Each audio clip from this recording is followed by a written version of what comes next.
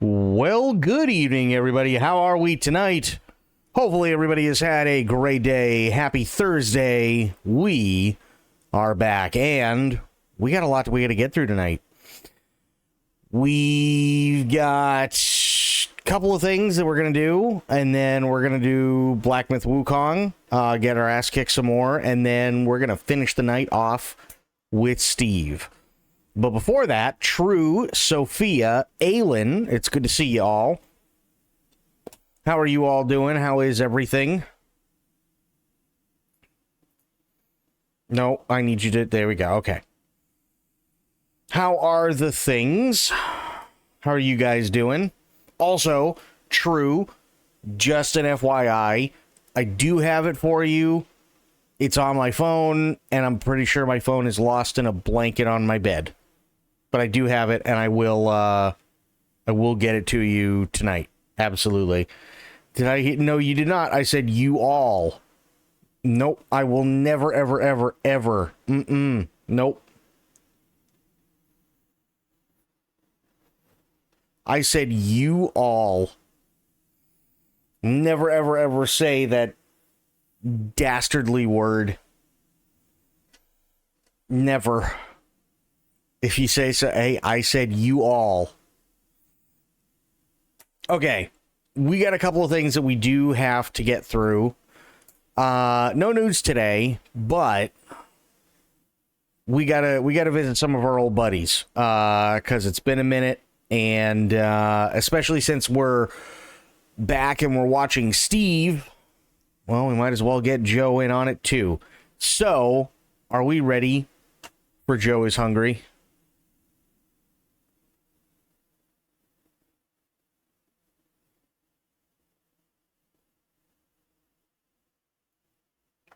Turn this up a wee bit. There we go.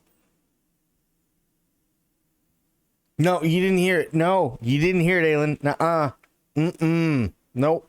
Didn't hear it. You were born ready. Okay. Nope. You didn't hear it. No. I'm about to prove you are wrong. Trying to dye your hair pink. Nice. Space within us all. With my supersonic watch, adventures ahead. A supersonic watch, spinning in my head. A supersonic watch, yeah, that's what they said. Yeah, that's what they said.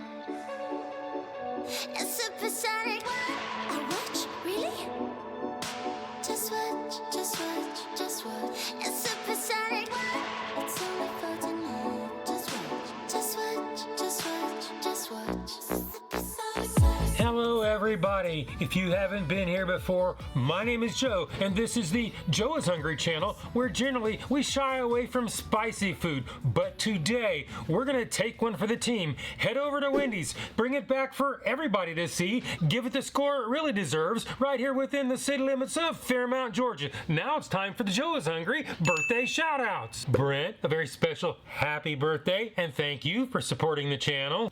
Kayla G, from me to you, happy birthday, and thank you for supporting the channel. Mackenzie, Peyton, and Ryan, thank you all for supporting the channel, and happy birthday. Quinn, Max, Julie, and Trace, Lucen, and Sam, I want to wish each and every one of you a very hungry happy birthday. With that behind us, Wendy's calls their new menu item the Cajun Crunch Spicy Chicken Sandwich, which is constructed with a single spicy chicken fillet, melted pepper jack cheese, Cajun onions, lettuce, and pickles, spicy mustard spread on a lightly toasted premium bun. A single Cajun I mean, it sounds pretty good so far.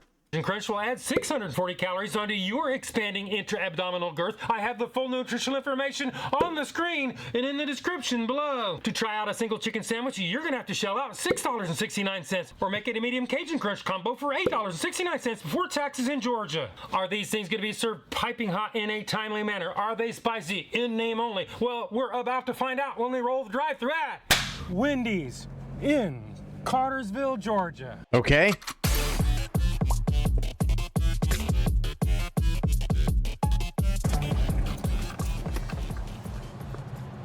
What can I get you?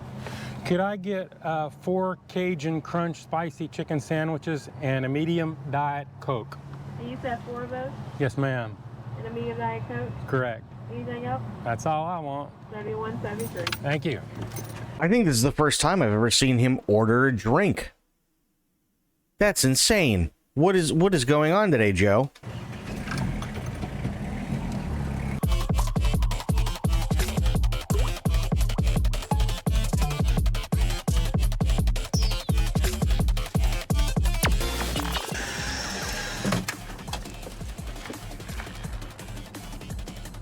Damn, he's sucking that shit down. I've got my Cajun spice chicken sandwiches. Let's pull off to the side and do the Joe is hungry temperature test. It's the first time I've heard a southern accent from him anyway. I mean, every once in a while you kind of get like a hint of it. He's definitely not heavy on the accent, that's for sure.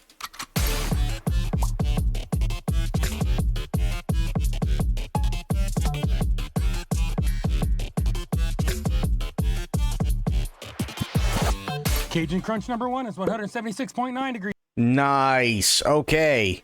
Good number. Fahrenheit. Cajun Crunch number 2 is 173.1 degrees Nice. Fahrenheit. Cajun Crunch number 3 is 166.6 Nice. degrees Fahrenheit. If you've been watching any length of time, you know I like my temperatures at 140 degrees or above. I did not know. I did not say y'all. I said you all. I did not say y'all. I did not. Hotter is always better. Apparently, the Wendy's, Georgia 20, Cartersville, Georgia, they get it because they pass the Joe is hungry temperature test. Now it's time to pop the top, check the chicken, assess the heat factor, get ready for a full chicken sandwich teardown, head back to the studios and do. What's wrong with the word? It's, in my opinion, lazy. If I'm being honest, it is, right? It sounds to me very lazy. You're taking literally, like, how lazy do we have to be, right? Because we're taking two words that are one syllable each and making it one word that is one syllable. That's all we've managed to do. It's definitely not, maybe a contraction, right? It's not even like if somebody has like a really long name, Thomas, right? You can change it to Tom. Or if somebody's named Anthony and he just wants to be named by Tony, right? Stuff like that, fine. But you're taking two one-syllable words and making it one-syllable word.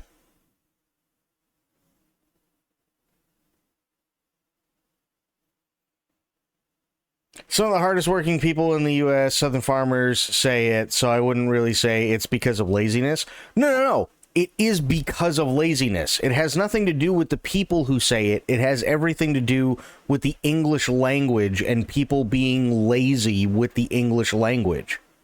It has nothing to do with anybody who actually says it. It's just being lazy with the English language. It's like the word ain't. And I'm guilty of saying the word ain't. But trust me, when I was growing up, ain't wasn't in the dictionary. That was something that was added while I was going to school, believe it or not. That was something that was added because people were too lazy to say are not or is not.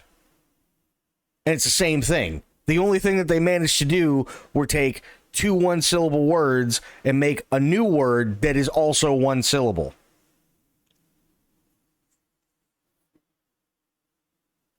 Mutters is in the dictionary. Yes, I know it's in the dictionary, but it's because people got lazy with the English language. They did. It's a lazy word, and so is ain't. And I don't like either of them because it just shows how far we've fallen. That's literally all it is. It has nothing to do with the people who say it. There are tons of people who say that word that are very hard workers and everything like that, but that's because of their education system that decided they had to make a new word out of two one-syllable words that just so happens to also be a one-syllable word.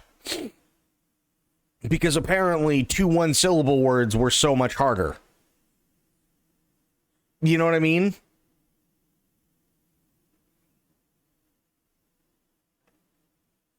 That's the definition of a living language. It's always changing. Yes, I know. I know it's always changing. It doesn't mean I like it. Rainbow, what's going on? Yes, I know it's been in the dictionary. I understand it's been in the dictionary. I'm not saying that it's not a word. I'm saying I don't like the word because the word is a lazy word. So is don't a lazy word or I'm? Yes, both of them are. But the difference is that don't is a contraction of do not and I'm is a contraction of I am. There is an apostrophe in both words to show that it is a shortened contraction of two separate words that mean the same thing, right?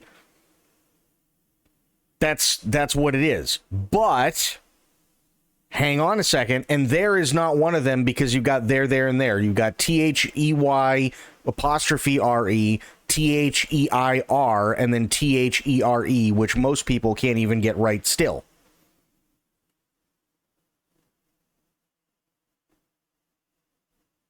So you can't count there, because there is a whole other issue in and of itself, right?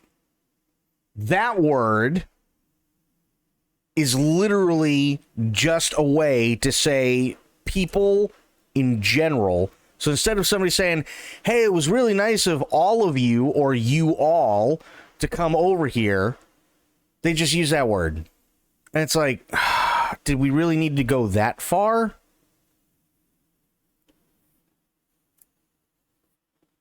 Maglad, what's going on? How you doing? Who, this guy? This is Joe. And Joe is hungry. You're a lazy word.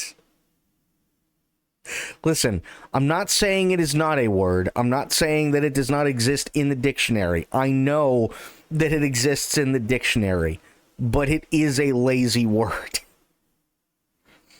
Looks like a hungry Harry Potter villain. He is the best. You'll see.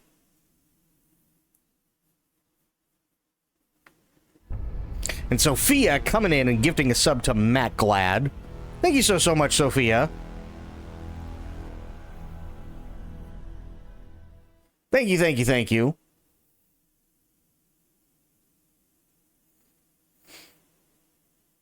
I don't think it's any... Oh, I missed that completely. Sophia Fantasy gifted a tier 1 sub to Matt Glad. They have given 137 gift subs in the channel. Functionally, the emergence of the word can be traced to the merging of singular thou and plural ye, or yea, second-person pronouns in early modern English. It thus fills the gap created by the absence of a separate second-person plural pronoun, but it's not a pronoun, in standard modern English. It is unique in that the stressed form of it contracts you all is converted to an unstressed form.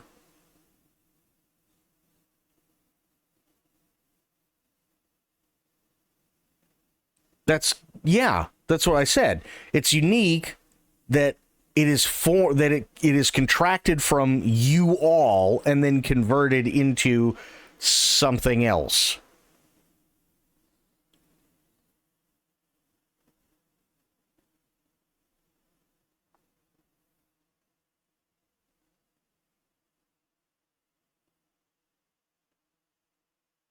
Lazy contraction, casual, serious, formal. Yes.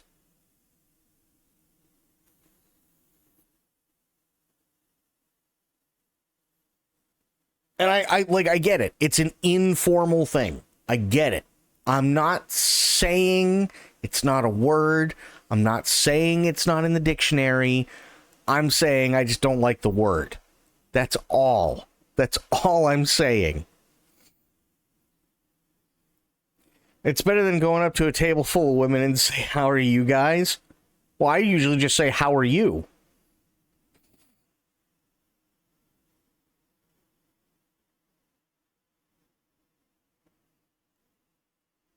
That's what I'd ask. How are you?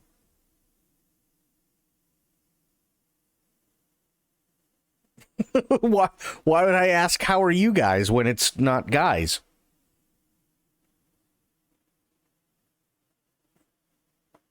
Hope you get your butt kicked in Wukong super hard today. But which one are you talking to? All of them.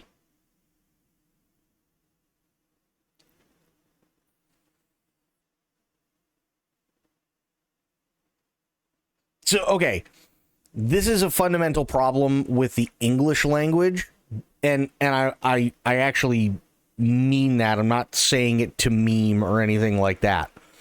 The English language is one of the few languages in the world where you actually 90% of the time denote who you're talking to by gender. If you look at stuff like Turkish does not, like, if there's a group of women, right, and you walk up to them and you ask them in Turkish how all of them are doing, it's just basically the equivalent of you, which is a non-gender thing. So they'd be asking, how are you? Because it's already implied, specifically by the fact that you're talking to women, that you are talking to women. And there are a lot of languages like that all over the world. English, one of the biggest things that makes it very, very complicated is, like a lot of Romance languages, it depends on exactly who is talking and who is talking to whom.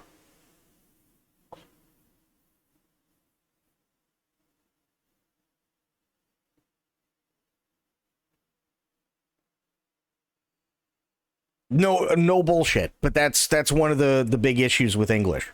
That's why I don't give it.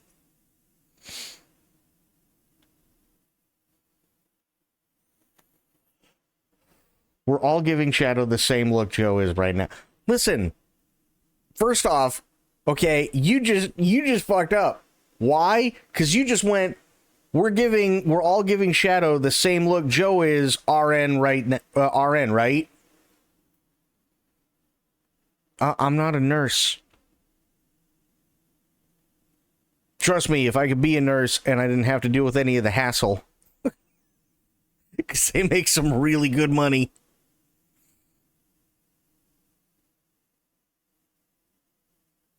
I wish I was, well, no, I really don't wish I was an RN or a doctor for that matter. Fuck that noise. The money's really good though.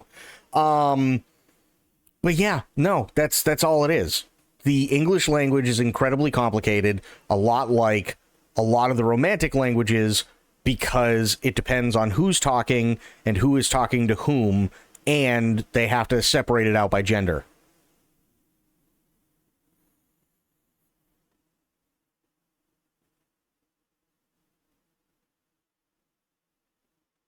Joe is getting hungrier? Good. That means he'll be even angrier. Play the video, streamer boy. Wow. The Joe is hungry weight test. Well, Wendy's, you did pretty good on that temperature test. I must say that I was just a little bit surprised. However, can you keep the momentum going when we take off for this packaging right here and set the tear on the scales?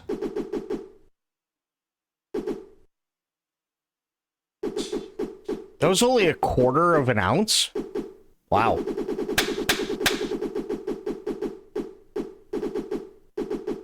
Cajun Crunch number 1 weighs in at 8.50 ounces or 241 grams. Okay. Cajun Crunch number 2 weighs in at 8.65 ounces or 246 grams. Okay. Cajun Crunch number 3 weighs in at 8.55 ounces or 242 grams. That's really good, actually. That's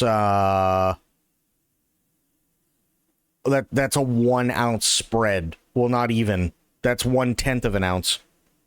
Yeah, that's really consistent. Well, the difference between the heaviest and the lightest is less than 10% of the average weight of all three. So today, Wendy's, you passed the Joe is Hungry consistency weight test. Well, Wendy's, they don't share their serving weights and their nutritional information. There is little I can do about that. Well, okay, but we do know why Wendy's does not give out their nutritional information, and that's because there's a fuck ton of salt in it.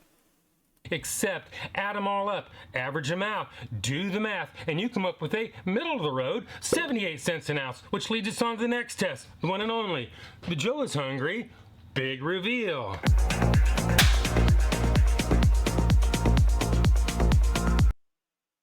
I'd eat it. Looks good to me. I'd totally eat that. Spicy chicken sandwich? Hell yes, I would.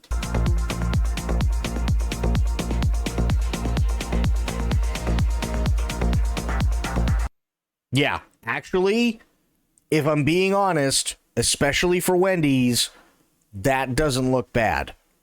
That's probably one of the best looking Wendy's sandwiches I've seen in quite a while.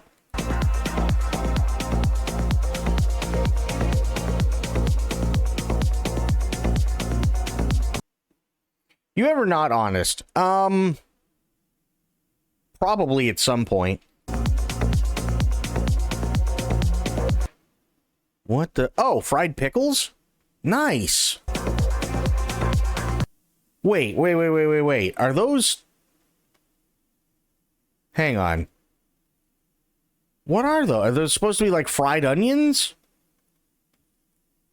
I think those are... Yeah, I think those are supposed to be fried onions or something.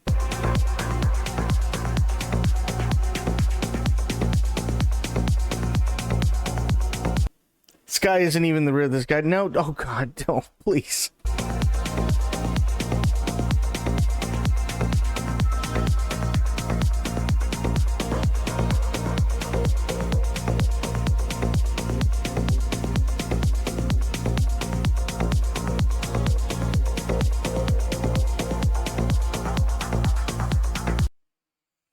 I mean, what can you say? It is real chicken, like imperfections and all, right? Little bit of dark meat in there that you get typically with your white meat when you get a little bit closer down to like the bone or something like that. You get, a couple of dark spots. It's real chicken, not processed.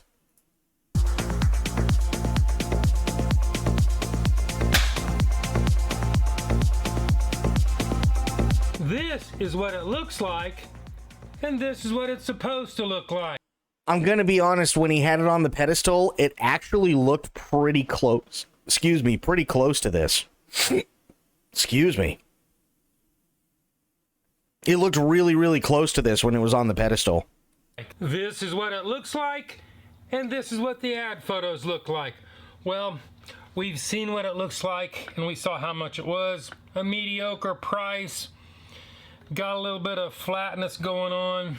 It kind of resembles its ad photos. Yep. Leave it in the comments.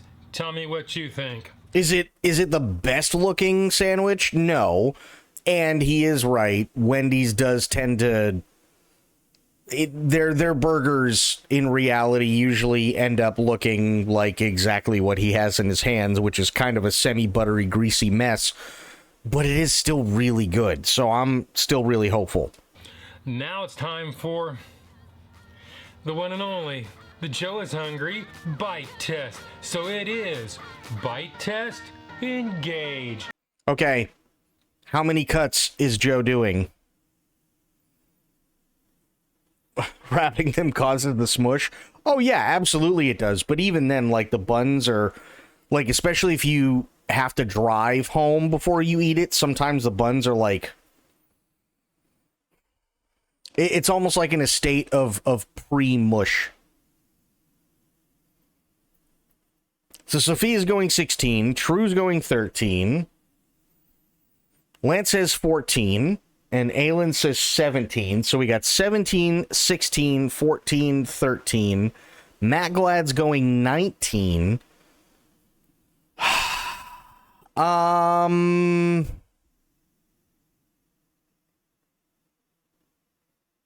Rainbow, what do you think?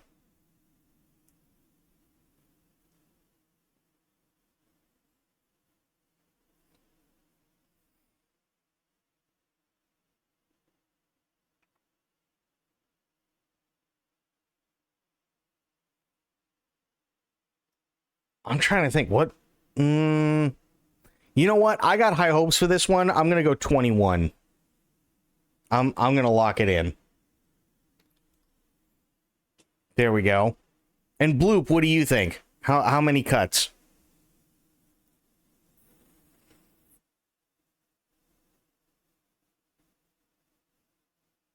Being brave? I think he's gonna like it. I really do. But then again, I'm kind of biased. Bloop is on 13, Rainbow's on 19. Okay, so we've got Matt Glad and Rainbow on 19. I'm at 21. Aylin says 17. Sophia says 16. Lance says 14. And Bloop says 13. All right, let's find out. One, 2,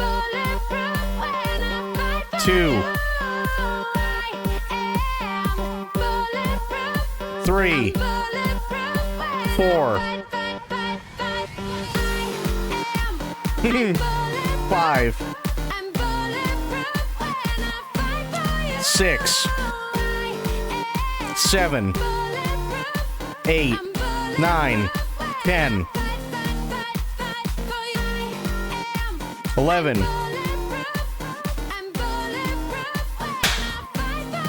That's 12. And that's 13.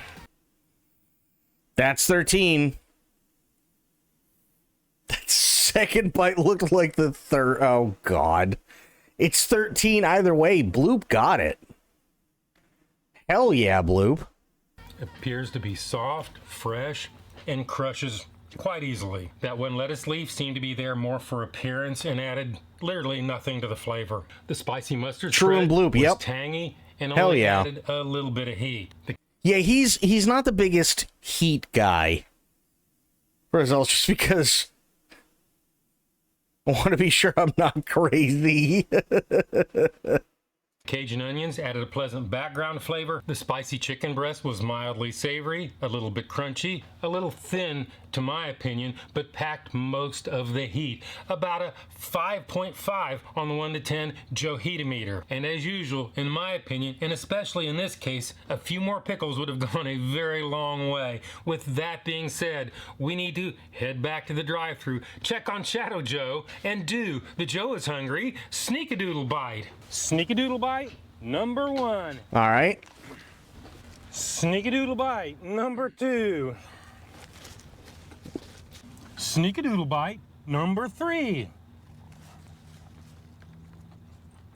Okay. What you got for us, Shadow Joe? The chicken is mildly crunchy. Yep. I haven't hit a pickle yet, but I know they're there. The bread is soft and tends to go into this flat factor that's got going on. Yep.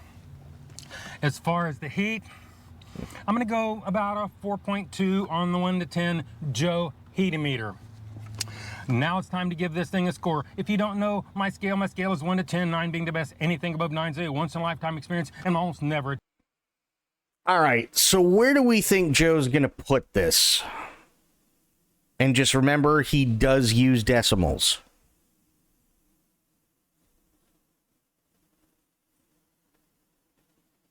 He's not the biggest heat guy.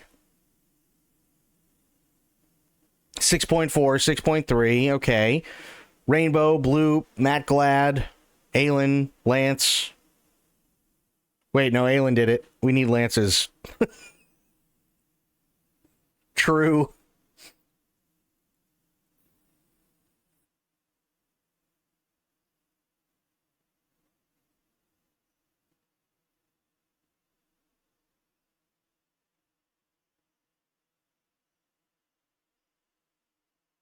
I'm going to take a number 2.0 in 30 minutes. Probably. Bloop's going with a solid 7. Okay. True's going with 5.7. MacLad's going with 6. Rainbow, what do you got?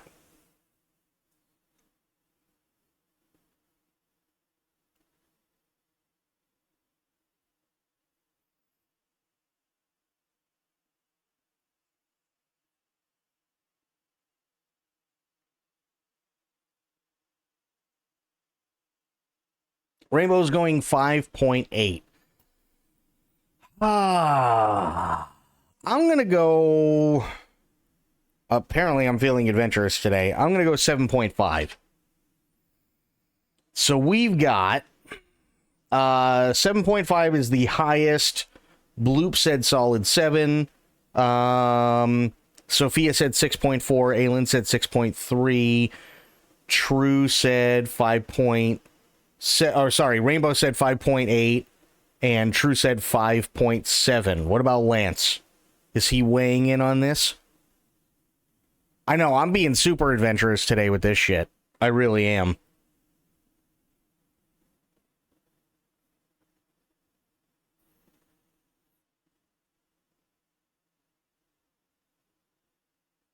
No, God, it just... All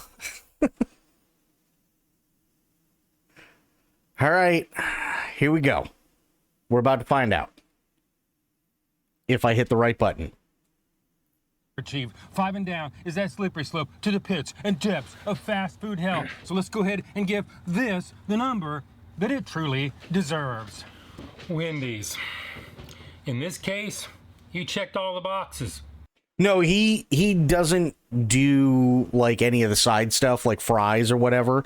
This is actually the first video I've ever seen him order a drink with it. Typically he'll just get the sandwiches, or if it's like a pizza, he'll just get the pizza, or, you know, whatever. He typically doesn't do anything with like fries or onion rings or anything like that. You actually did pretty good on the temperature test. No complaints there. So this thing basically comes down to flavor. And some of you heat seekers out there, you may disagree. But to me, this is really nothing more than a spicy mid chicken sandwich. Fair. So today, I'm gonna have to go 5.8. That is my number. Shit. Wait, who said 5.8? Rainbow said 5.8. Damn, good job, Rainbow. This is my review, and hopefully I will see you in the next video. Damn. Rainbow got it. Hell yeah. Okay, here's the video. Go like the video, because it's Joe.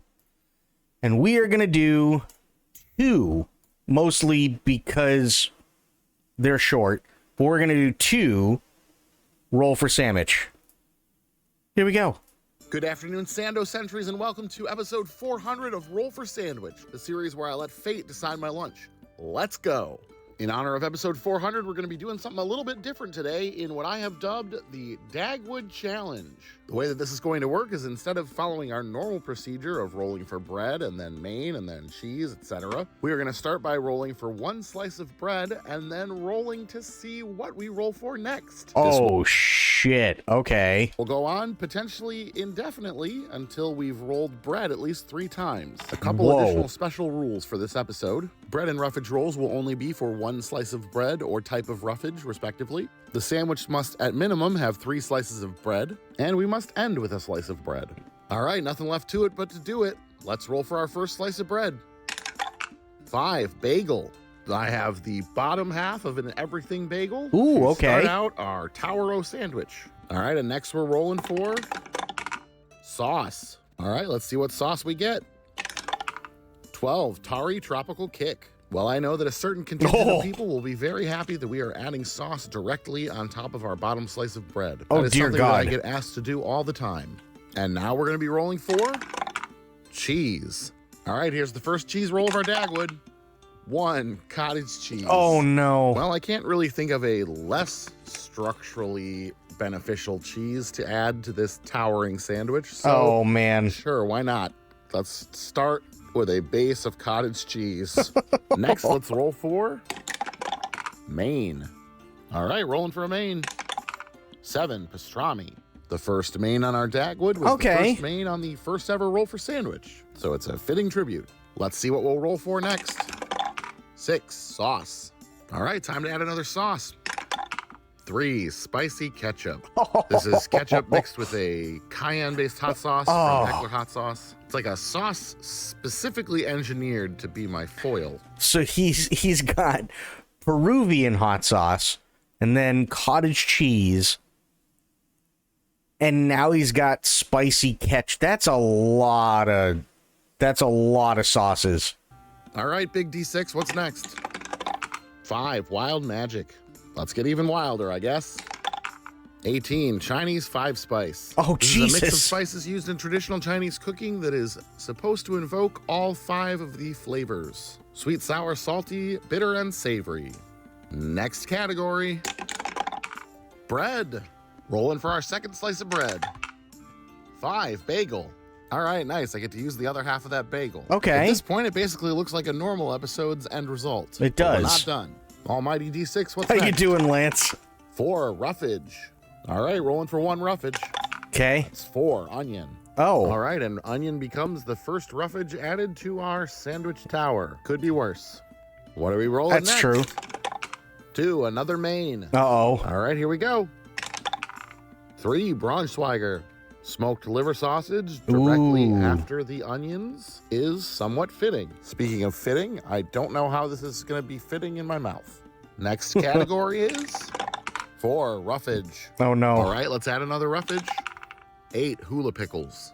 This may be an obvious statement, but there is a lot going on with this sandwich. There really is a lot going on with this sandwich. You got Peruvian hot sauce, you got cream cheese, you got pastrami, then you have spicy ketchup, then you have the other part of an everything bagel, then you have onion, now you have hula pickles, which are hot, by the way. This is a lot. This shit's gonna be gross as fuck. I think it's gonna be way overpowering. We're now adding sweet and spicy. Oh, pickle. and obviously the Braunschweiger. I forgot about that. But yeah, this is gonna be. Ooh, this is either gonna be really, really good or it's gonna bomb hard. That are marinated with pineapples and jalapenos. This is getting out of hand, I think. All right, let's roll that third bread slice and put this to bed. Or we could roll another main, sure. What other main do we need here? 10, salami. And for main number 3, we're adding a couple slices of salami. That is a Sure, lot of whatever, meat. I like salami. That's a lot of meat. Come on, final bread. 2, main. All right, let's roll for main again. 2, Simmental. Yeah, you know what this sandwich really needs? It needs jellied beef. That's what it needs. It couldn't possibly have been done with just the salami and the Braunschweiger and the pastrami. We need Italian jellied beef. Please, Dice, I'm begging you, bread. Praise Paylor. All right, how are we going to finish this sandwich off? With a slice of American pumpernickel. All right, here's our slice of dark pumpernickel rye. And I don't have any toothpicks long enough, so we're going to use these skewers. Let's get this monster cut in half. Oh, boy. Oh, yeah. Oh, And boy let's is a take look good at way that to say it. cross-section. Oh, That dear. is- Oh, dear God. Oh, dear God. That is a disaster. Oh, man. I'm walking in 1.5 right now. Something. Oh. On one hand, this is a monster. On the other hand, it's way less bad than it could have been. We could have hit wild magic like 7 times in a row. I have no idea how I'm going to eat this. Just gonna go for it, I guess. Here we go. Let's taste it. Oh, he's... Somehow. Okay. There you go. There's so much going on, it's hard to sort it all out. From sandwich, top to bottom, bagel, ricotta pepper hot sauce, cottage cheese, pastrami, spicy ketchup, the other half of the bagel, red onion, Braunschweiger, hula pickles, salami, gelatin beef, and American pumpernickel. Those hula pickles really are strong and take over. And between them, Hula pickles are insanely strong. The only time I actually really like hula pickles is when I have a liverwurst sandwich, because both of those are very overpowering in taste, so they kind of even one another out, and everything's a lot more mild. Yeah, he's oh the boy. Peruvian hot sauce and the spicy ketchup, this ended up being a pretty spicy sandwich. Then we essentially had 4 different types of cured meats, but not like ones that, you know, go together traditionally on like an Italian sub or something. Just meat from all over the place. And then we were only blessed with 1 type of cheese throughout that whole process, and it was cottage cheese. If anything throughout this whole process felt like a punishment, it was that. When it's all said and done, it's not vomit inducing, though it is pretty sinus clearing. It's not one I would recommend making, but it's Okay, so that's where we'll cut it. Aylin's saying 1.5, Sophia's saying 2. What does everybody else think? True is going 3. Okay.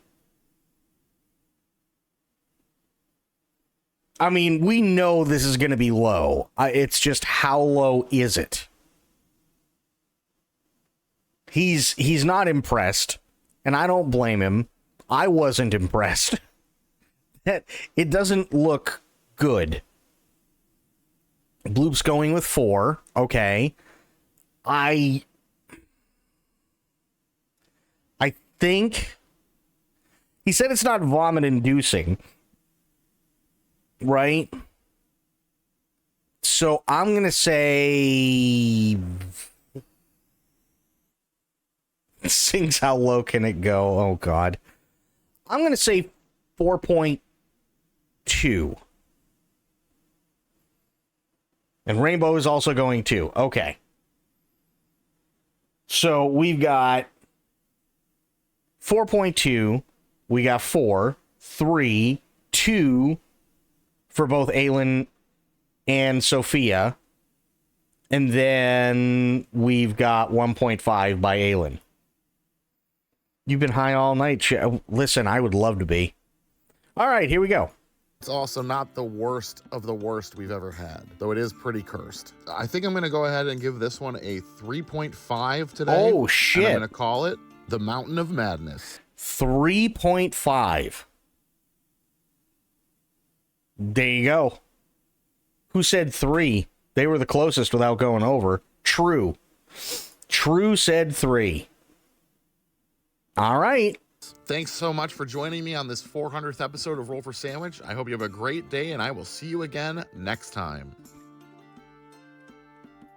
Here is the link. And we got one more coming. Good afternoon, Hero. No, don't. Okay, there we go. Much better. Good afternoon, Hero Henchman, and welcome to Roll for Sandwich, the He looks just like your nephew. No kidding. series where I let fate decide my lunch. Let's go. Today's episode of Roll for Sandwich is sponsored by author Alex Knight. There was a strange package on my porch this morning that was a little damp and didn't smell great and had this note attached to it. Wait, what did that say? Goblins, sorry. Have trouble on way, but package here now. Sorry, thank. Oh. Inside the package was a copy of Alex's new book, Wriggly Little Hands, which is the story of a group of goblins that go on a quest to retrieve and then deliver the ultimate weapon for their big boss. Think Lord of the Rings, but the Fellowship is a group of not quite competent goblins. It's a fun read with spoofs on plenty of the classic fantasy tropes, and you can pick up a copy today using the link in my bio. All right, without any further ado, let's roll for bread. 5, everything sourdough. This is a loaf of sourdough coated with the traditional everything bagel seasoning. It's garlicky and chewy and very delicious. Okay, good start.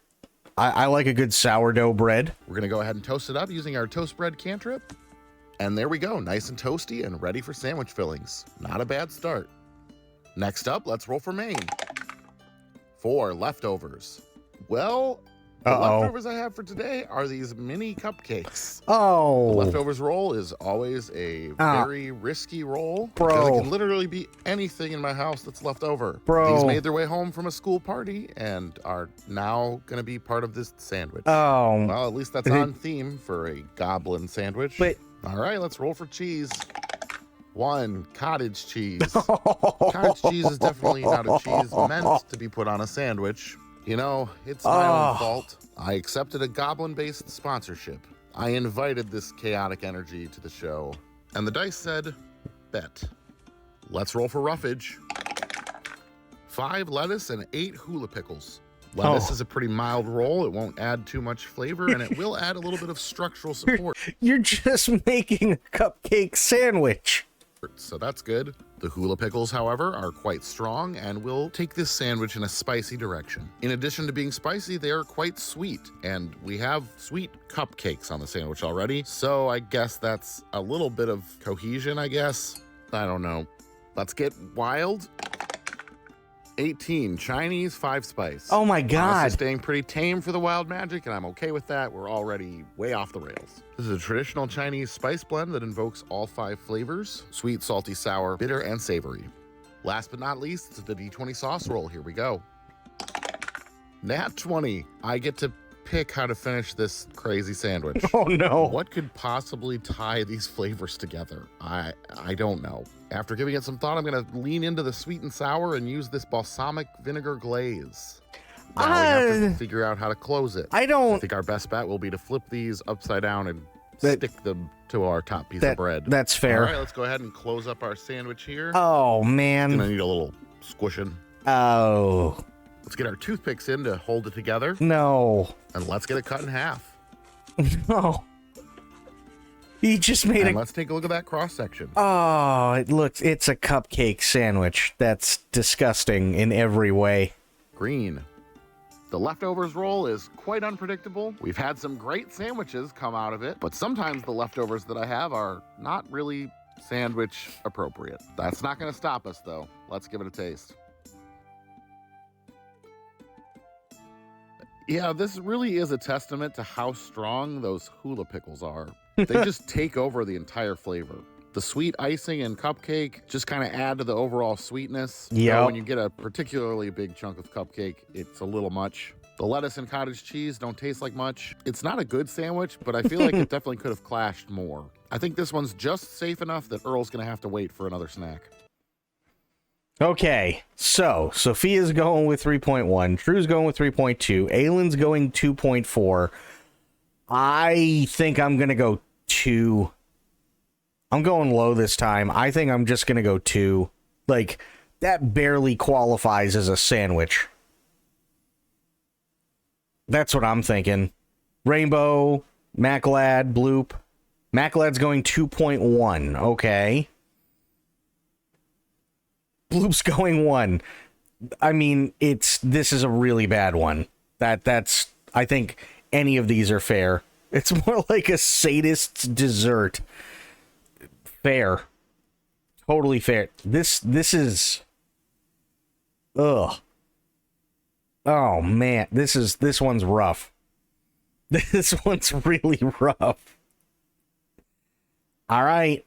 Let's see here. So we're just waiting on Rainbow's score. Okay, Rainbow's got her score. So we've got 3.2, 3.1, 2.4, 2.1, 2. Oh, sorry.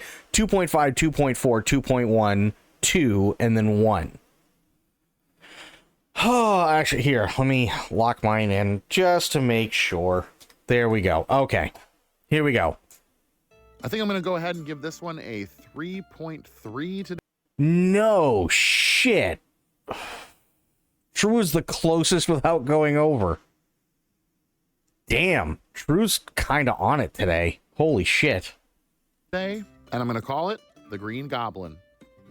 Thanks for hanging out with me today. I hope you have a great day, and I will see you again next time.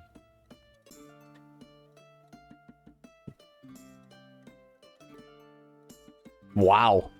Oh shit, he played Claire Obscure? No kidding. Wait, hang on.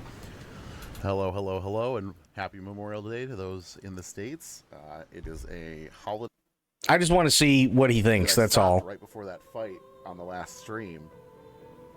Like, the last stream almost ended with that, but that would have made it so much longer. Like, there's no Oh, way he's had some terrible sandwiches, absolutely. I would have been able to stop in the middle of all that. Oh, okay. The sound got muted for whatever reason, which happens. Not much you can do about it.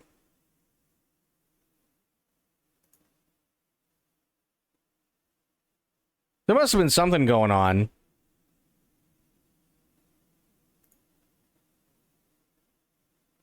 I think his stream might have fucked up.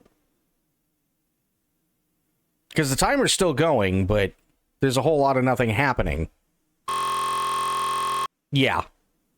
Yeah, something happened.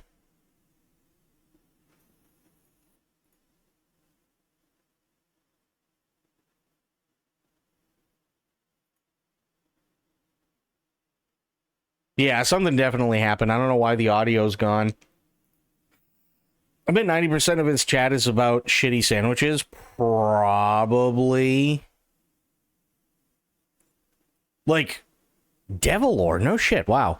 Like, yo, I love your vids. Glad to finally catch you live. This game is a total banger. Hope you're enjoying it. Sounds good. Soundtrack is gorgeous. I completely agree. It's cool. I'm going to have to follow him. I'm going to have to follow him on Twitch, for sure. That's cool. It stinks sometimes that, like, the audio fucks up. Yeah, like right here, the audio it's gone. I don't know why, it just is. It's probably something that happened on YouTube and they took it out. Or whatever, but, you know. But yeah, Adventures in Ardia, great guy, roll for SAMMICH, and we got Joe. Now, before we get started with Wukong, we got the last hour that we have to pick, which is more Steve. What do we want to see from Steve today? That way we can just fuck it, hit play. We got intersection stealth camping, abandoned pipe camping, cleaning supply camping, business park roundabout camping, remote car camping, floating tiny RV lake camping, construction material DIY tent camping, disguised truck stealth camping, 200 miles off-roading with Oliver Anthony, heatwave yurt glamping, parking garage stealth camping. I want to see him camp in a pipe. That should be fun. Okay, so there's one. There's pipe. He suffered the past couple of years. Yeah. Oh yeah, there's rest in peace, crazy neighbor. Well, you know what? We'll bring that one up too. We've also got DIY bike trailer camping, blatant stealth camping, simple car camping. The flu with Steve, I think, is just him talking about him being down with the flu. Fire station stealth camping, DIY canopy SUV camping. Yeah, he lost his wife and crazy neighbor. So what's the second one that we want to do? We've also got insulation lean-to camping, abandoned house camping, drive-through stealth camping. Both crazy neighbor and beautiful wife. Yeah, both of them passed away, sadly.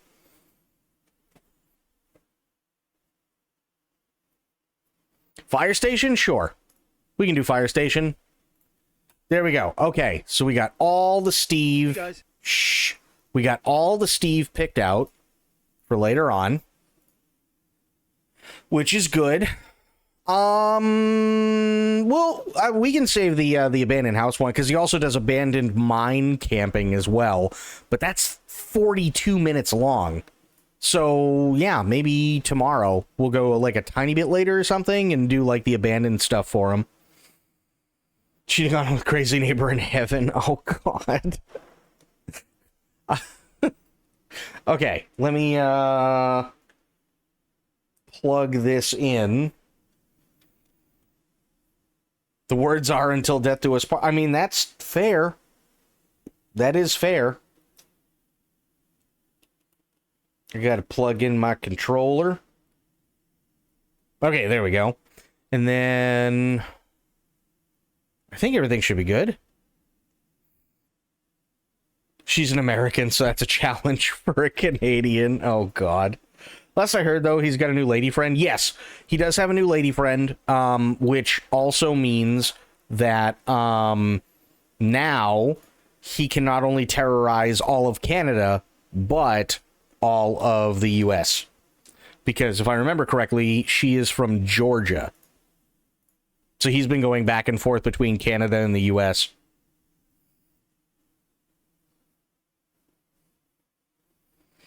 All right, it's coming up.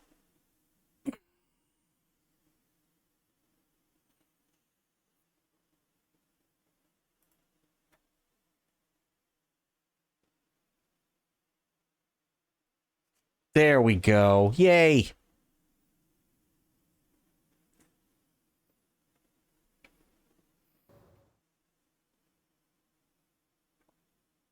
Ah.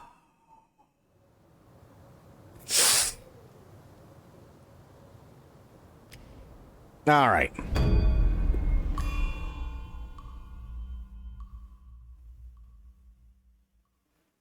Resting Keeper Shrine. Yeah. We know. I just let's go and do this and get my ass kicked by the dragon a lot. Pork sashimi is not good for you. No, that's just raw pork. Pork sashimi is absolutely not good for you.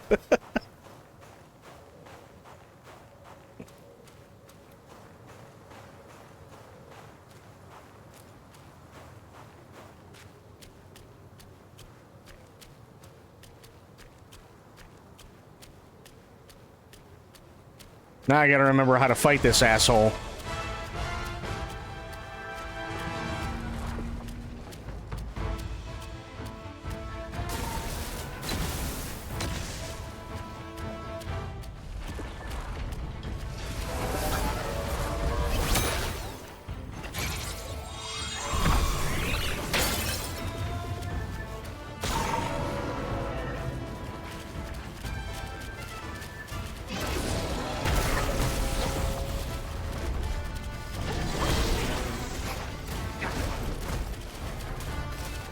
Guys, you gotta hit him.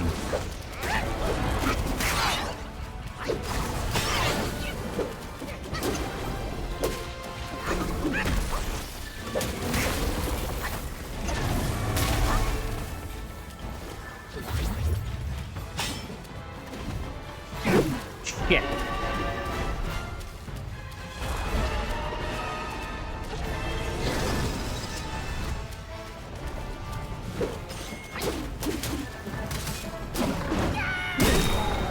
Nice.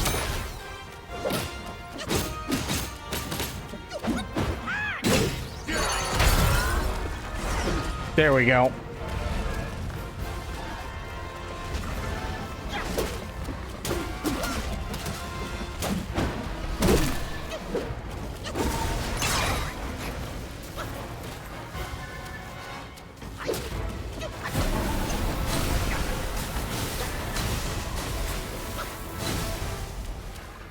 You fight him with your stick. Thank you, Aelin.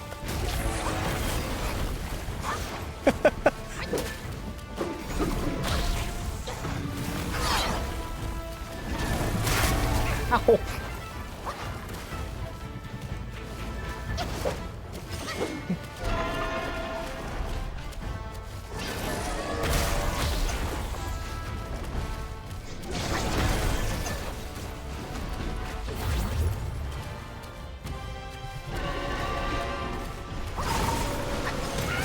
Ow.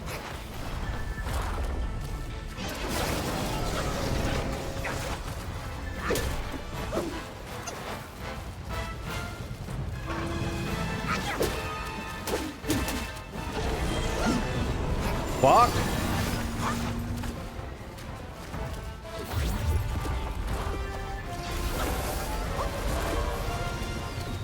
Jesus.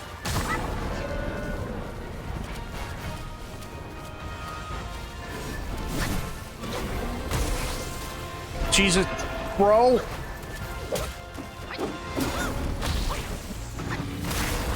Ow. Oh.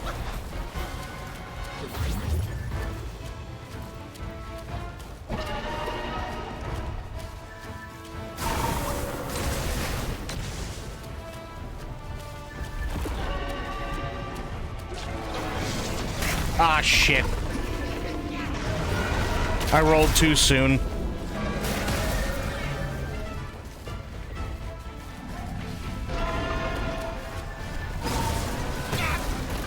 Ow. The noise Shad just made.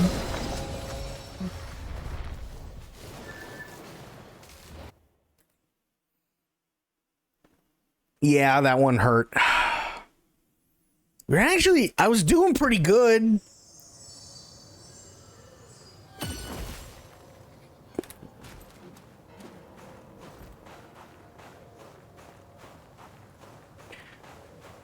All right. Come on, Danger Noodle.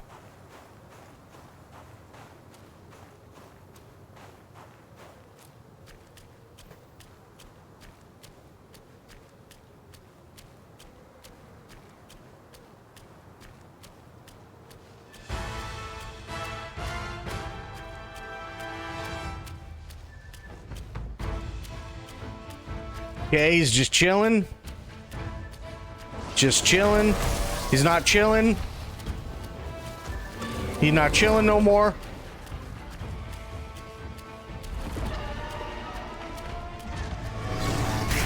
Fuck! Owie!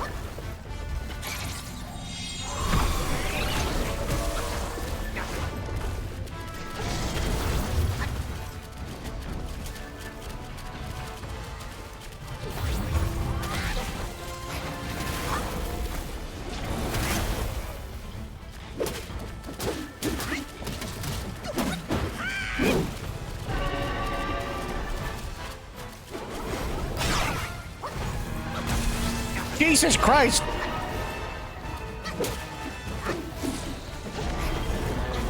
No.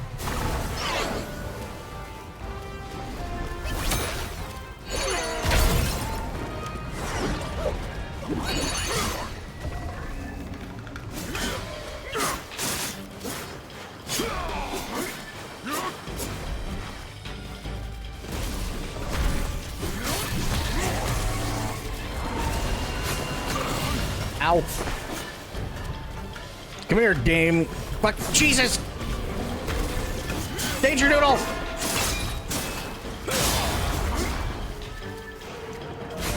That's right, you fall the fuck down.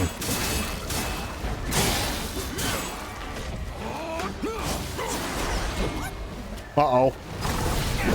Ah!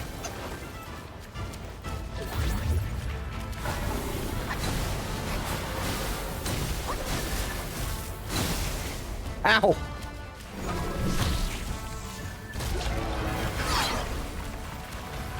I can't see!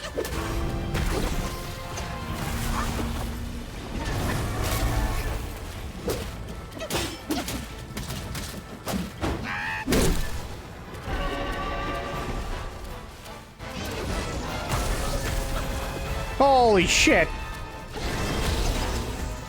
Danger Noodle, no!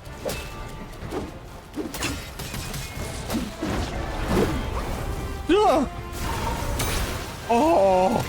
Ow! Okay, Jesus, shit! Don't ever freeze him when he's breathing fire! That was a horrible idea!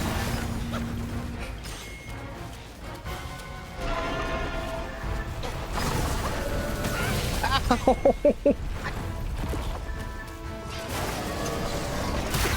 Oh, God. I didn't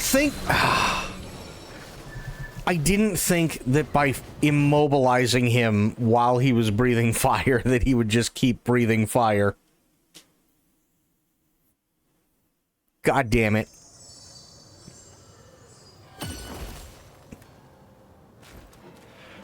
Ha.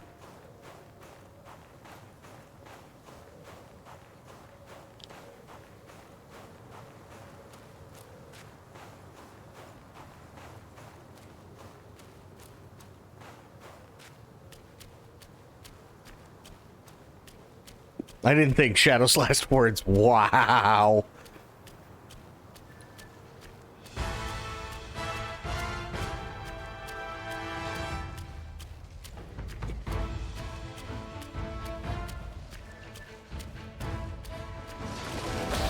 Oh no. Danger Noodle, no! Oh, fuck!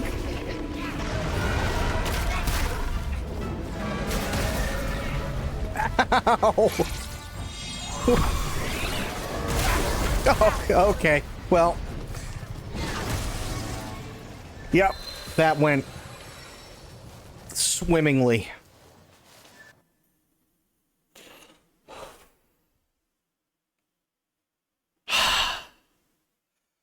Facing flying creatures when you cannot fly most of the time really sucks.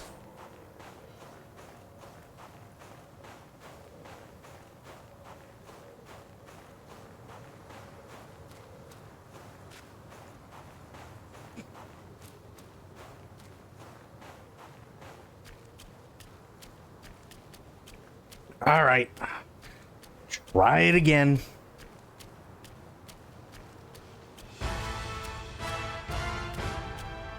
You're going to disturb him. Yeah, because he's...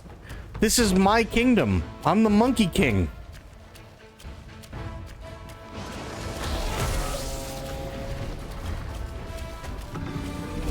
Oh, no. Don't do the thing. He did the thing. Fuck. Fuck!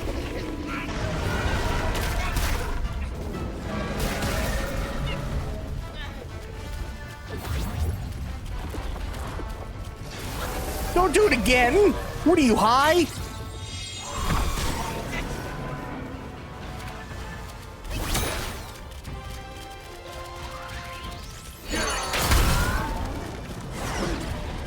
Get him, boys!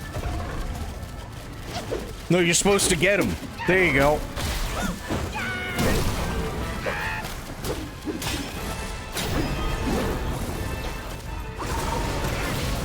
Ow!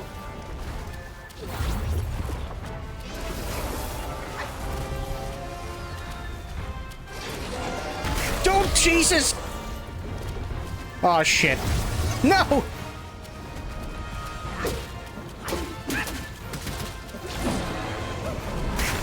Ow! Oh, no. No! Jesus, why?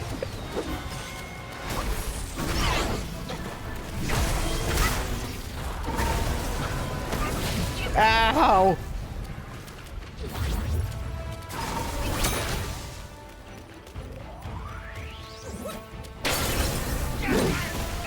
Ow!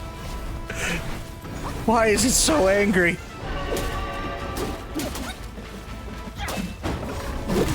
No, don't!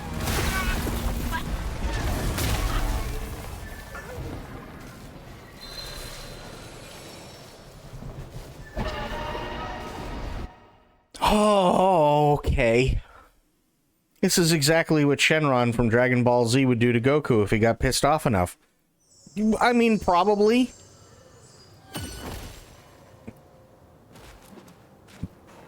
But that's after the obligatory wait 8 days to power up.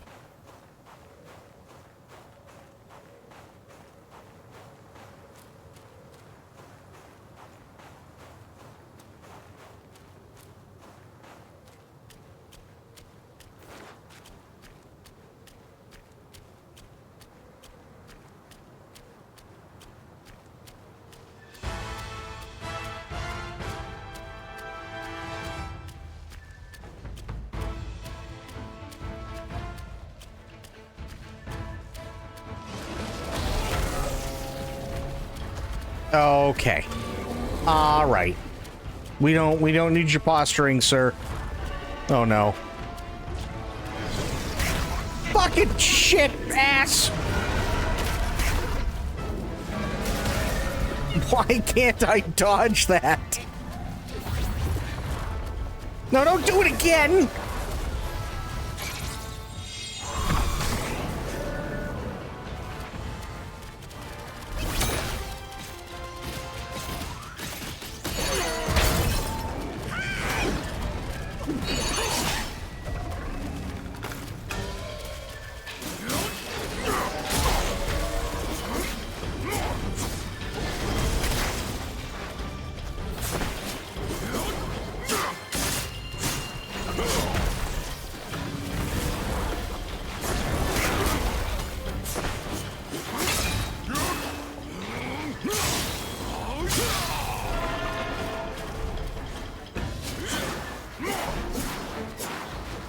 Yep, whiff everything. Good job.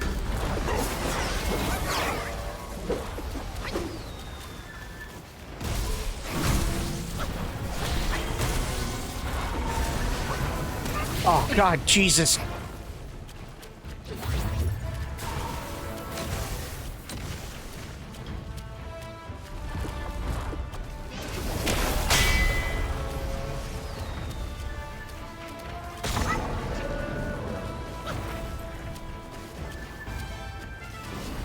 No, don't shit fucking.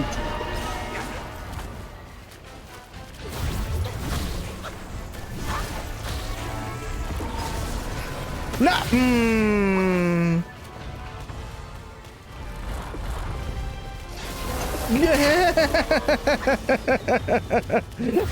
I hate it so much.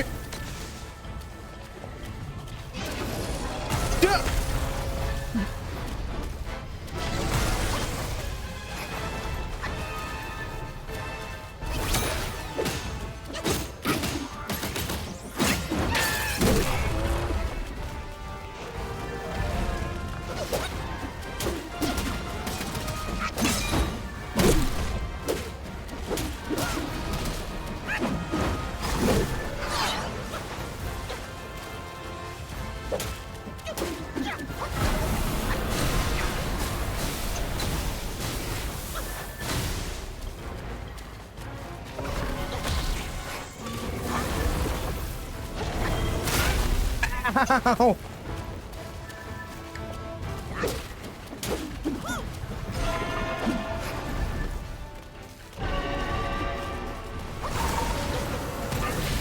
Fuck.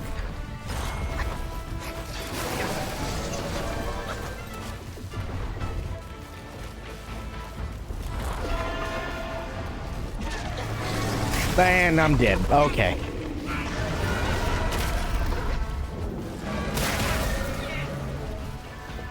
Am I not? I'm not dead. Oh, I'm dead. Okay.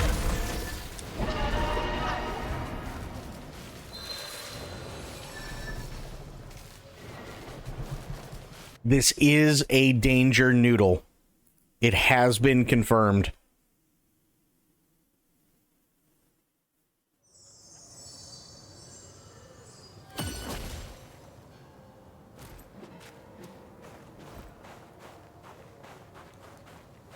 Fucking danger noodles.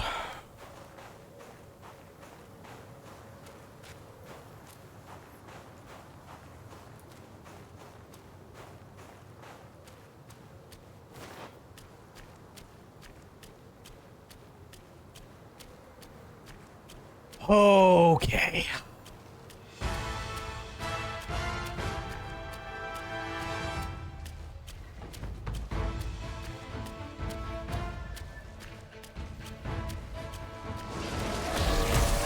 Oh boy.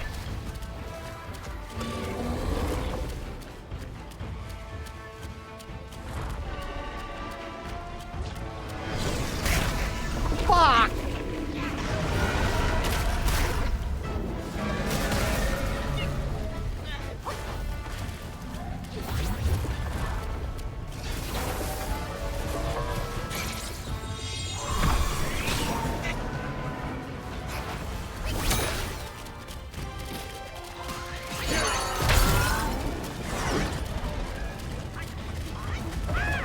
No, guys, you gotta hit him.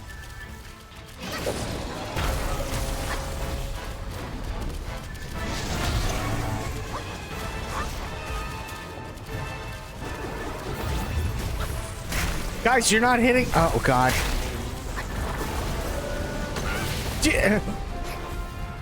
Guys. Okay. The monkeys didn't help. Anything.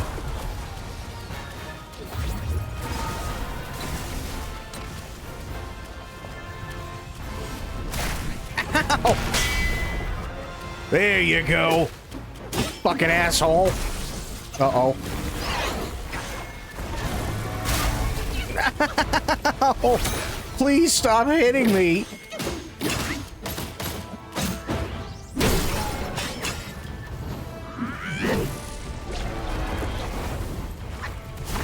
No, just think.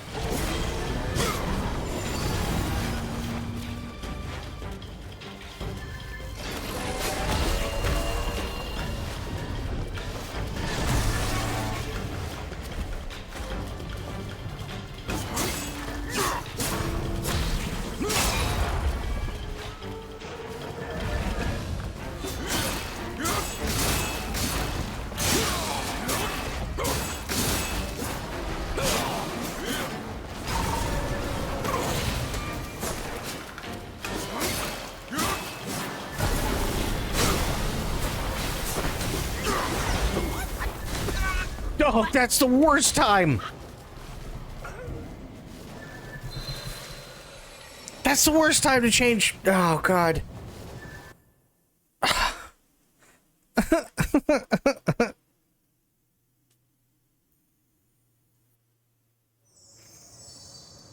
Okay.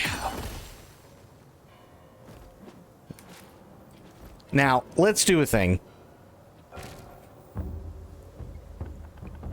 Let's do a thing, shall we? What is this? Shock resistance. Well, to be fair, there was ever a time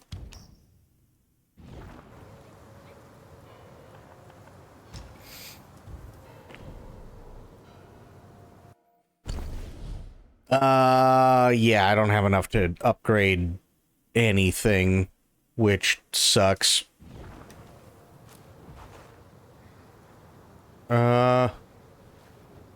Which one did I just make?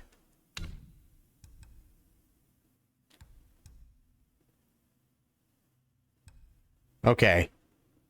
So, shock quelling powder. Which I don't have on here. Fantastic. Okay.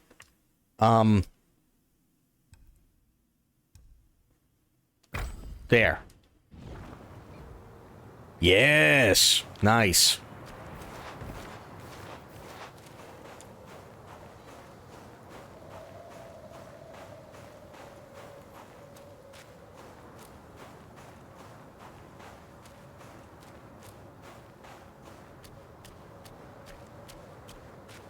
Oh, actually, shit. Hang on. Sophia, you missed a thing. You missed a thing last night. We're going to be doing a thing next week. Now that I can actually show you.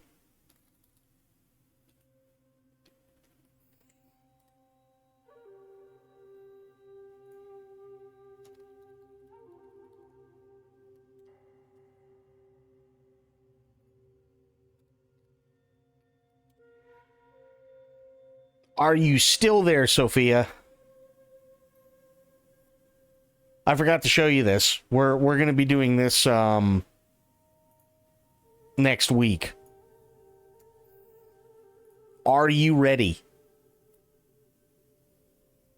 Mostly because I can't not do it now, because Spoiled's back.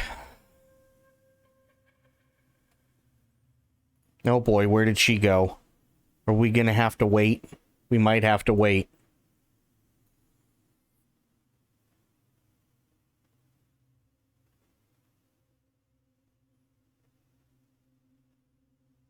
Does a happy dance. Just gotta remember, it's right, left, up, chew. That's all.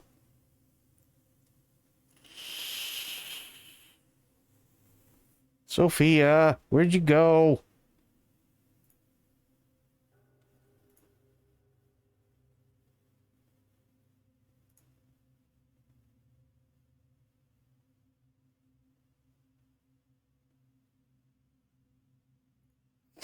Oh, I gotta sneeze.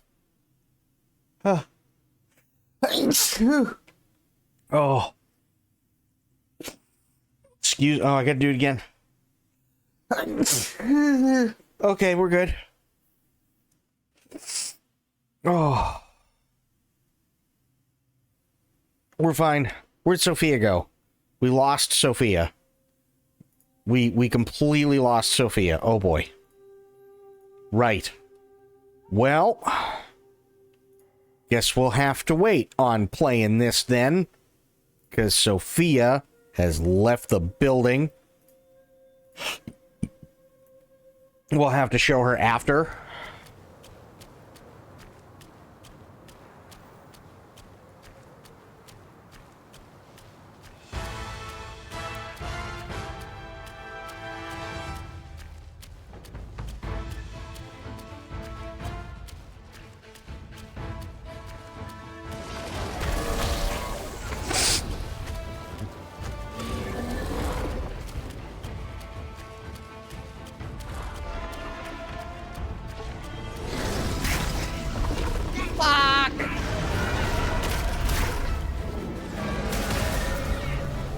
Every time.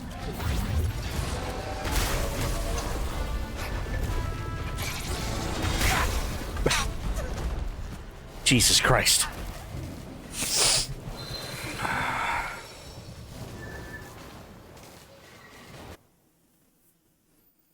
Maybe we should explore a little bit.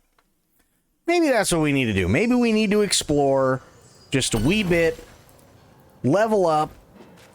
Maybe that's all it takes. Maybe that's all that's needed. We don't know.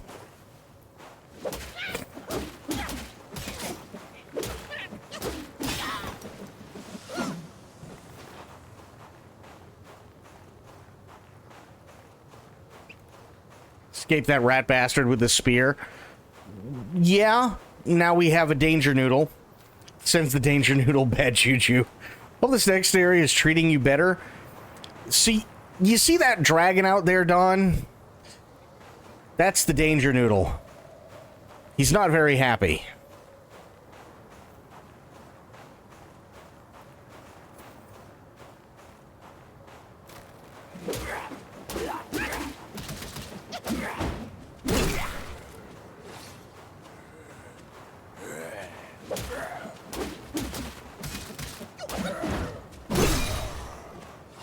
How you doing, Don?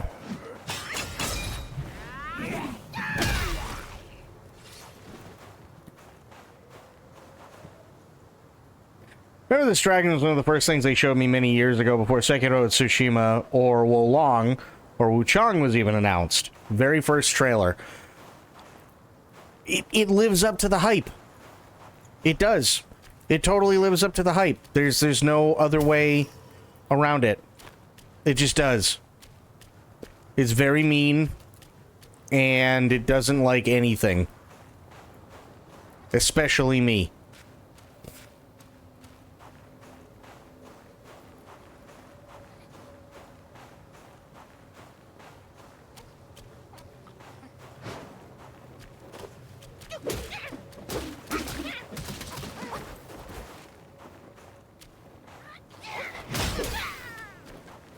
Nice.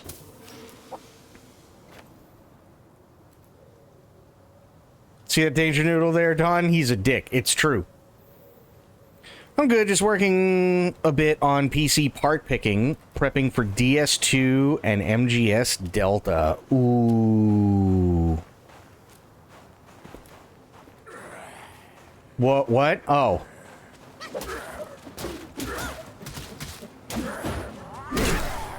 There we go. He'll die. There we go. Much better.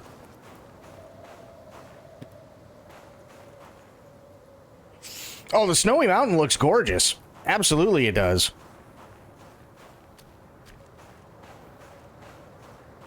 Yeah, doing pretty good. Oh, actually, Don, I do have to show you a thing. Because I know you'll appreciate it, too. Have to run along. Thanks again for the gift sub.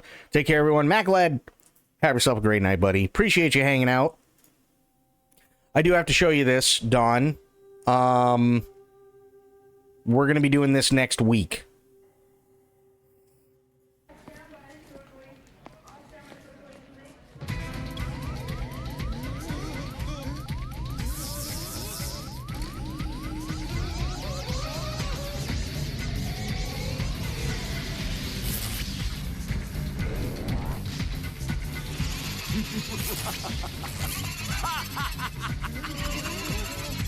Go, my robots! Show those humans how to boogie!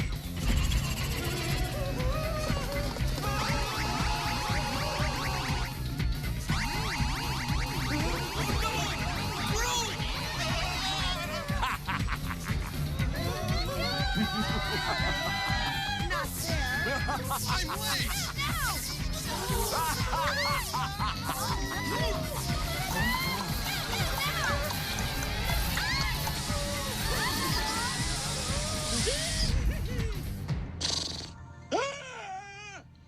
There are some freaky creatures dancing in this zone. MacLad, thank you for the bits. For the action. Roger. Here we go, la la! Okay. We're gonna be playing this next week, Lance. Here we go. It's Space Channel 5 Part 2.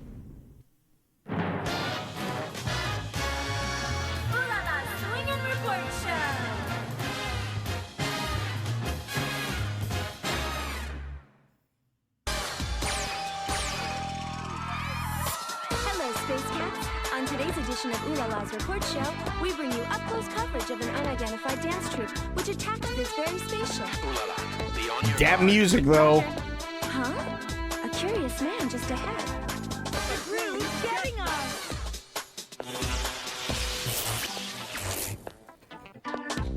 Watch me bust some moves and copy me with no mistakes.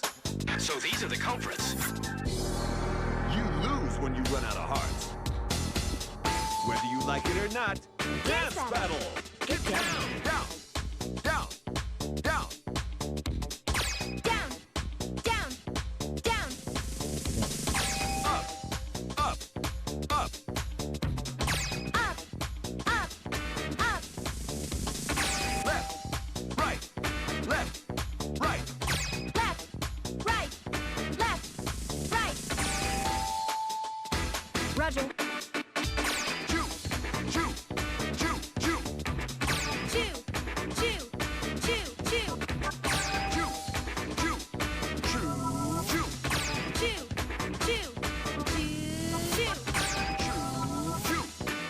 Choo, choo, choo, choo. Great dancing. Down, up, choo, choo, choo. Down, up, choo, choo, choo. Down, up, choo, choo, choo. Down, up, choo, choo, choo.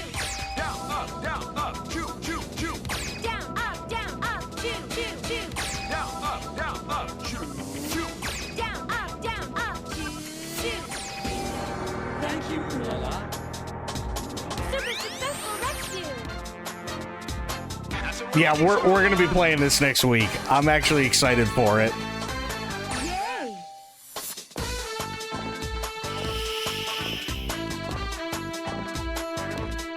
They're coming for you. Follow him closely and aim sharp. Roger. Ready for this? Let's shoot. Up, choo, Up, choo, up, choo, up, choo, up, choo, choo, choo. up, choo, choo, choo. Press left for left and right for right. Left is left, right is right. Good to know. Left, choo, Left, choo. right, choo. I want to say this was original Dreamcast back in the day. All because of E33 and the rhythm part that I told you about. Yep, pretty much. Right, choo. Left, choo, right, choo. Left, choo. Right, choo.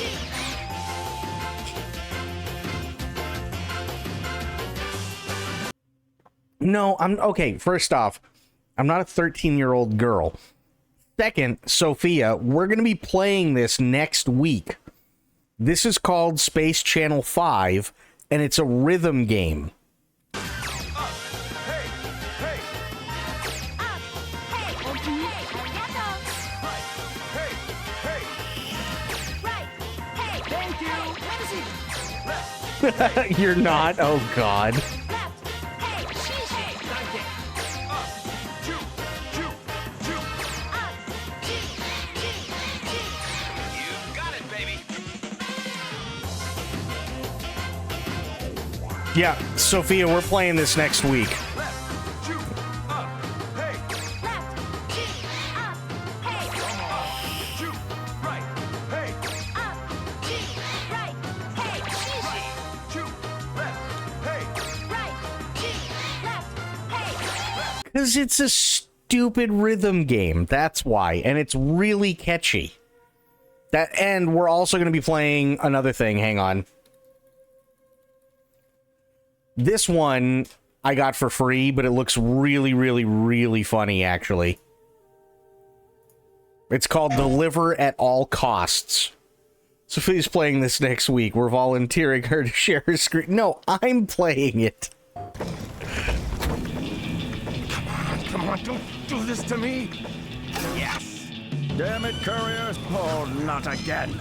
That insufferable fool just in time is our biggest competitor. Oh boy, here we go. Ah, Winston, amigo. I was lost in the beauty of this maravilloso océano, you know? No, it'll be fine. Transport, then I'm not giving you $1.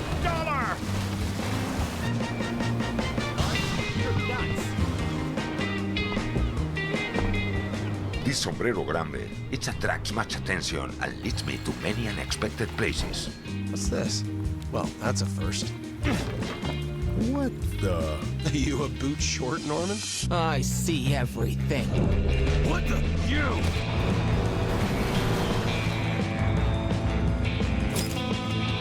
This is Konami.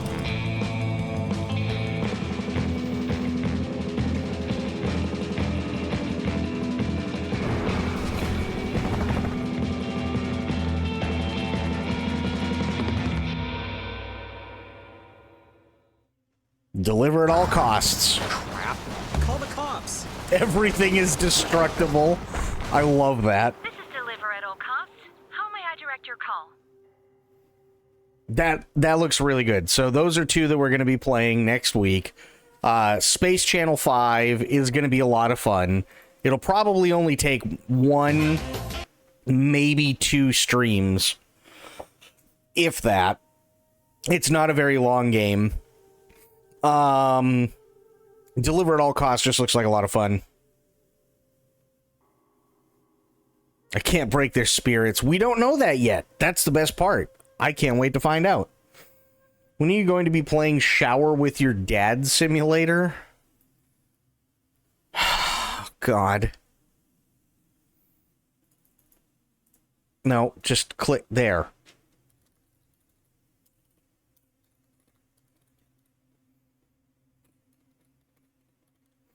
Shower with Your Dad Simulator.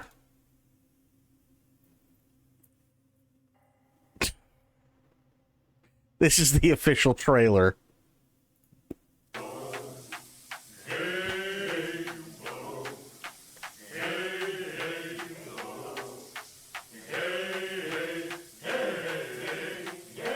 I'm washing in the 21st century, doing something clean to it, washing harder than anybody you ever seen do it. Steams from the spray has got a nice feel to it. I guess every shower needs its theme music. Just a kid with my dad in the shower. Get the loofah and we start to scour. Start slipping, I'm slipping and I cower. Hang on, what was that? Oh, okay. I was sitting here, I'm like, I don't know Slayer Legend, and I don't know We Are the Yam Champions. I was like, who the fuck is that? It's part of the video. Get the loofah and we start to scour. Start slipping, I'm slipping and I cower.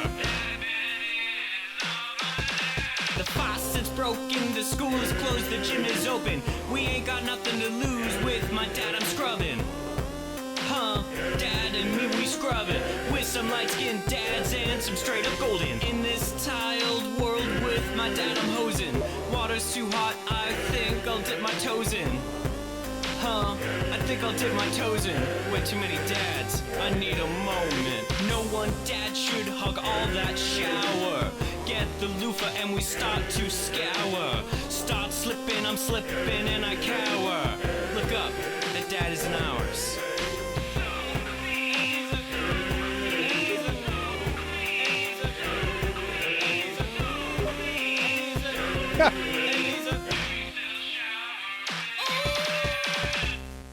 Jesus. That is insane. That is absolutely insane. Oh, God. All right. Back to Wukong. Now that we've destroyed our brains with Shower with Your Dad Simulator.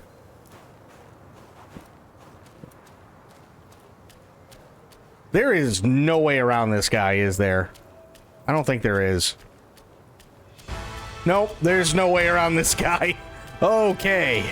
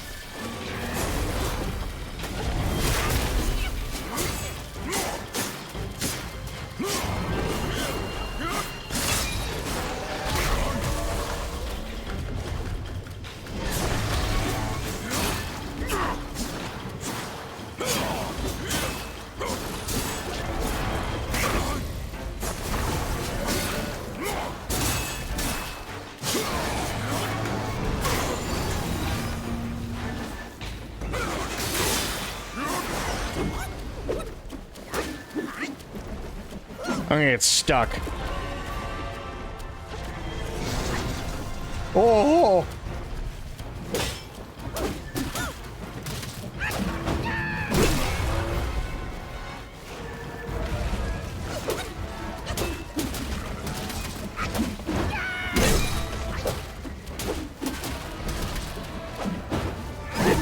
Got some good hits in.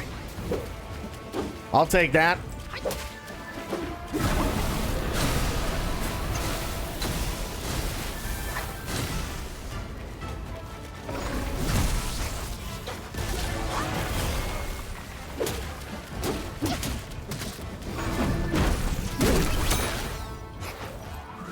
Oh, I can't. Okay. Well, that sucked.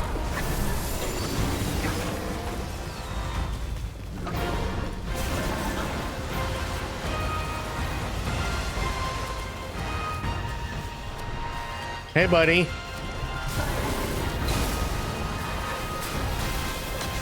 I can't see literally anything.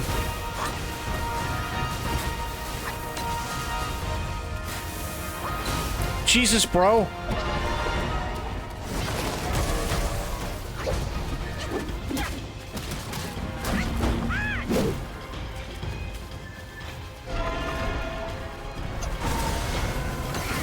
Ow.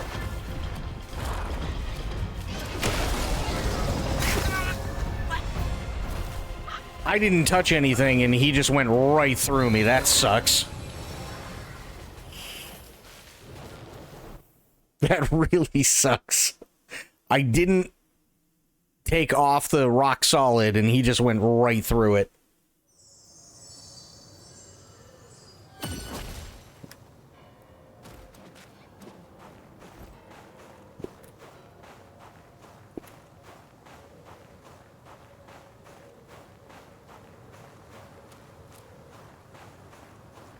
Oh, and Sophia, don't worry, you're going to like Space Channel 5 because it's all like disco and R&B. Well, not really R&B, but like old rhythm and blues, right? Motown, stuff like that. That's what it is. You'll love it.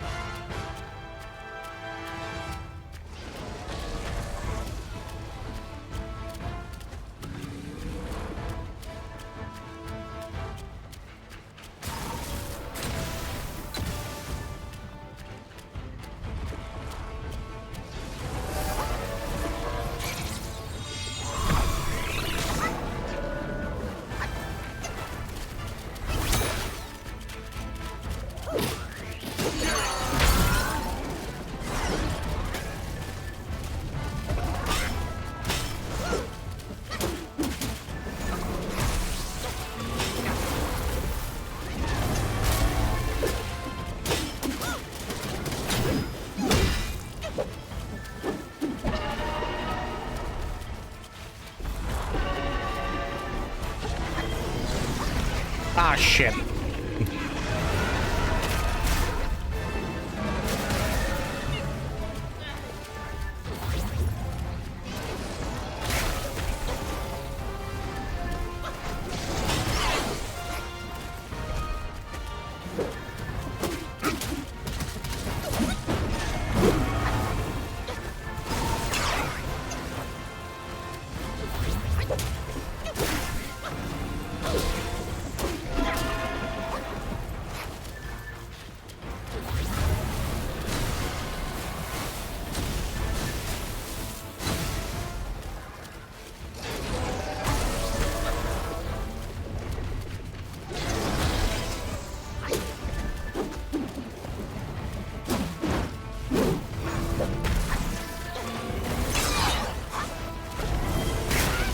Ow.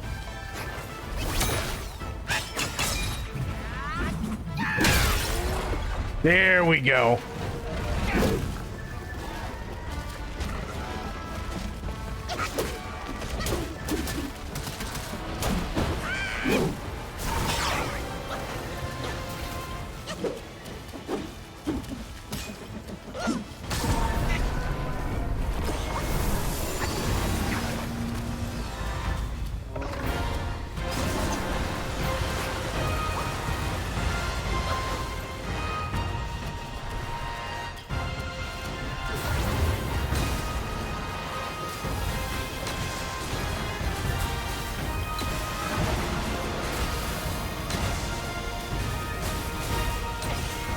Ow.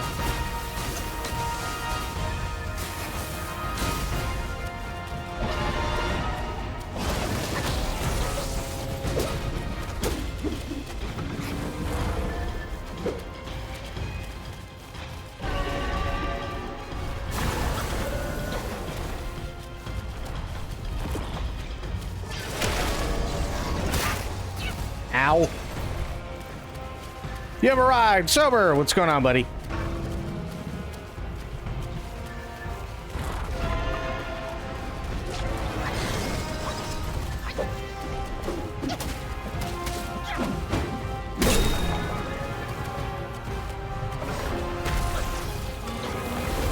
Ow.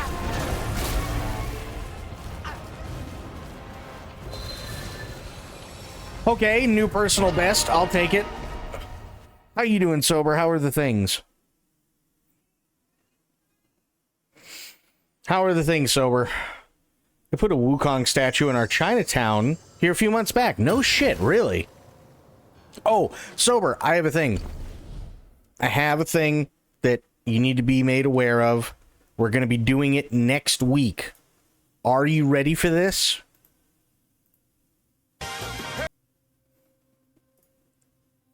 Not as badass as this, though. Well, I mean, still, that's pretty awesome. Are you ready for this, Sober? Or did you run away already because you saw that it was crap?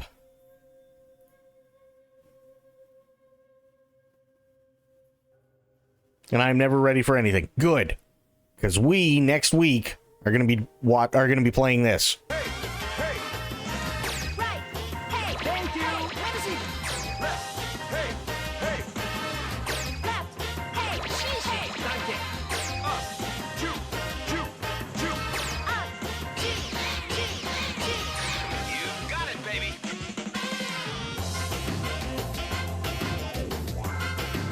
Listen, it's catchy, okay?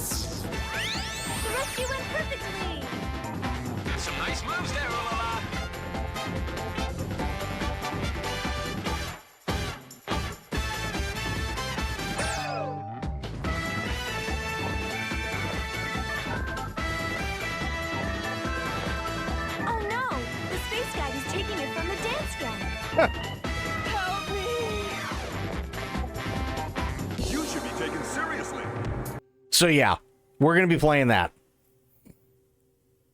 It's going to be a lot of fun. This is almost illegally catchy, isn't it? That's what I'm saying. We showed it to, I could have sworn that I had spoken with Spoiled about this before, because she likes Pa Rappa, the rapper. And she likes a couple of other things that are like that, like the rhythm games. And I showed that to her last night. She's like, I don't know what this is. And then she goes, it's really catchy and I hate it. And that was pretty much it. Are the controls for Dreamcast easy to map? So the version that I have is on Steam. But you can't get it anymore. So if you have it, that's fine. But yeah, you can't get it on Steam anymore. Yeah, it's the Sega Dreamcast classics, if I remember correctly.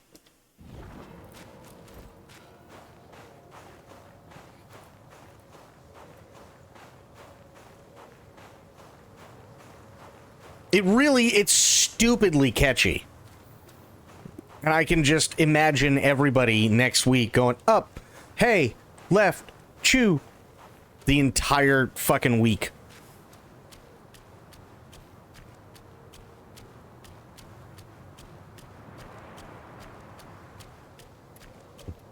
I'm already doing that.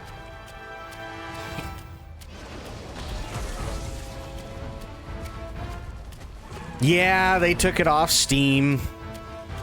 Cat plays Space Channel. Oh, that would be fucking hilarious. Trying to make you guys play it.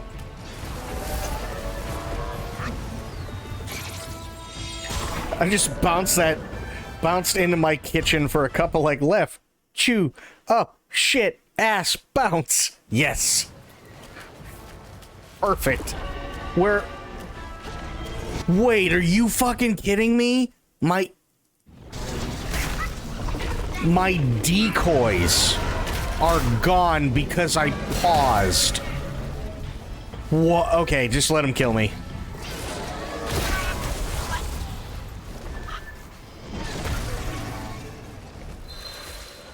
That would be fucking hilarious, though. Setting up a Twitch Plays Space Channel 5. Oh my god, that would be hilarious.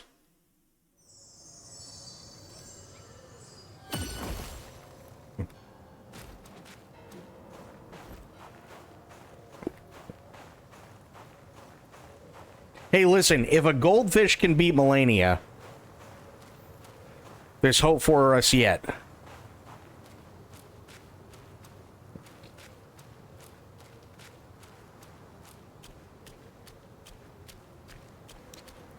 I would be on point for that.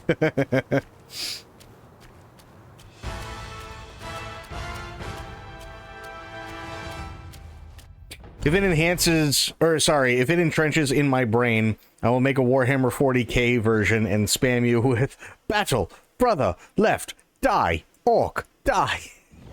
Nice.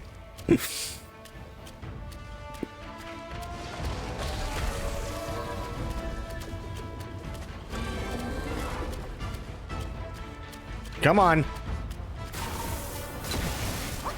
Ow. Dick.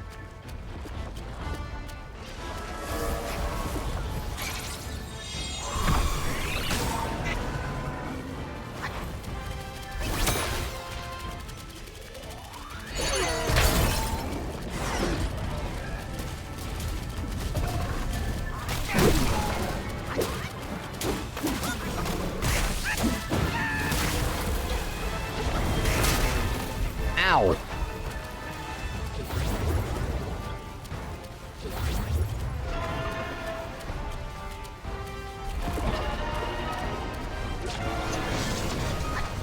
Nice. Get fucked.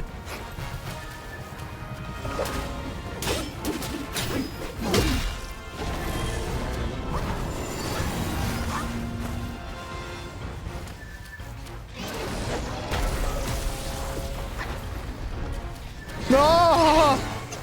I can't see.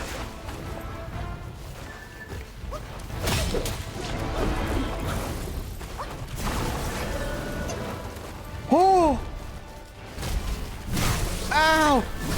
My beepus! Ow.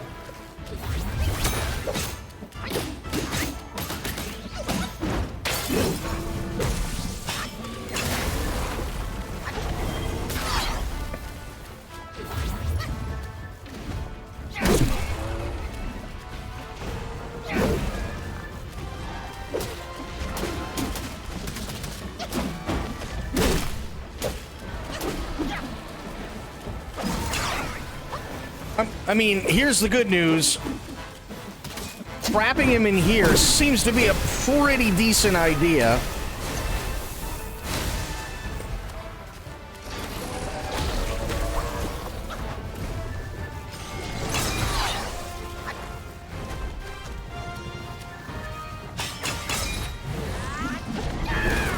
Fuck! Oh.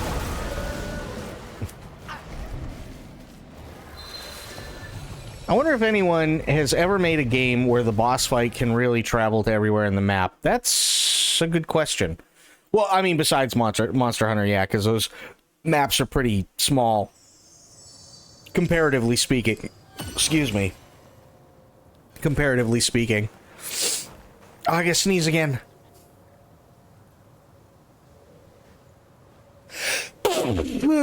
Ow.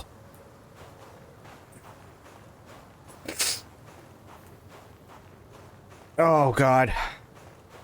Oh, actually, sober, that's a thing that I do have to do, and I do want to get back into at least a little bit. I do want to do, more Helldivers 2, and I also want to do more Space Marine 2.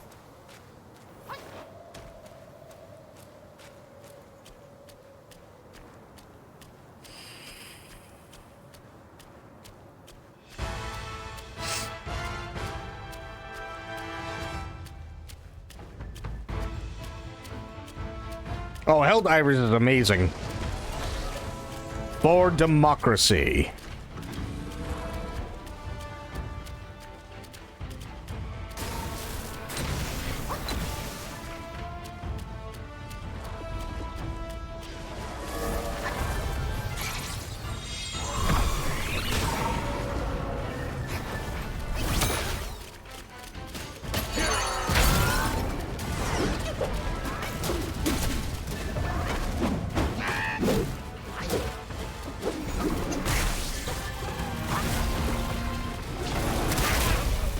Owie.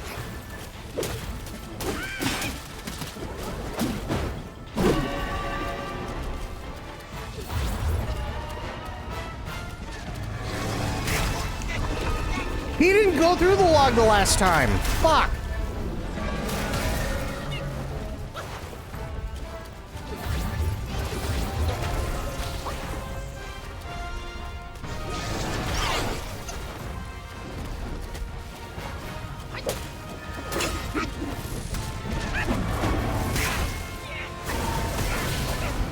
Ow.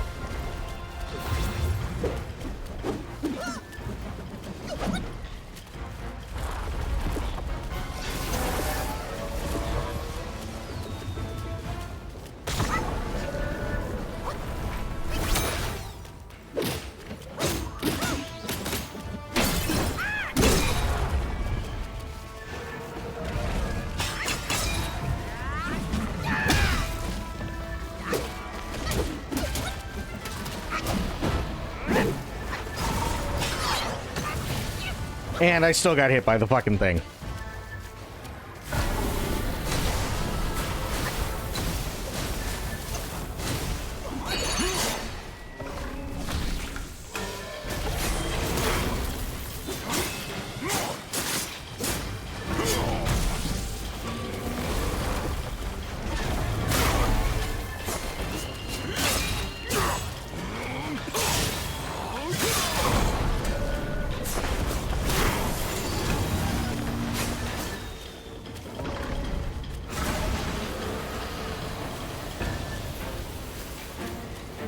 Come on, dickhead.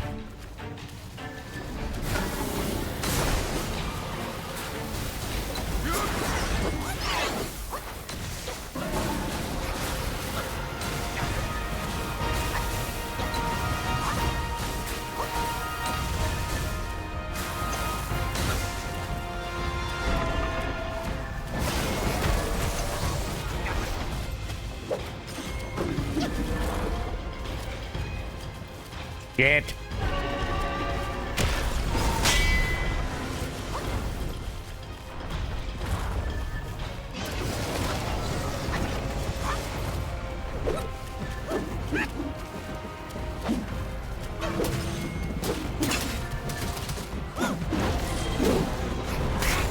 Ow.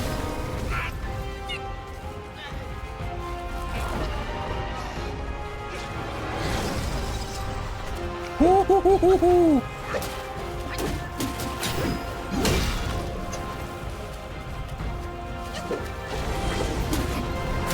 Ow.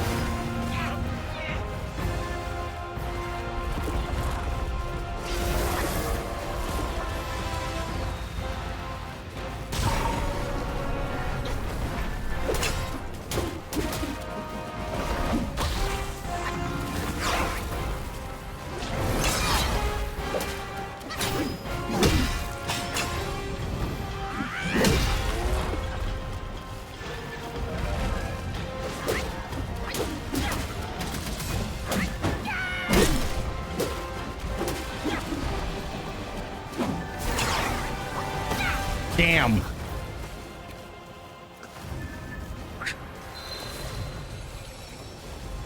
Is Wukong himself a god or half god or just a strong mortal? So he was born mortal and then he was made the Monkey King. And then he defied the gods because all he wanted to do was be left alone in his mountain kingdom. And they didn't particularly care for how he did shit. So he ended up fighting the gods and they stripped him of his power, and his essence resides in a rock. But long story short, God knows how many eons later, the monkey people are still around, and apparently this is supposed to be like, I think, a direct descendant of the Monkey King, or maybe he's like the Monkey King reborn, and he's going through the entire realm trying to gain his powers back so that he can become the Monkey King again.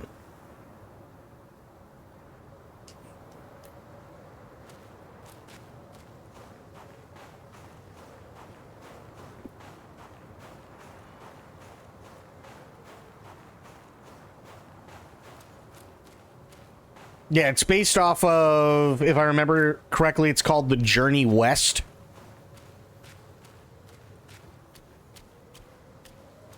God of War franchise all in one book. Fair.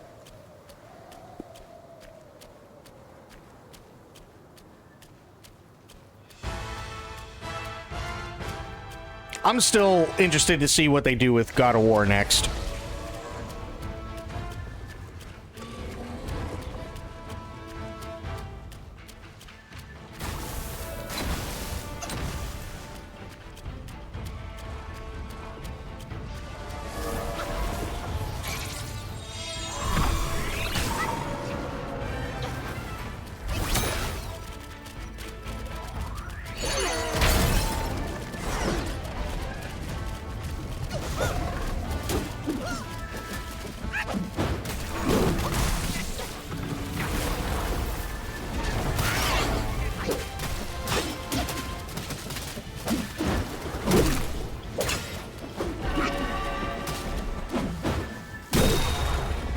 Nice.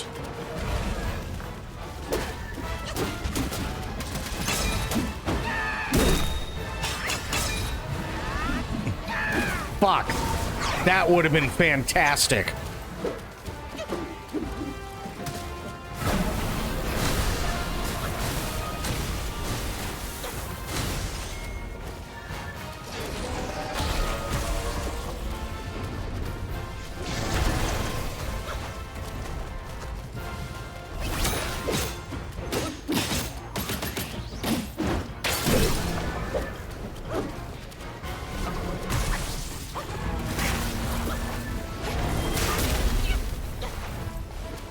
Just heal. There we go.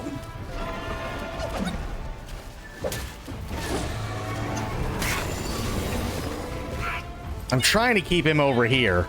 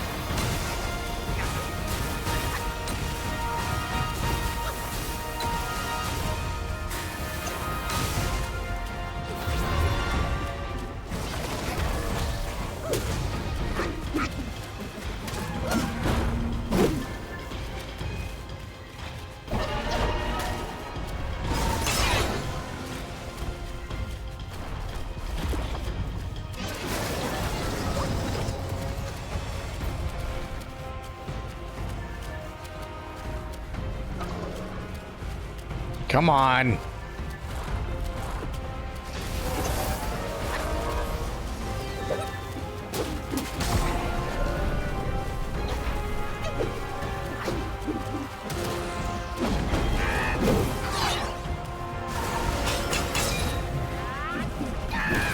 Fuck, I missed.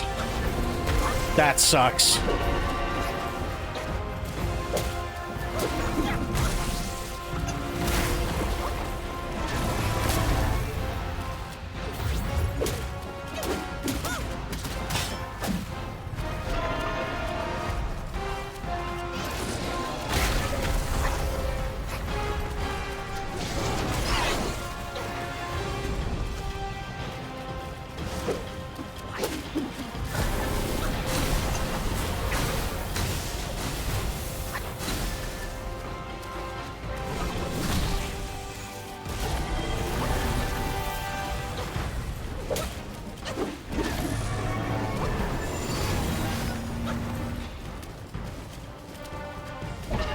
Yeah.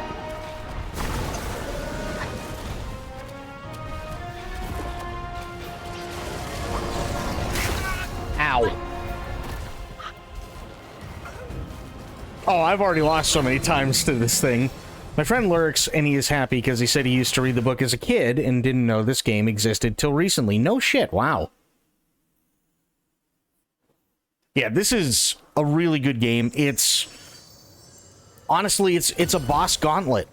But that's not a terrible thing. Like you said yesterday, considering it's based on a story.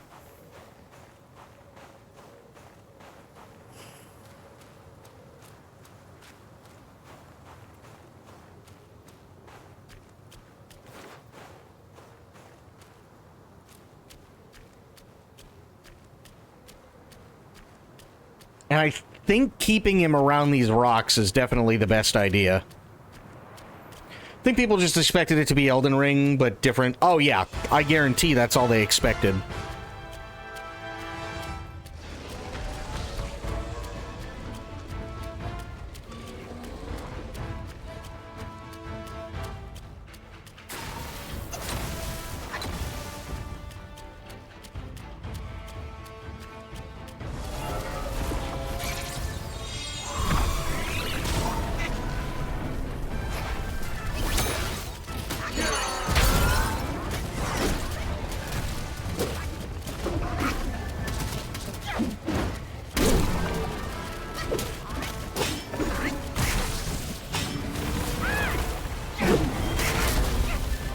Ow.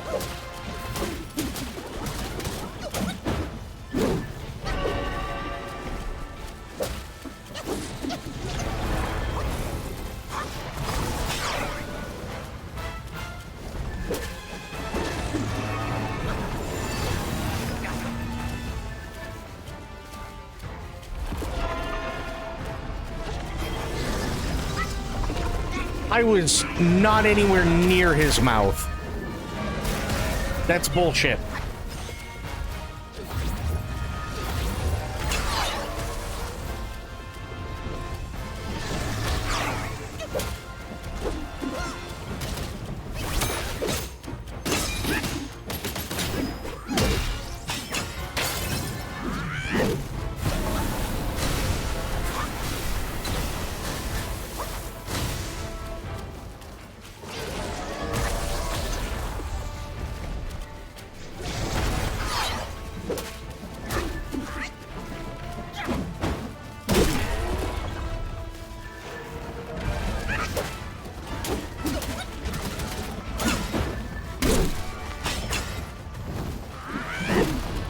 Oh, fuck off!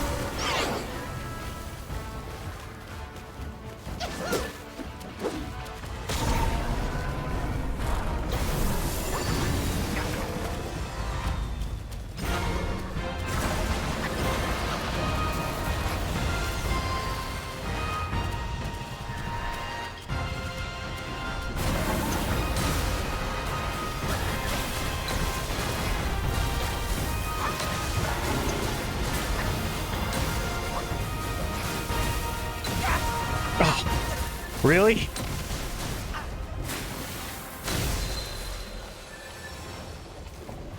Dark Souls 2 hitboxes. Yeah. Yeah, I see what you mean with Dark Souls 2 hitboxes for sure.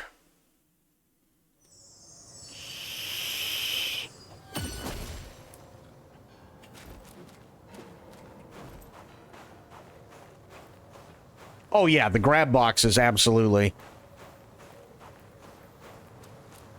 Like when I'm 6 feet past his fucking jaws, and then he grabs me.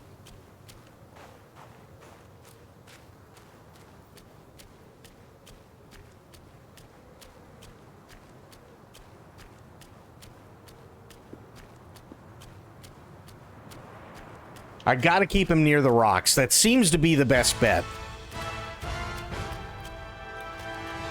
So I'm gonna do this. There we go.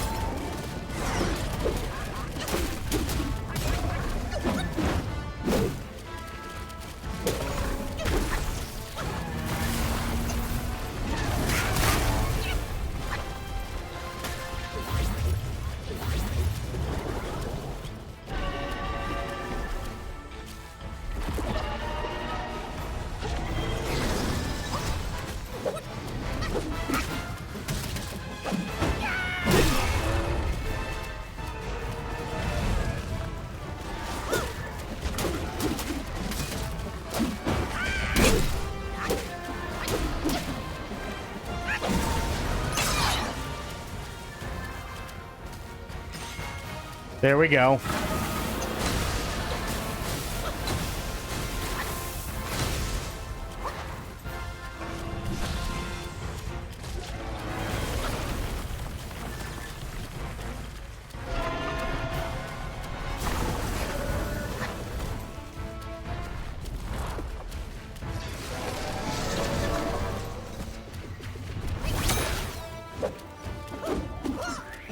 What the fuck? Oh my god.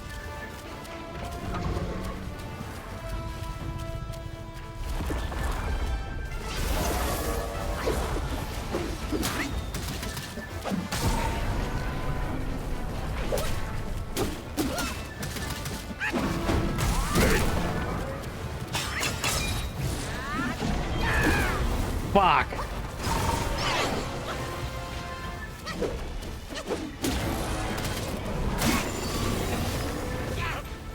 Get up. Get up, please.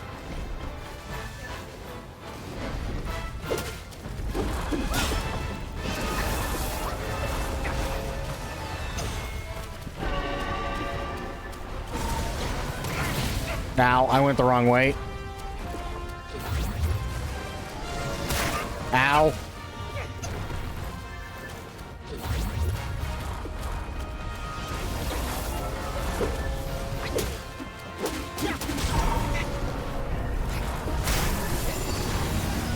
Wow, what an asshole.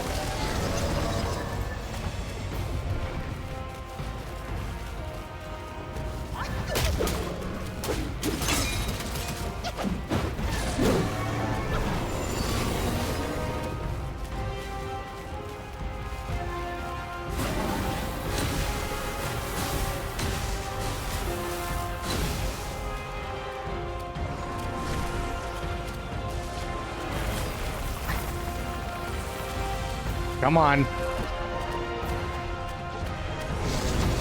Fuck.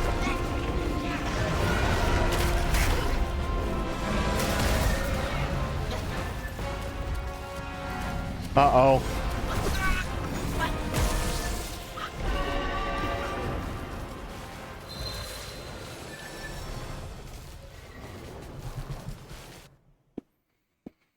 Oh boy.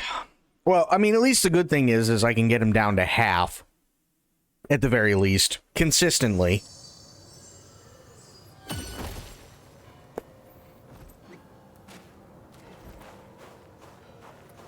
Well, this is definitely, I think, one of the harder bosses, only because it's environmental. I think that's really what it is. It's like, if I was to face this boss and this thing didn't fly, this would be easy as shit, right? So it's not really a gimmick boss, but it's not far from there.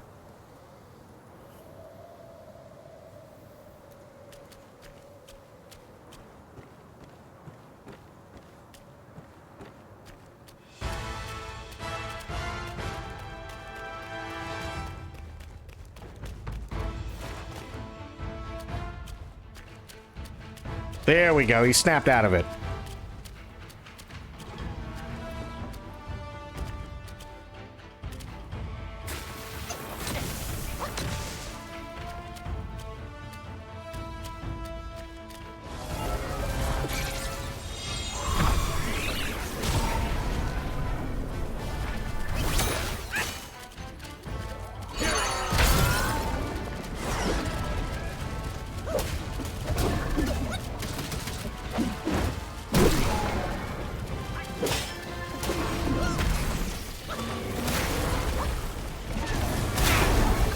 Ow.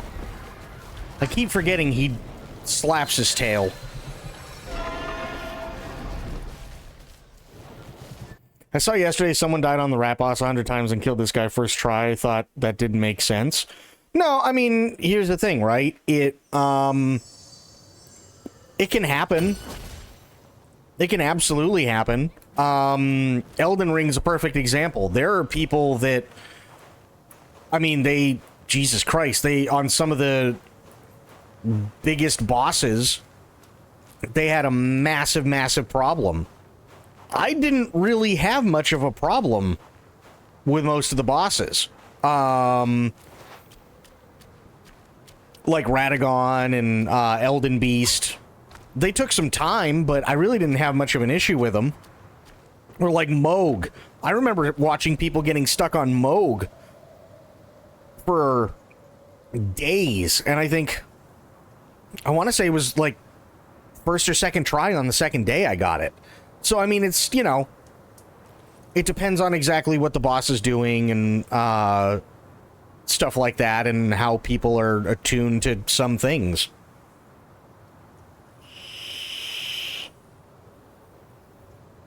I think I was 3 episodes, XX hours in Margit, and 1 try on Morgott. Well, yeah, that's a great example, right? Everybody goes to Margit, and they'll spend God knows how many hours on Margit because they're really low level, or even like Horse Guy, but then fast forward about 100 hours, and Morgott comes out of nowhere, and if you're watching, it doesn't even matter if you know his moveset or not. You can one-shot him. Easy. Same thing with Godfrey. Godfrey was stupid easy for me. Oh, that's the other one people have issues with is the all-knowing guy. I can't remember his name, right? Sir Gideon Ofnir. There are so many people that have a problem with him, but for whatever reason, the way I run it, when I do runs, he's got like maybe 3 moves, but it doesn't matter anyway, because I've got Mimic, and the fight's done within 2 minutes. So like the first time I went up against him, I didn't even have a fully maxed out Mimic, and I beat his ass in like 1:30 for a shot.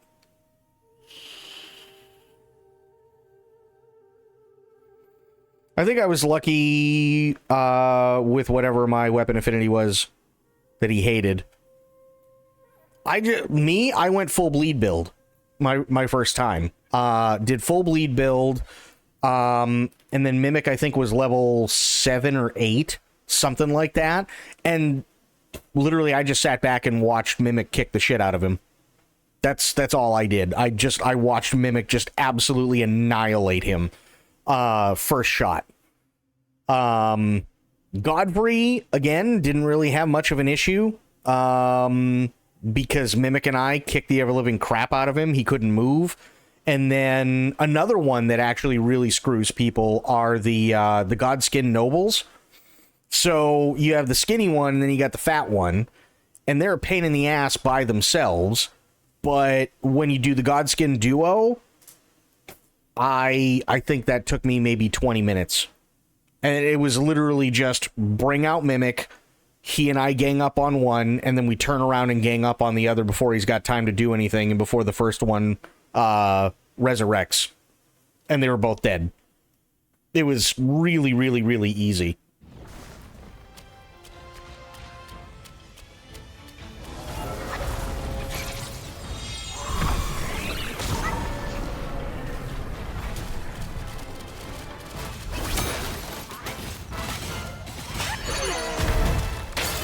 Really?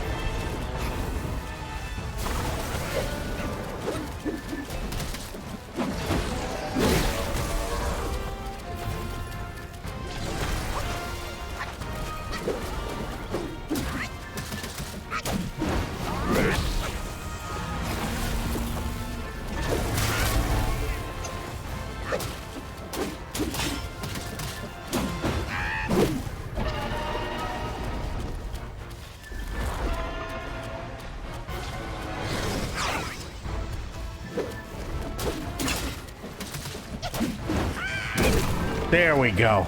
That felt good.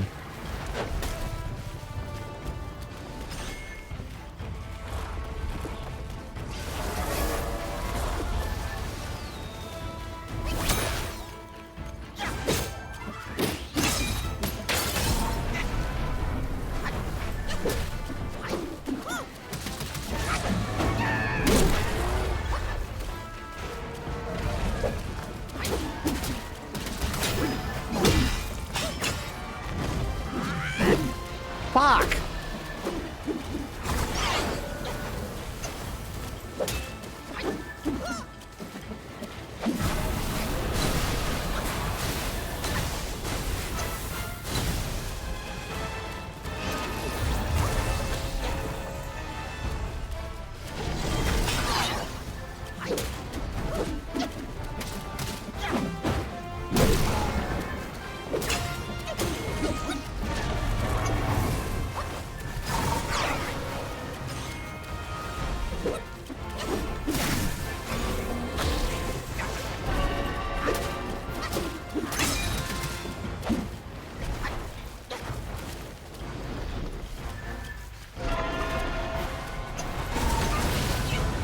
Ow.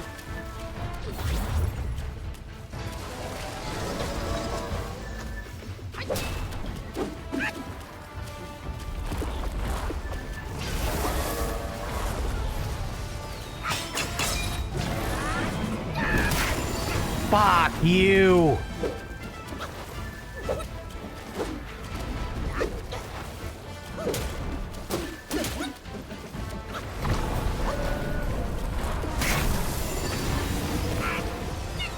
Oh, that's not good.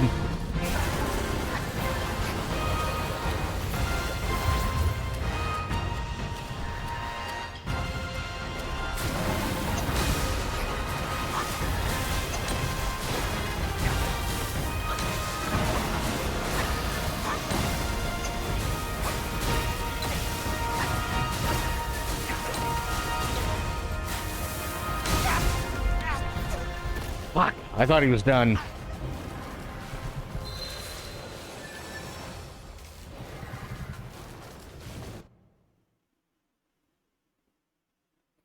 But yeah, no, it really just all depends on the type of boss. I'm trying to think. Like, oh, here's a good one.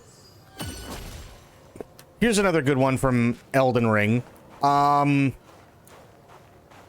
Melania. I know that's kind of like the default to go to, but I mean, look at how many people, like, did Melania and it wasn't all that hard. And then there's me and like the 348 million other people who had to spend the better part of 14 plus hours trying to kill her.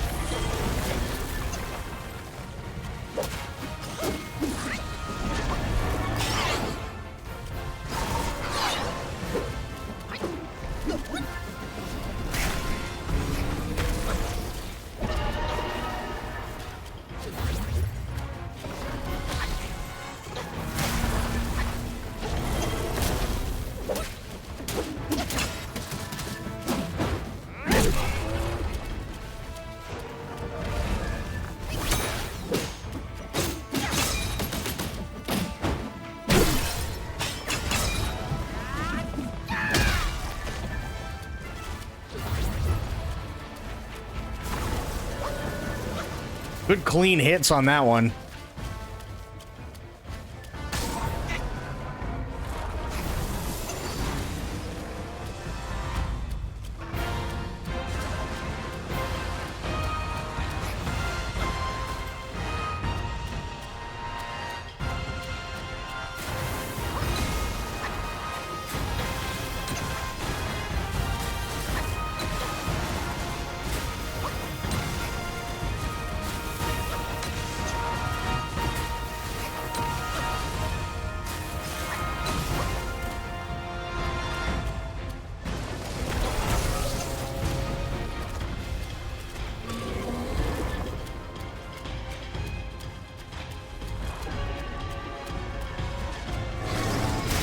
Fuck.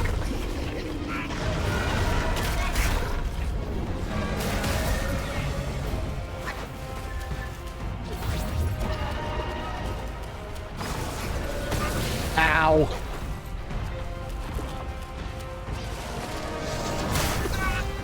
Really?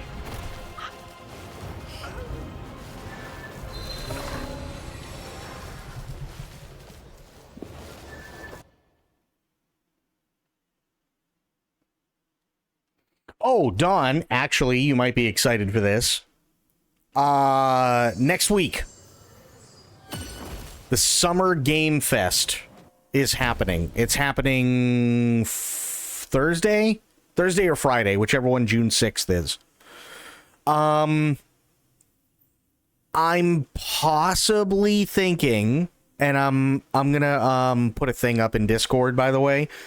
I'm possibly thinking of starting the stream a little bit earlier because chances are we're looking at 2 to 3 hours for Summer Game Fest. And it starts at 4 p.m. Central Time, so 5 p.m. Eastern Time. And, yeah, watching Summer Game Fest live with you guys. So I'm going to put a thing up in Discord and see what you guys think about it, and then we can go from there. I prefer watching stuff live with you guys. It doesn't really bother me if we have to go back a couple hours. That's fine too. But it's entirely up to you guys. Would you guys want me to start a little bit earlier so that we can get Summer Game Fest taken care of, and we can do it live? What do you guys think?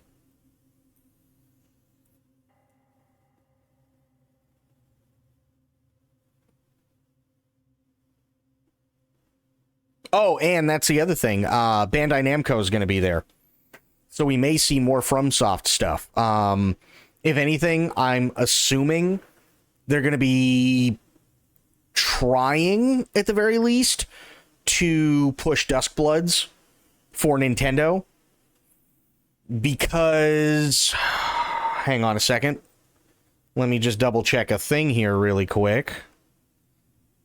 I'm pretty sure...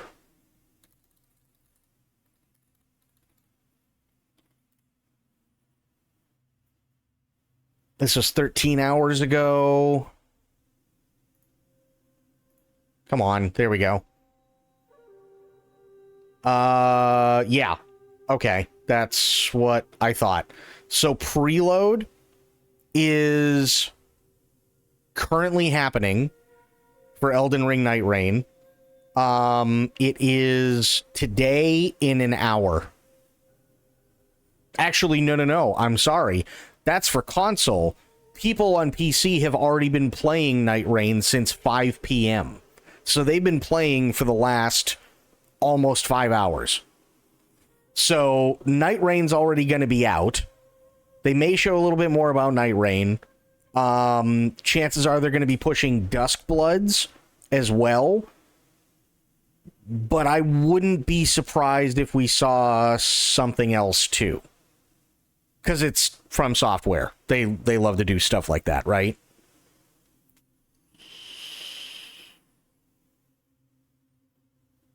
So, oh, and Kojima will be there. Probably going to be doing more Death Stranding 2 stuff. I wouldn't be surprised if we saw something about OD, but who knows? And chances are we won't hear anything on Fizzant. So you're down for it, huh, Aylin? Okay. Okay. Very nice. What about everybody else? Like I said, I'm going to be putting this up in Discord anyway, so it's not that big of a deal if you don't know how you feel about it right now. But, yeah, that's kind of the plan, is to do that. That is kind of the plan. Actually, hang on. Let me write this down really quick here. So I do not forget. Hang on.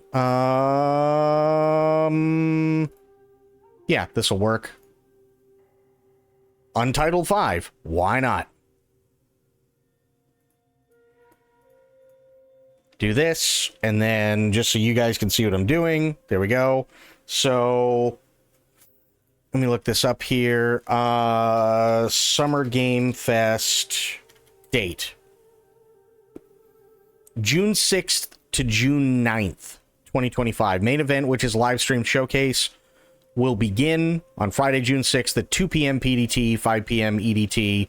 The physical Play Days event will run from the 7th to the 9th. So we're not going to be missing anything over those other 2 days, but it's June 6th, Friday, June 6th at 4 p.m. my time.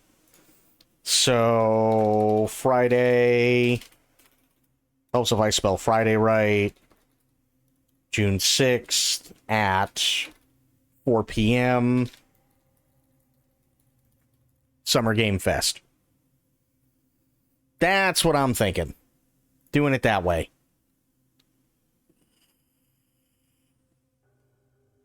And, by the way, I'm also not sponsored by Jeff Keighley. Also, I think it's really, really funny. One particular thing. So if I go to the Game Awards, right? We know it's going to be like December 10th through the 12th or something like that this year. I'm not worried about that. But if we go here, everything's cool. Now if I sign in,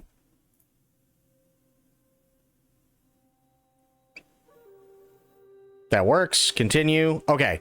So, there used to be a thing up here where what you can do is you go, oh yeah, share my badge. Fair. Except, hang on. JPEG, sure. This is the badge that they give you nowadays, whereas before, and I've got like 3 or 4 of them, they actually used to mail you actual badges. And it was really funny because last year, well, actually, sorry, 2 years ago, during the Game Awards, I did the thing that I always do. I wait until the signups happen, you know, so I could be an official restreamer of it and all that good shit. And that was cool, right? And then they go, okay, well, where should we send your badge?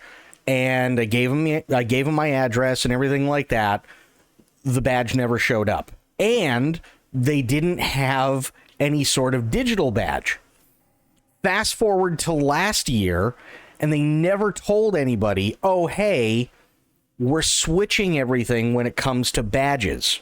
So, to my knowledge, unless you actually went to the Game Awards, you never got any sort of physical badge whatsoever.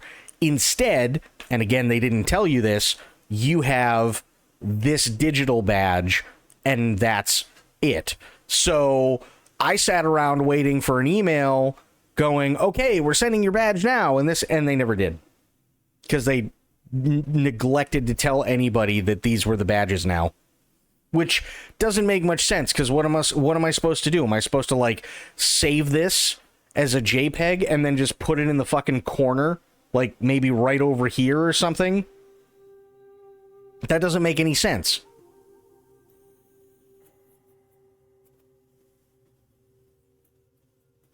You know what I mean? It's really weird. It's really, really weird. My badges. Unlock. Well, I already voted in the category, you dingus. So I don't care. But yeah. It's just like, what?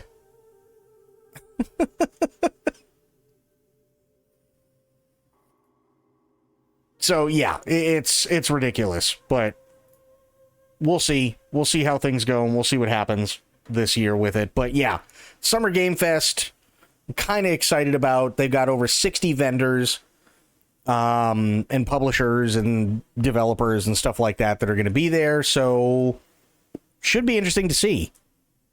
Should be very interesting to see. But yeah, I'm just hoping we see some more really, really, really good stuff come from not only AAA developers, because let's face it, they also need a win. Especially like something everybody can go, okay, AAA developers are actually listening. But I want to see more AA developers too, like these guys or the people from Claire Obscure, stuff like that. I really want to see that stuff. I love when that shit happens.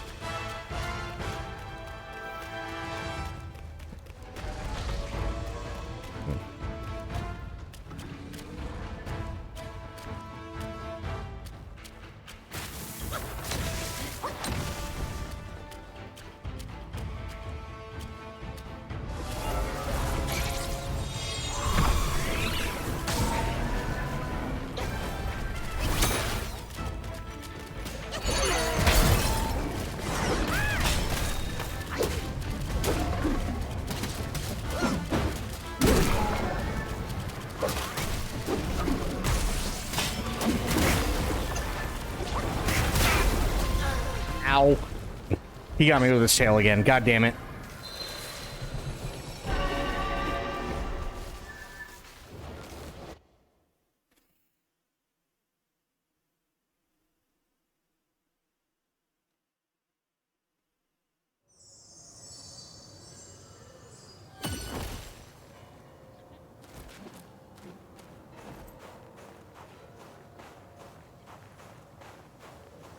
On the 33rd day, they sold 3.3 million copies. Yep.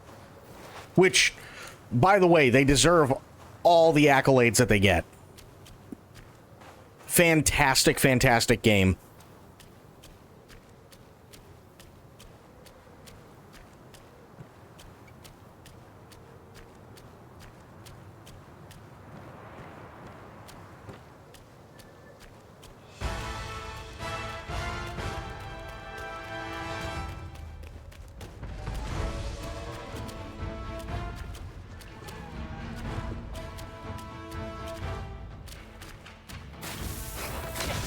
God damn it.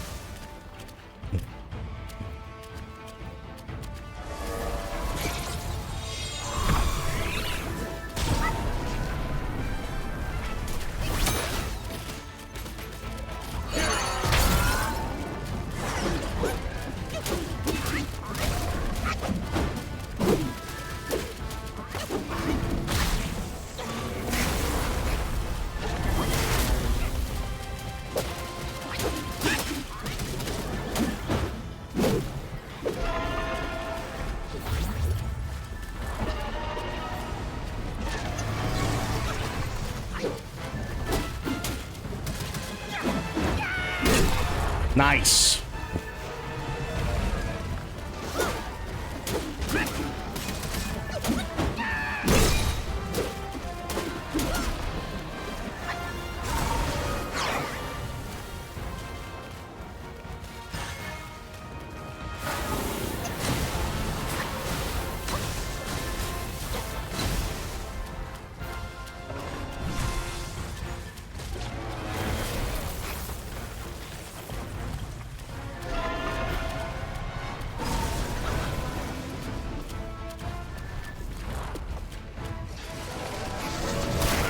Ow.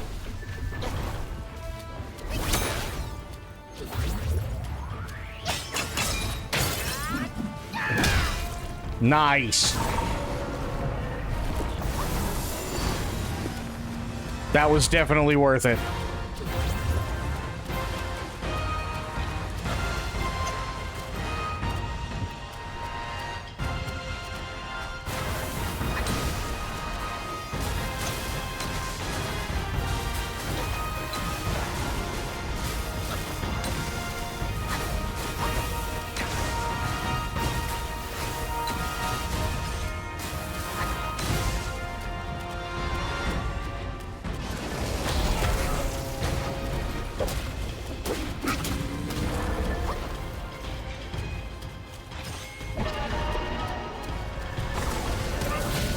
Ow.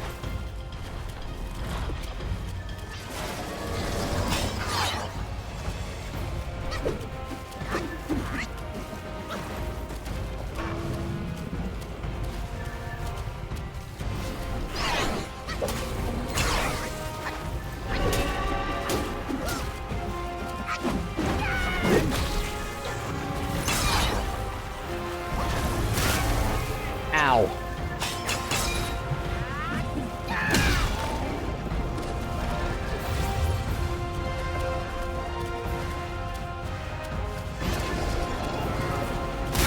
Oh!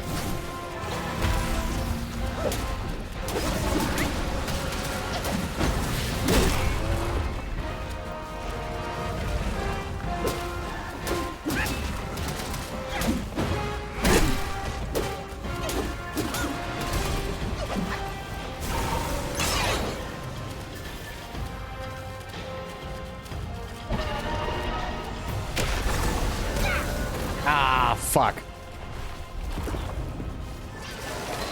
I hit it too soon. That's okay, he's being whittled. He is being whittled down. I shall take that.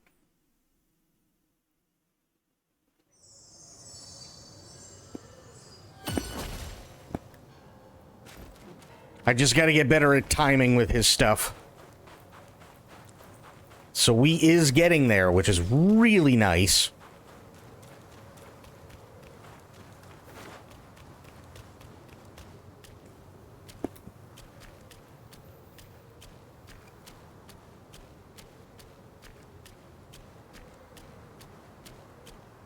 Also, I have to say this before we do this. I'm really fucking excited about Metal Gear Solid Delta. I know that's kind of like a duh thing, but I'm still really excited about it.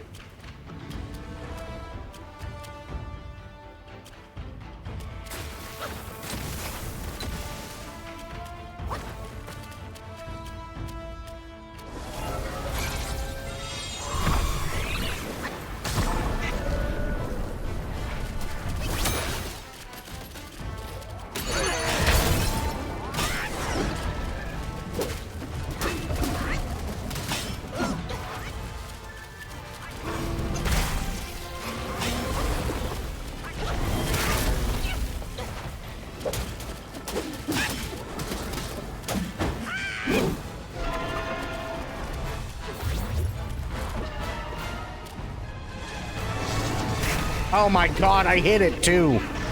Son of a bitch. Ow. That's not conducive to winning.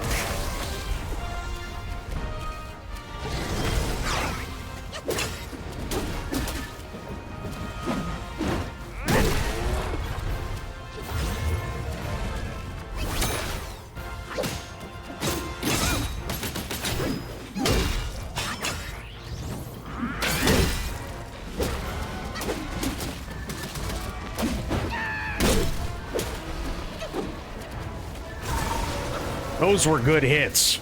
Damn.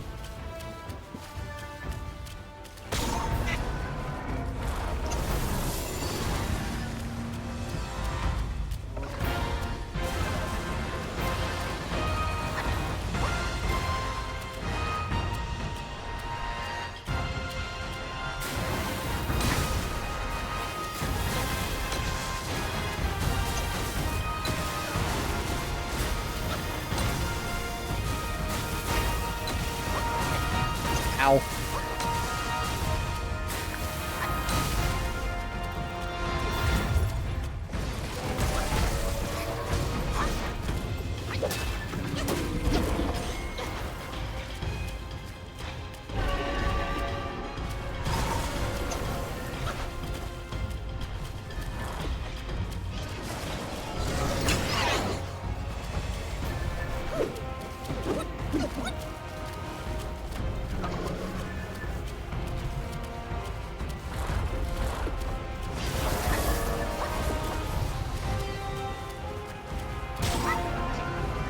That's fine.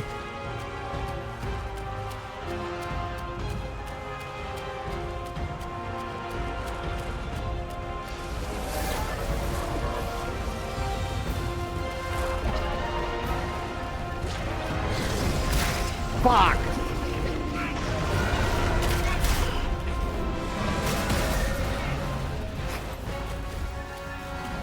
Shit.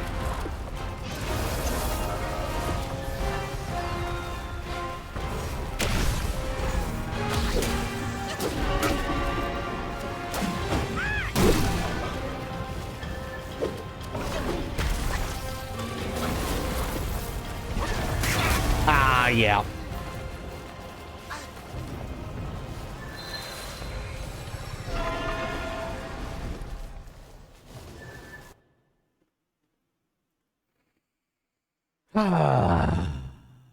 We are getting there, though.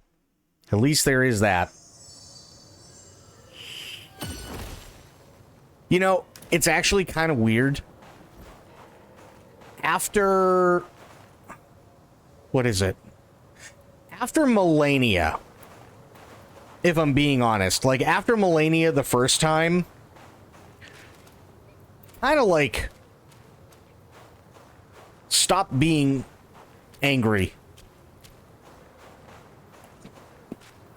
If that makes any sense. Like, even during Consort Radahn, it really wasn't bad. I mean, it was 400 deaths bad, but I wasn't calling Miyazaki everything but white.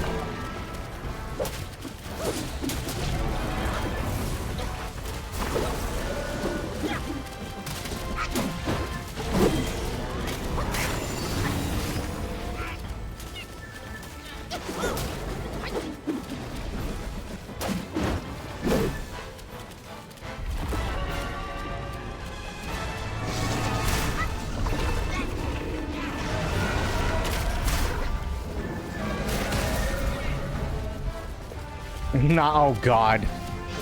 Fucking Harambe.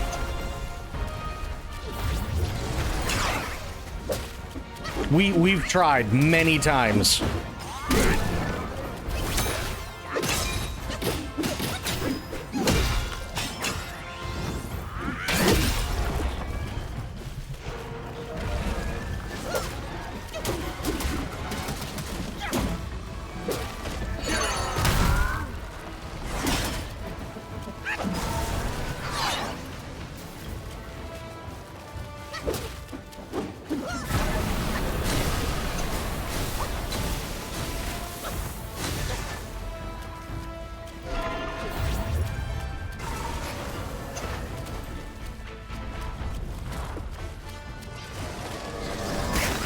Fuck.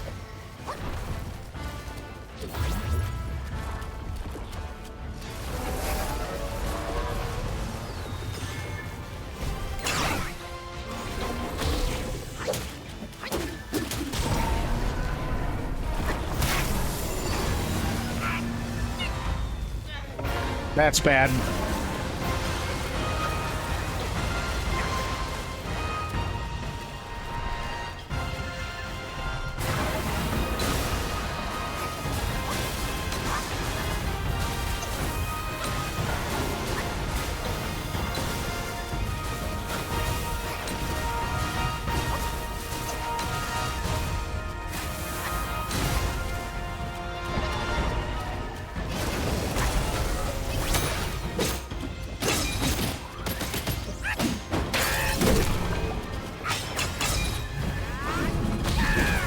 Oh, fuck off.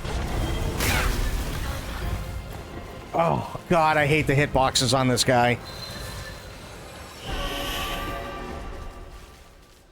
Dicks out for Harambe. Oh, God.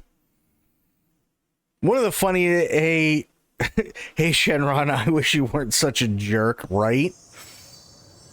One of the funniest things I still think of every once in a while is Danny Trejo on that kid's TikTok. Yo, dicks out for Harambe. And it's like, oh, okay. Got it. When Danny Trejo says dicks out for Harambe, you do it. It's just that simple.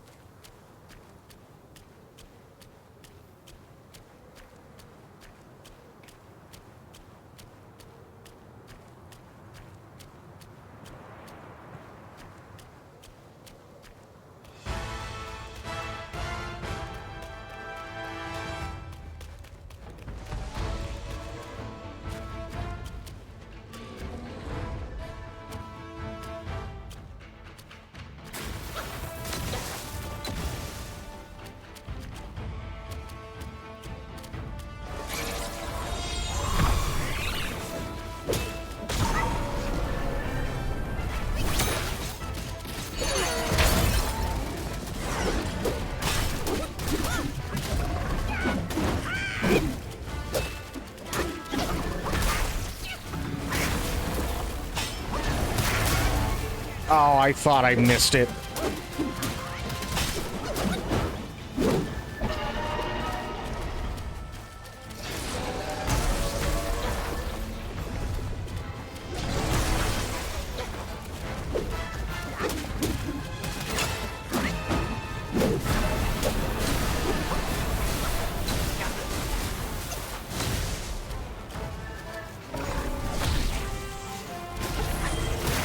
Ow.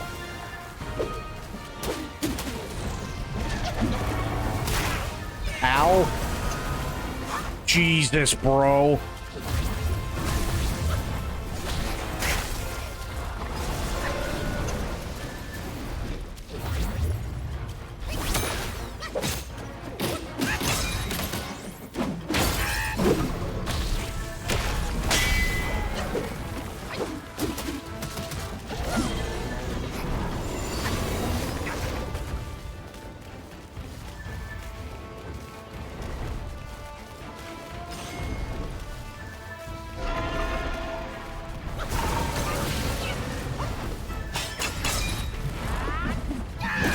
Fuck.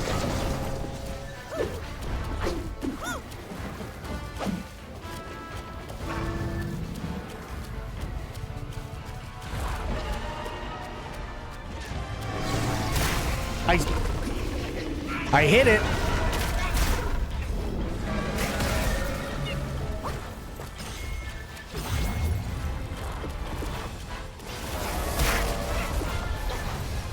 I even dodged that time.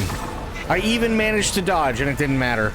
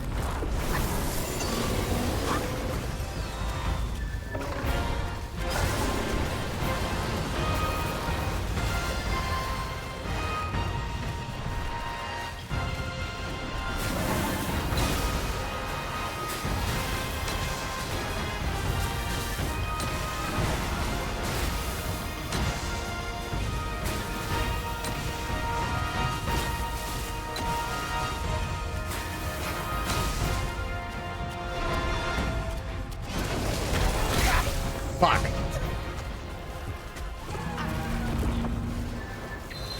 Yeah, when he says it, I unzip real fast. I get called on by the cops, and the one across the street has to shuffle out of fear. Oh God.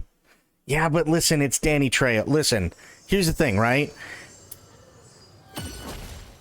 If cops ever showed up to something like that, and Danny Trejo was there, sir, we got a call about public indecency. Listen, Holmes, his dick's out for Harambe. And they're like, oh, shit, okay. Never mind. Sorry, sir. Then they go to the old woman. I'm sorry, ma'am, there's nothing I can do. It's dick's out for Harambe.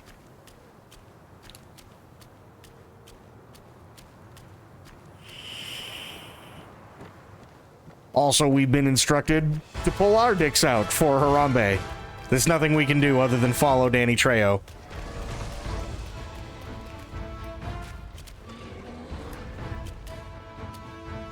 Weird when the woman cop unzips. Oh, God.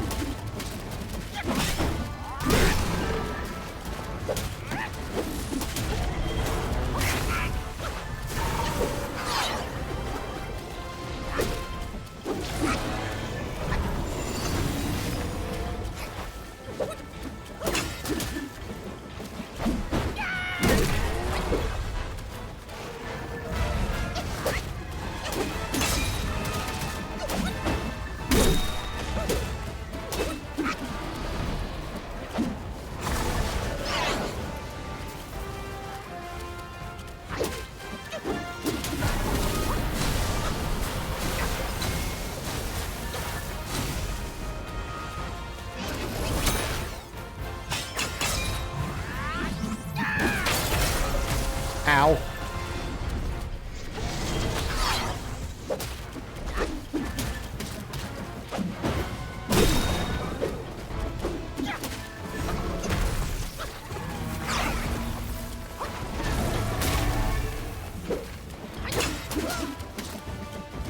Whoa, I don't know what happened there, but sure.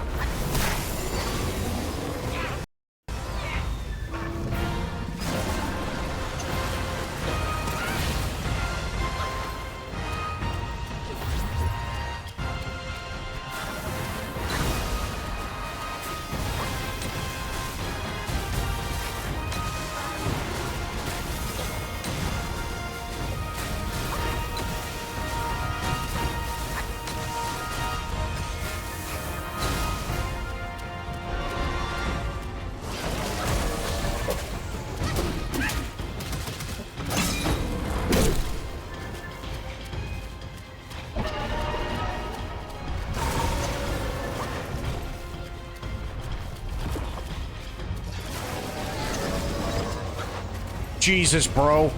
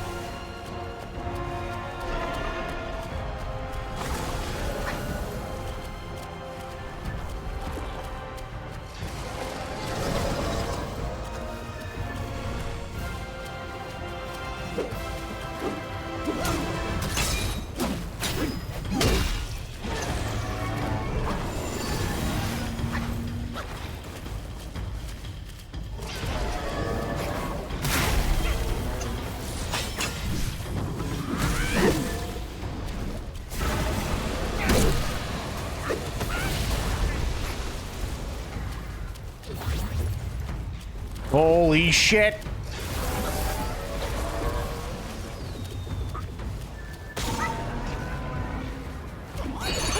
Do it.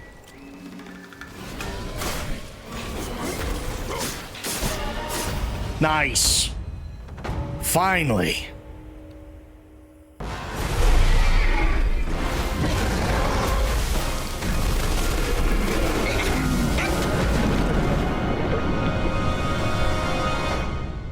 It's about damn time.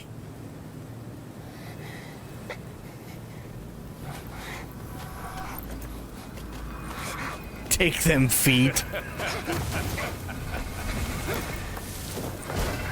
You have chosen your way. This time, there will be no easy way out.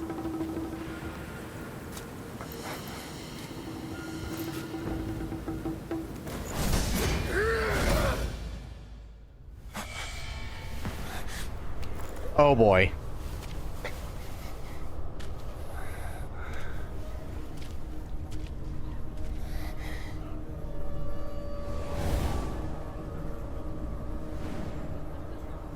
The Pagoda Realm. Oh.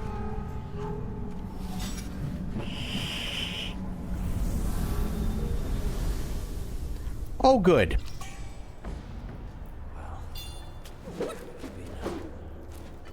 A deity or a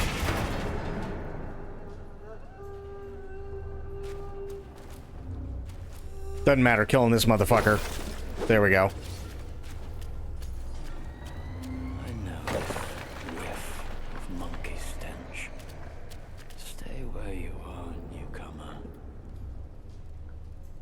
Wanderers in this place meet their demise. He sounds quite jovial.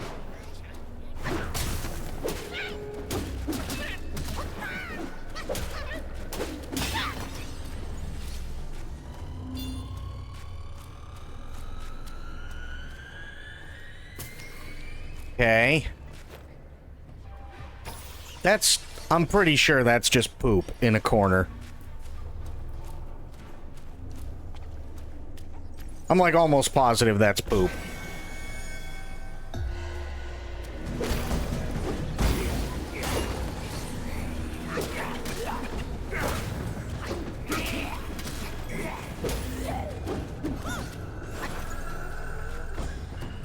I did not like... Oh, fuck. I am trapped with hallucinogenics. When does this go away?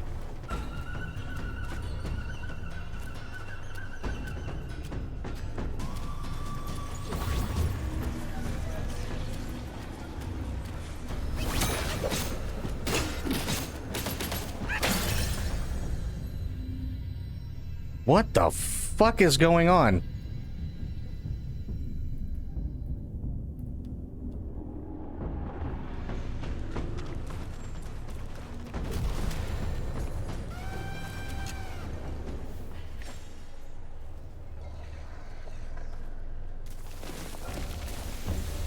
Yes, please rest.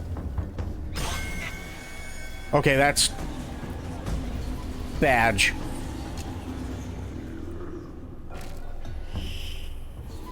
It's very throwable. I mean, that's fair. Weapons. What do you require? Punishing downpour executes thunder damage to the enemy instead of area damage.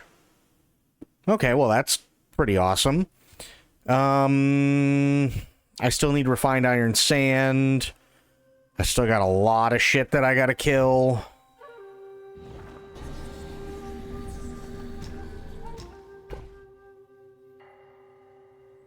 No.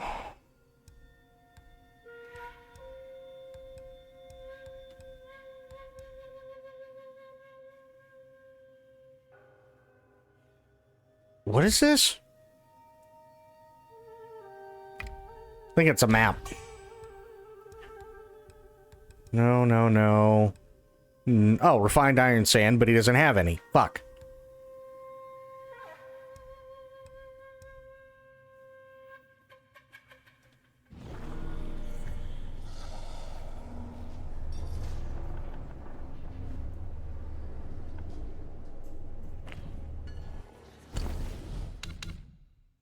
Okay. What is this? Cost of focus point. Heavy attacks cost a focus point, deal additional damage to the enemy based on their remaining health. That's actually really nice. Holy shit.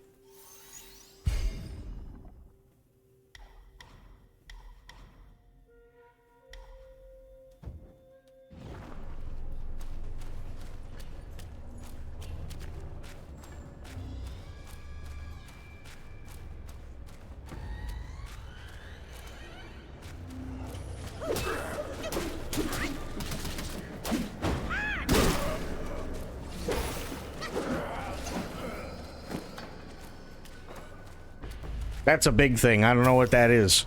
And I don't like it. Oh no, it's just a little dude.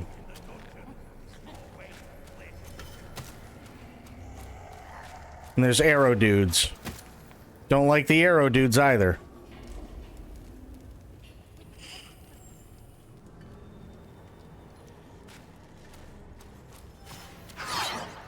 Whoa!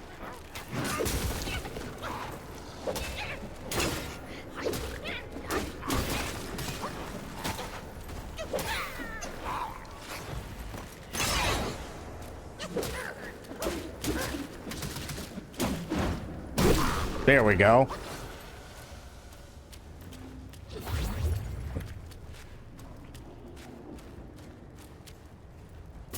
Okay.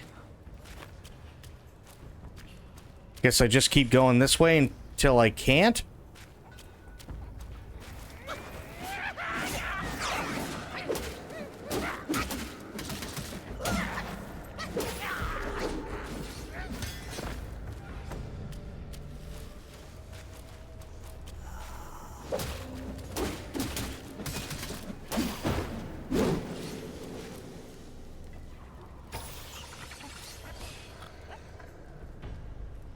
Nice.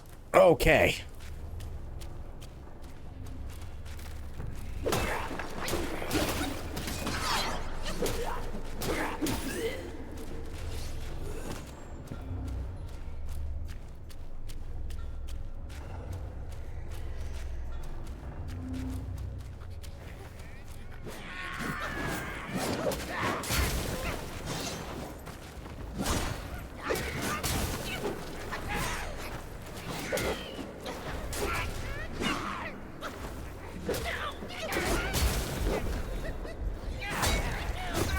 Oh my god. Really?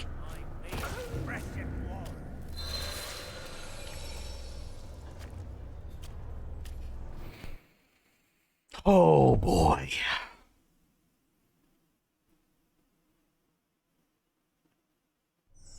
Oh, you want to hear something really fucking weird? So,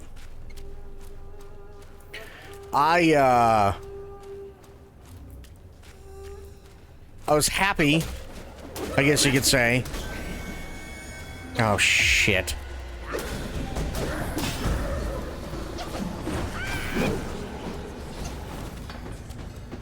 I was happy earlier today because I was like, you know what? This will be a lot of fun.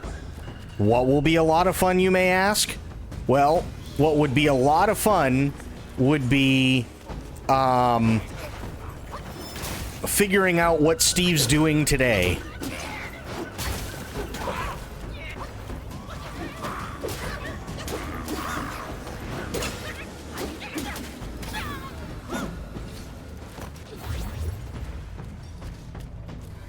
Yes, the camper.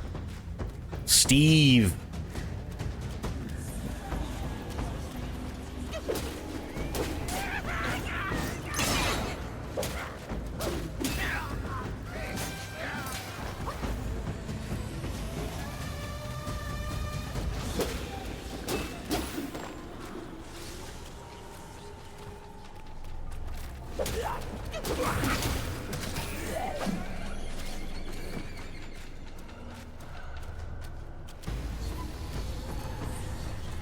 Who doesn't love Steve?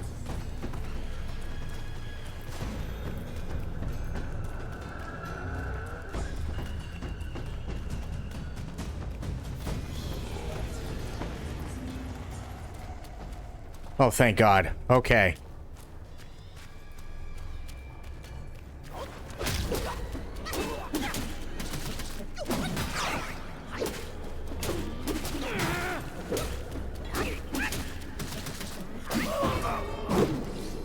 There we go.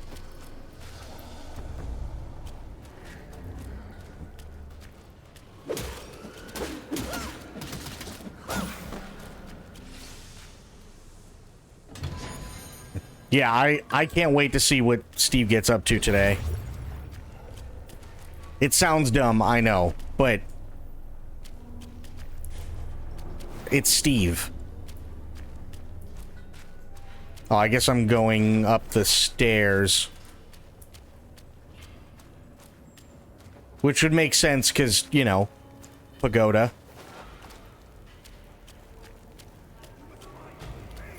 Oh, you fat tub asshole.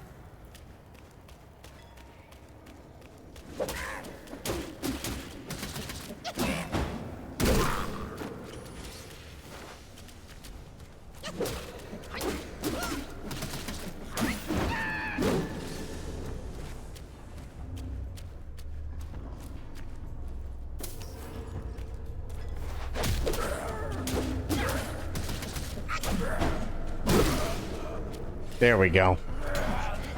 Oh, I forgot he does that. Yeah. This is a very tall pagoda.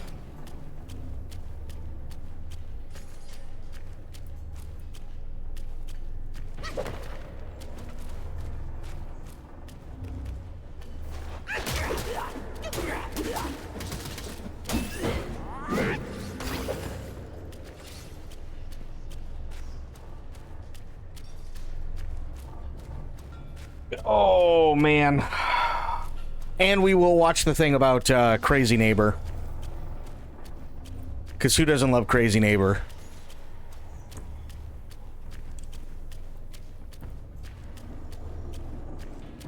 Yeah, I fucking thought so.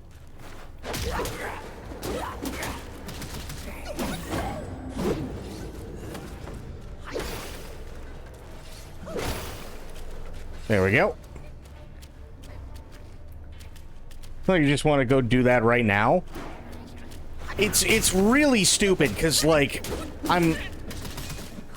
why I'm interested in Steve, I have no idea. It's really dumb.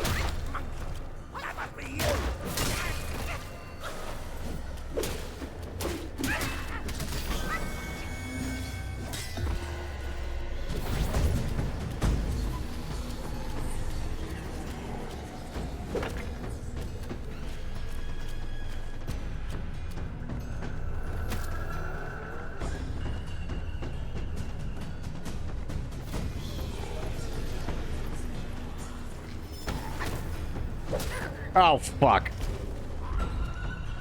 Really? God damn. You know what? That sucks.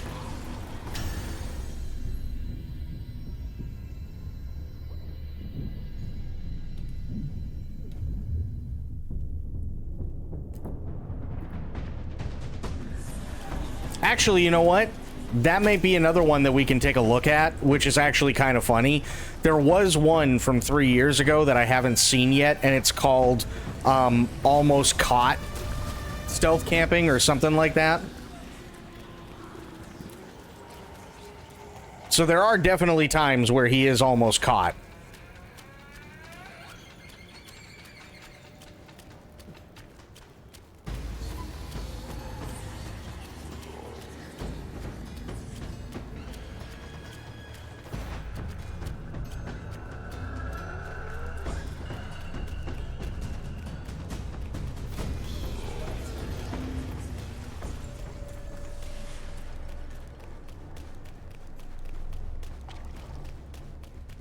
God, well, that basically zapped everything. That sucks.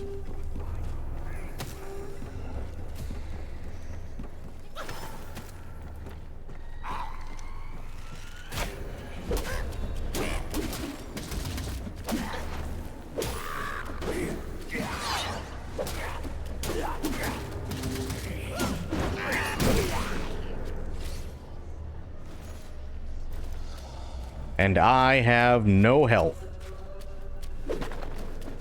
No, don't fall down, please.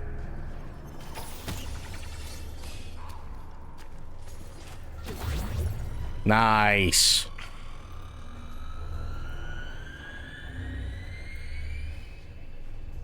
This is a very big pagoda. I'm hearing things. Not entirely sure what I'm hearing.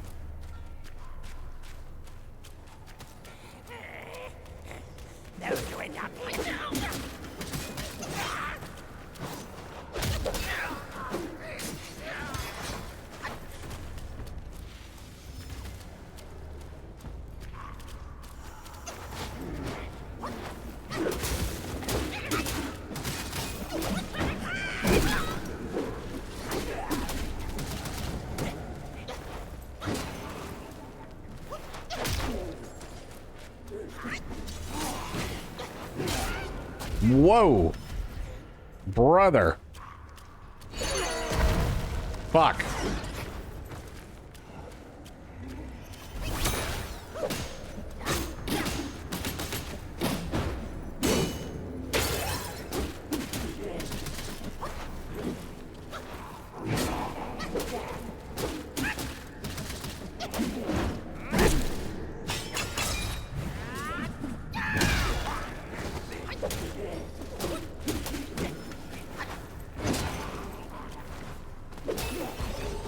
Jesus.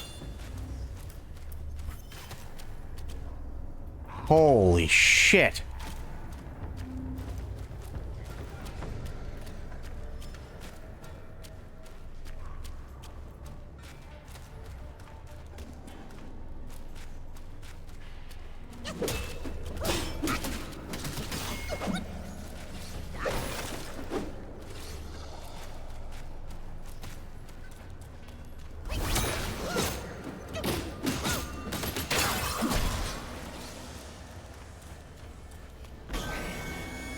God damn it. I don't have time for this.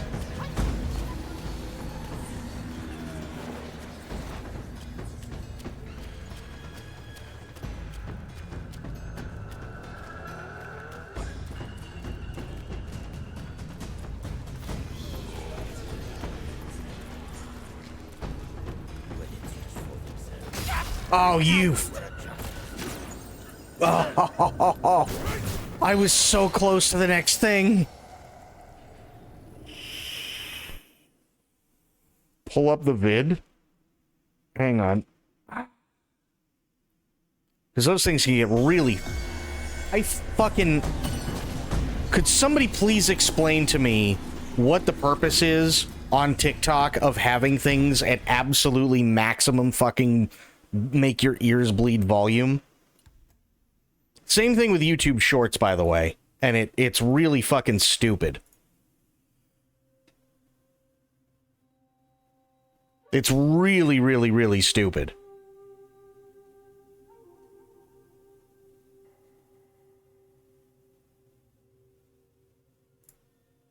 There we go. Because, like, you can have your phone, no bullshit, right? You can totally have your phone the quietest you can make it with still having sound, and somehow, because people are galactically dumb, it still sounds like, though very quiet. Welcome, today we're going to do this. Did you know that? It's like, Jesus Christ. It absolutely destroys your fucking speakers.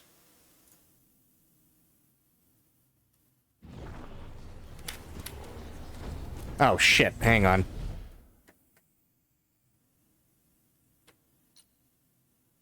Let me go here.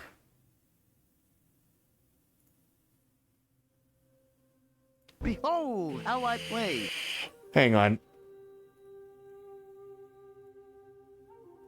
No, not link copied, you idiot. I don't want to download the fucking thing. Holy shit.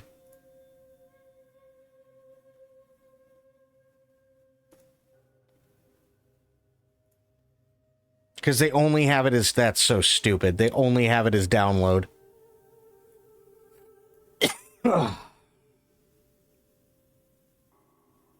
That's so stupid. Metal Gear Solid Twin Snakes. I'm running the Ishiduka build of the Dolphin emulator. First, I bumped the original resolution of 640 by 528 up 8x to 5120 by 4224. It already runs at 60 FPS, so at this point, you're playing Twin Snakes in 4K 60. However, let's give it the extra sauce. For emulator enhancements, I enable 60x anisotropic filtering, 2x SSAA, scale the FB copy, widescreen hack, disable fog, force 24-bit color, force dithering, per pixel lighting, fog lighting, auto bump. Hang on. Fong lighting's fine, widescreen hack fine, force dithering, sure, auto bump, sure, disable fog is stupid, per pixel lighting, sure, high precision frame buffer, sure, filtering and culling native, that's fine, Uber shaders disabled, that's fine. There's no point. If I'm being honest, there's no point. Not only is he playing a game that is not canon, but he's also playing the worst fucking version of the game. High precision frame buffer, then adjust light parameters to your personal preference. Woo! Altogether, this is starting to look like a fresh new experience. It's not looking like a fresh new experience. It looks like you polished a turd.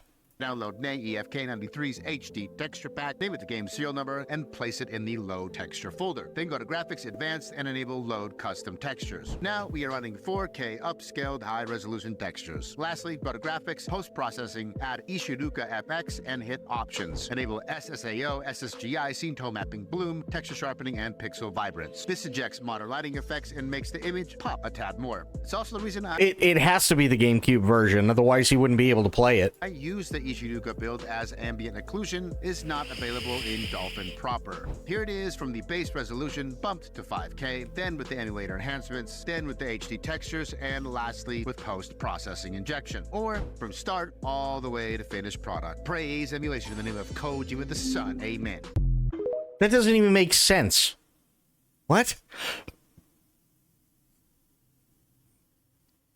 That doesn't even... Why? Okay. First off, why would you pick the shittiest version of the game? That's the big one. Second, and more importantly, why would you go through all of that to make the shittiest version of the game better? It's still shit. It just looks better. Like, I'm not entirely sure where they're going with that or why. I don't get it. I don't get it whatsoever. Not to mention, why is he saying praise Kojima? Kojima wasn't involved with Twin Snakes. And it was so bad that the director went back after it released and apologized to Kojima because of how he made it.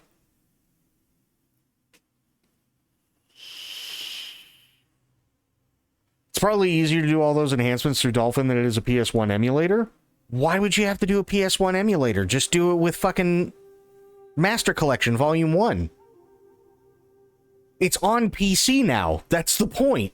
Why wouldn't you just do it for Master Collection? It's literally a proper PC port.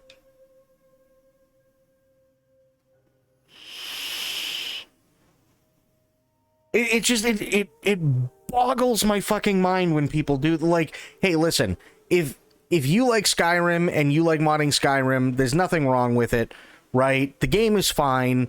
I don't have any issue with people modding Skyrim. I don't really understand it, but I don't begrudge anybody for it either. But when it comes to a game that is notoriously shit compared to the original, to the point where the director apologized in person to Kojima for it being shit, why would you put yourself through anything even remotely close to doing all of that to make a shit game look pretty? Especially considering you've got the original game now ported to the PC, and I'm sure people went nuts with the modding. I personally don't get it. Actually, you know what? Hang on. Let me look at something, because now I'm curious. Now I'm curious.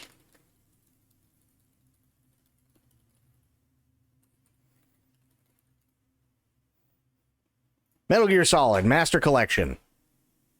What do we got? We've got MGSM2 Fix. Fix that adds custom internal resolutions, i.e. native 4K support, analog input, mod support, and more. Save game modded, all weapons and items. Yeah, whatever. Cheat Trainer, not surprised. Metal Gear Solid HD RetroArch CRT shaders. MGS1 dev menu. MGS1 Master Reshade. So this is the original. This is the newer one. Okay, I can kind of see where he's coming from with it. And it does look relatively better.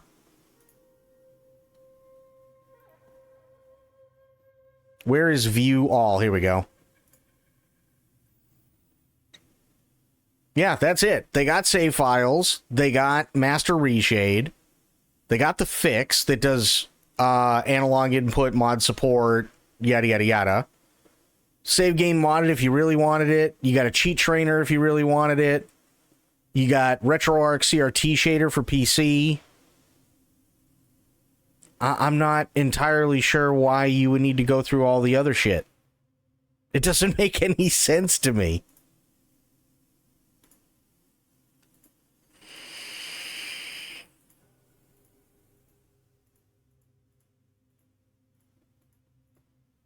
Yeah, it doesn't make any sense. Why would you do that to yourself? I don't understand it.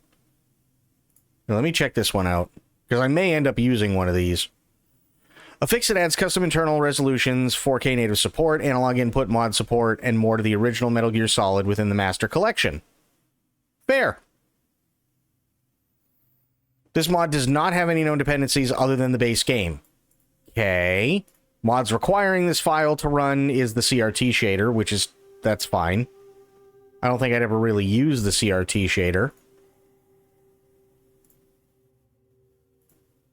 Yeah, no, I wouldn't use a CRT shader. No way. But makes sense as to why. But yeah, I don't understand it. I don't. And I've played it. I've played Twin Snakes, and it's awful. It really is. I don't understand it. I really don't understand it.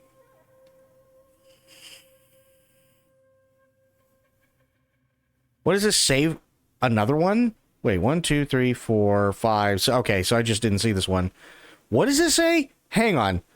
Save files that starts at the helipad with 9,999 of everything with bandana and stealth with tuxedo. Jesus, bro.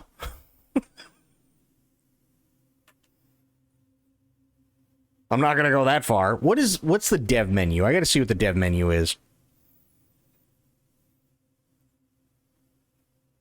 Let me see here. Technically, what is this menu? This menu that we call dev menu is a menu used by Hideo Kojima's staff to test some functionalities before releasing the game. During the development, some options didn't work anymore and caused crashes. It has been found for MGS 1, 2, and 3. Oh, no shit. Okay. That's actually kind of cool.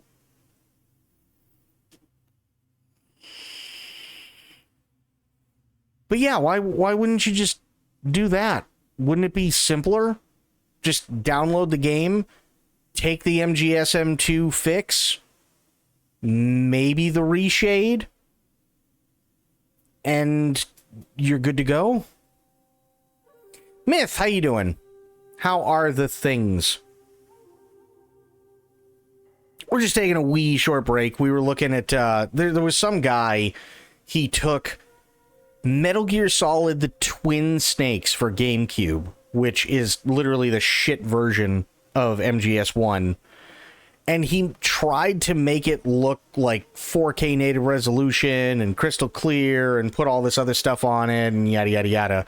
And it's like, okay, that's great, but you went through all that trouble to do it to a shit game.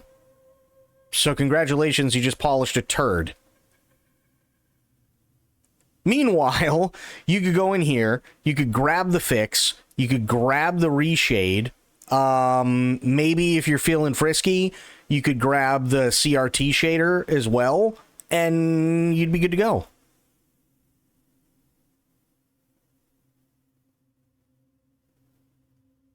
Yeah, it's just a shiny turd, that's all it is.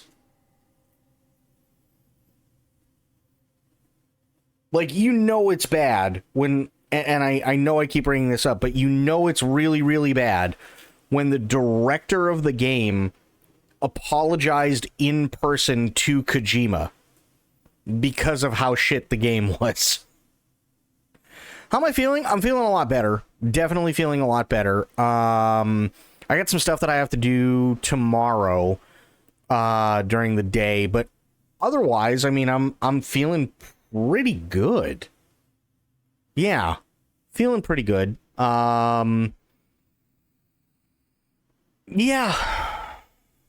Yeah, woke up, was still a little groggy, but that finally wore off, thank God. Also, I don't think I ever really got to tell you, hang on. So the other day, right? Was it, when was it? It was last week, if I remember it correctly. Wasn't it?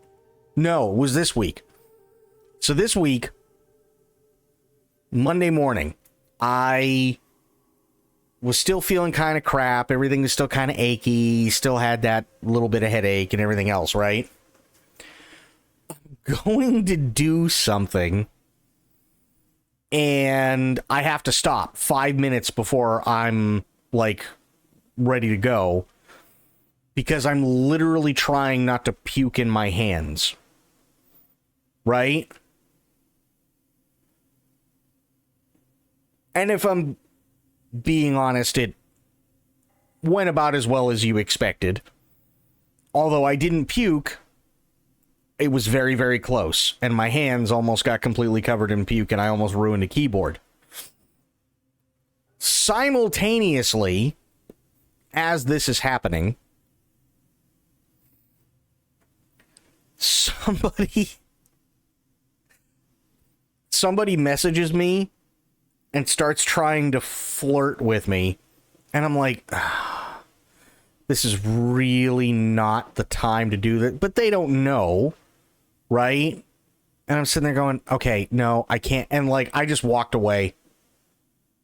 I walked, I was like, I can't do this right now. And I was just like, for 2-3 minutes, I was just trying not to puke. right? And then I still had to do the stuff, so I was just like, all right, fuck it, and just took a really big gulp and prayed. And that was pretty much it. And I was sitting there going, oh, this is bad. This is and then like 10 minutes into me doing my stuff, and all of a sudden I get a flop sweat. And I'm like, uh-oh. Well, hey, a fever broke that I didn't know I had. So I got that going for me, which is nice. And then the flop sweat proceeded for the next 2 hours. I must have lost about 5 pounds in total. Like, I was sitting there and because now the fever broke, right? So the fever broke. I'm coming down from whatever. I'm covered in sweat. And I'm sitting there going, oh, God, I do feel a lot better, but I also feel kind of loopy. And I was like that for 2 hours. It was like, oh boy. So then the rest of the day after I finished my stuff, I slept all day. Because what the hell else was I supposed to do?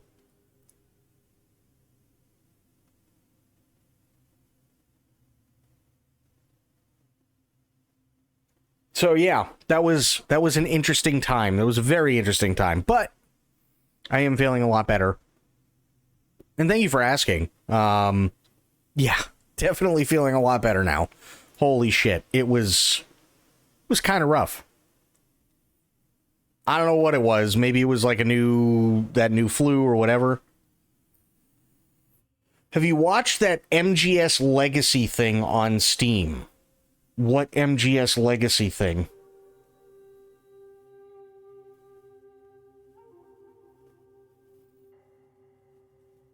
I think I might actually have this. Hang on.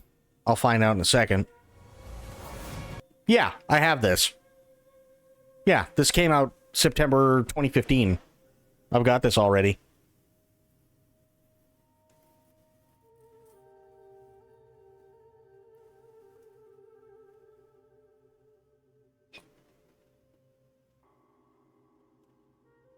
Yep, I've seen that. It's not bad. It's not bad at all.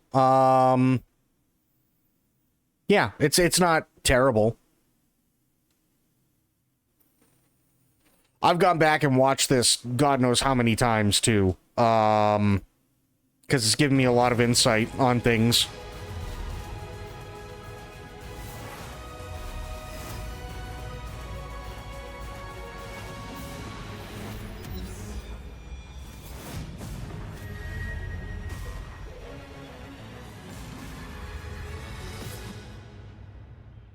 I want to say I think I actually ended up getting this along with Phantom Pain initially.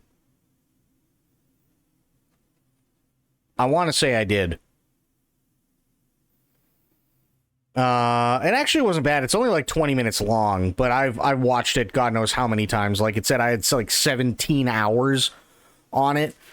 Yeah, I could see that, because I've gone back and I've watched it to take notes on things and everything else. And it's a giant pain in the ass, by the way. It is a giant pain in the ass. I mean, I read you that stuff that I brought up, and it's a lot.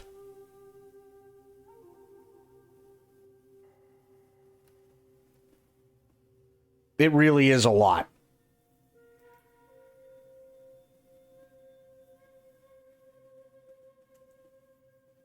So yeah, but no, it's not bad.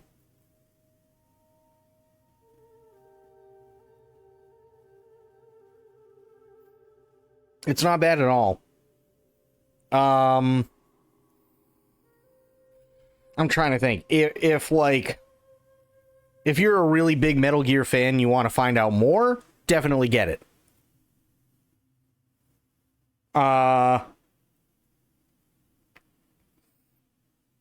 Other than that, if you just want to play the games, I just play the games. That might just be me, but yeah. Do you think you'll go through MGS3 OG before playing Delta? No. No, I've already talked about that. The reason why I won't is because I feel like Konami needs to make this. So Konami has already made the first of 2 home runs. Silent Hill 2 Remake did really, really, really well, and it was well deserved in terms of the accolades that they got and the attaboys that they got, and that's fine. But they still need to knock Metal Gear Solid Delta out of the park. They just do. That's how it is, right?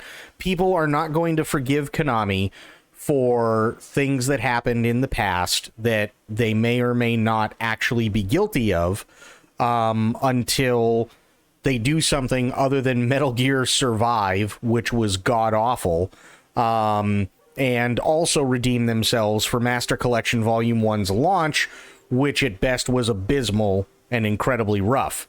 So they really need to nail it on their own merits with Metal Gear Solid Delta, and I don't think it's fair. I don't think it's fair initially to sit there and play the original Metal Gear Solid 3, because we all know that Metal Gear Solid 3 is one of those like damn near perfect games. If not arguably like one of the perfect games. But having said that, we need to see exactly what they really wanted to bring to the table when it comes to Delta. So I don't think it would be fair to play the original that is essentially a perfect game and then turn around and nitpick initially. Yeah, Delta, well, I mean, they have a DLC pack, but it's like the sneaking suit, so it's not that big of a deal.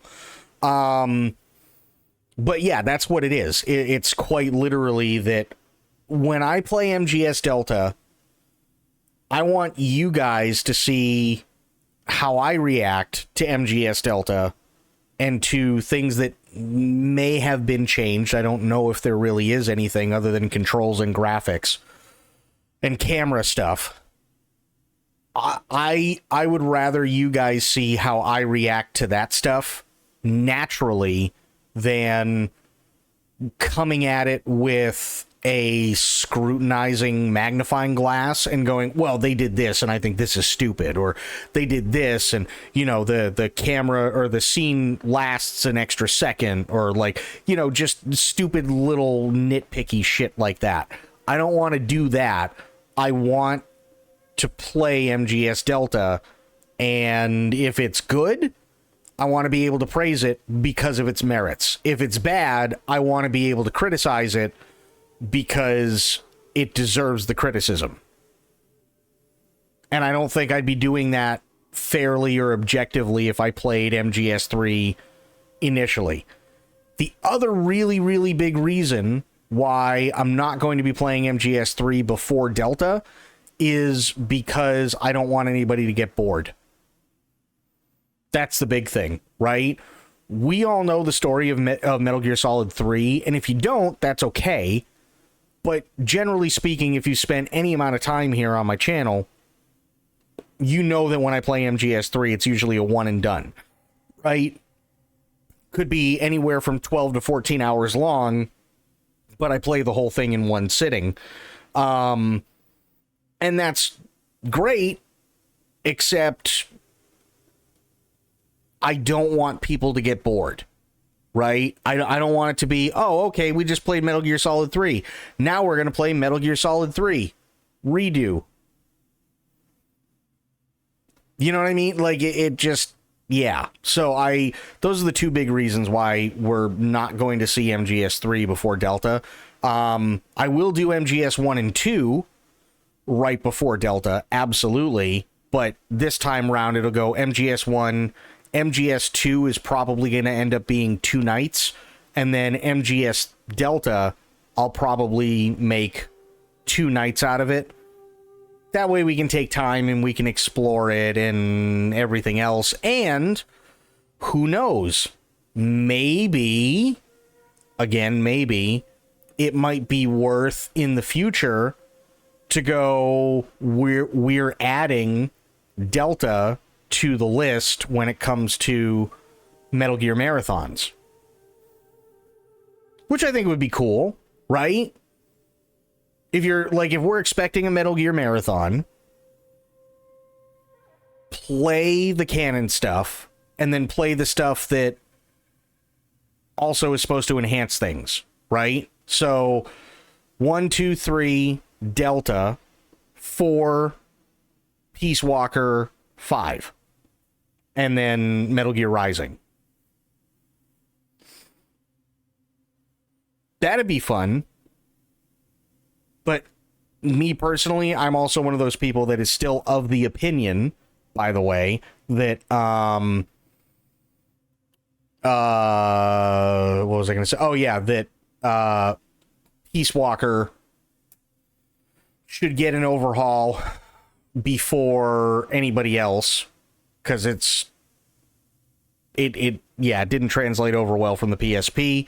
I'm also of the mindset that MGS1 should have been redone before MGS3, and I'm also of the mindset that Metal Gear 1 and 2 absolutely deserved a redo before Metal Gear Solid 3.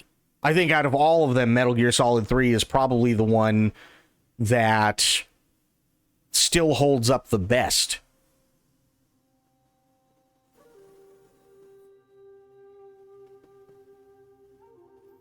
Like, Metal Gear Solid 4 is a blast, don't get me wrong.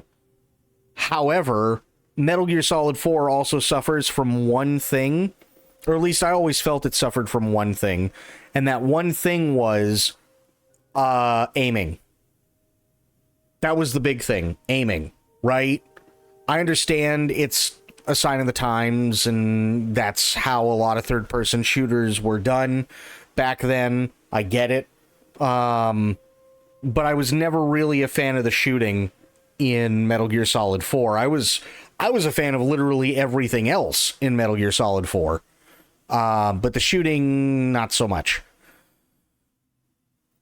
But that's really the only thing that would need to be changed in 4. Everything else is fine.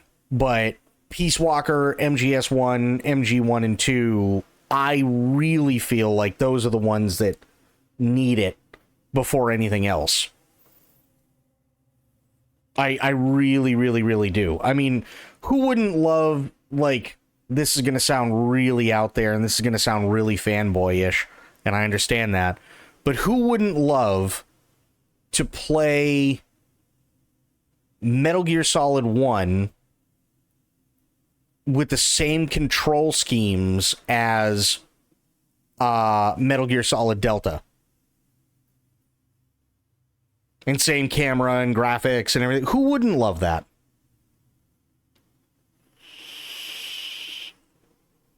Oh, they did. They've already come out and said that. Yeah, they've already come out and said that. And that was something that I speculated initially, which, again, was confirmed that they chose it because it is the most beloved out of all the Metal Gear Solid games. And not only is it the most beloved and the most popular, but it's also listed as one of the greatest video games of all time. So it totally makes sense as to why financially they would go about doing that. Same thing with Silent Hill 2, by the way. Silent Hill 2 Remake was awesome, and I'm glad it exists. But everybody was wondering, well, why not Silent Hill 1? Well, because 2 is by far the more popular. You know what I mean? So I get it. I'm not disagreeing with their reasoning. I'm just disagreeing with the choice. That's really all it is. And again, I'm not part of Konami, but if I was, what better way to reboot the entire franchise than to go, hey guys, been a while. I know we've been quiet, but we got two things that are coming out. We got Silent Hill 2 Remake. We got a couple of other Silent Hill 2 games. And we also have Metal Gear. Not Metal Gear Solid, but Metal Gear 1 and 2 getting complete remakes, and we are going to be rebooting the franchise. And then after Metal Gear 1 and 2 do really well, Metal Gear Solid 1, Metal Gear Solid 2, Metal Gear Solid 3, and so on, right? It gives them time, because Metal Gear Solid 4, I guarantee, is a bitch to port. I guarantee it's a massive pain in the ass to port. Apparently, Kojima regrets making him a clone. I don't blame him. I don't blame him for making him, for him regretting it. I understand why he did it, and I'm sure he understands why he did it back then, but, I mean, hey, sometimes, you know, you make choices, you do things, it comes out fantastic, but unfortunately, it's, you know, if you were able to go back in time, you'd probably change it.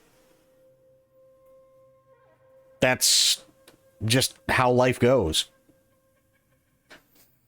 All right, what is this? Kojima regrets this Metal Gear decision he'll never be able to retcon.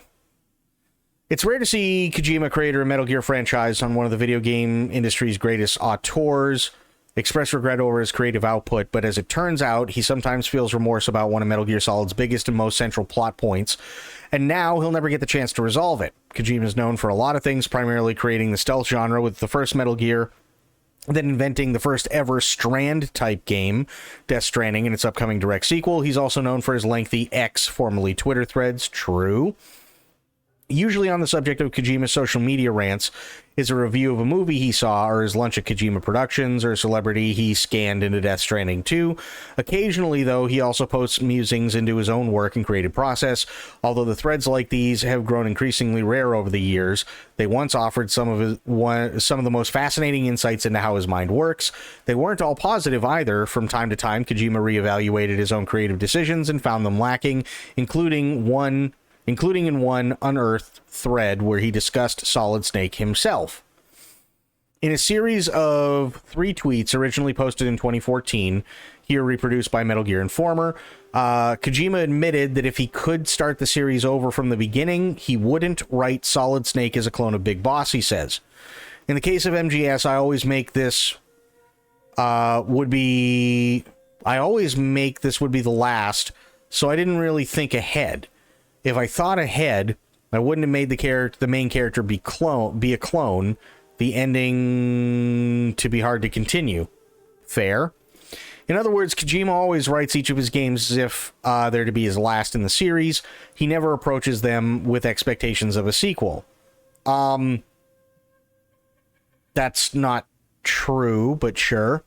On the one hand, that's a good thing and ensures most of his games are complete as they are and don't require sequels or DLC to tell the rest of their stories. On the other, when they do succeed and get tapped for sequels, it makes it that much harder to continue to escalate their stories. The whole thing this is why I have an issue with this statement. He makes every game like it's his last, or especially when it came to Metal Gear, he did it as if it was his last, specifically because he didn't want to make anything else when it came to Metal Gear. He just didn't, right? He made Metal Gear 1, he made Metal Gear 2, he made MGS 1, he made MGS 2, and that was supposed to be it. And then people went nuts, and Konami said, we need you desperately to make a Metal Gear Solid 3. We don't know, we don't know the creative process, but we do know that we need another Metal Gear game, because people are going nuts. He didn't know what to do. And he didn't want to write a sequel, specifically because MGS2 was supposed to be the last one. So, instead, he decided that he was going to make a prequel to everything, which got him interested. And then after MGS3, they went to him and said, hey, we'd really like something for our flagship handheld console, the PSP. What do you got? He came out with Metal Gear Solid Portable Ops, and he came out with Peace Walker. Portable Ops was okay for a while until it interfered with what would end up being Metal Gear Solid 5, but that wasn't until years later because he still had to end up making Metal Gear Solid 4, because again the fans went fucking insane and started sending him death threats and Konami death threats. So he didn't want to do it. But he ended up making Metal Gear Solid 4, basically going, all right, fine, you guys want answers to shit? I'll give you answers, but they're not going to be the ones that you're looking for. That's Metal Gear Solid 4 in a nutshell, right? Peace Walker, he was able to do something a little bit more creative and tie things in and so on because it's not Solid Snake. Ground Zeroes and Phantom Pain, although I know a lot of people still keep bitching about the ending and how there's missing stuff and so on, it's complete. So, yeah. You know, he wrote them like they were his last because at the time, each one was supposed to be the last.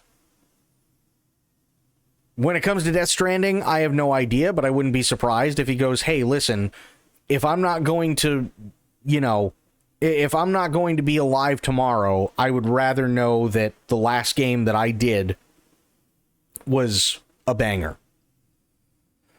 And that I told a fantastic story. And I think that's okay. I think that's perfectly okay. To that end, Kojima says if he'd known there was going to be a Metal Gear Solid 2 and 3 and 4 and 5 and Portable Office Peace Walker, he never would have made Snake a clone.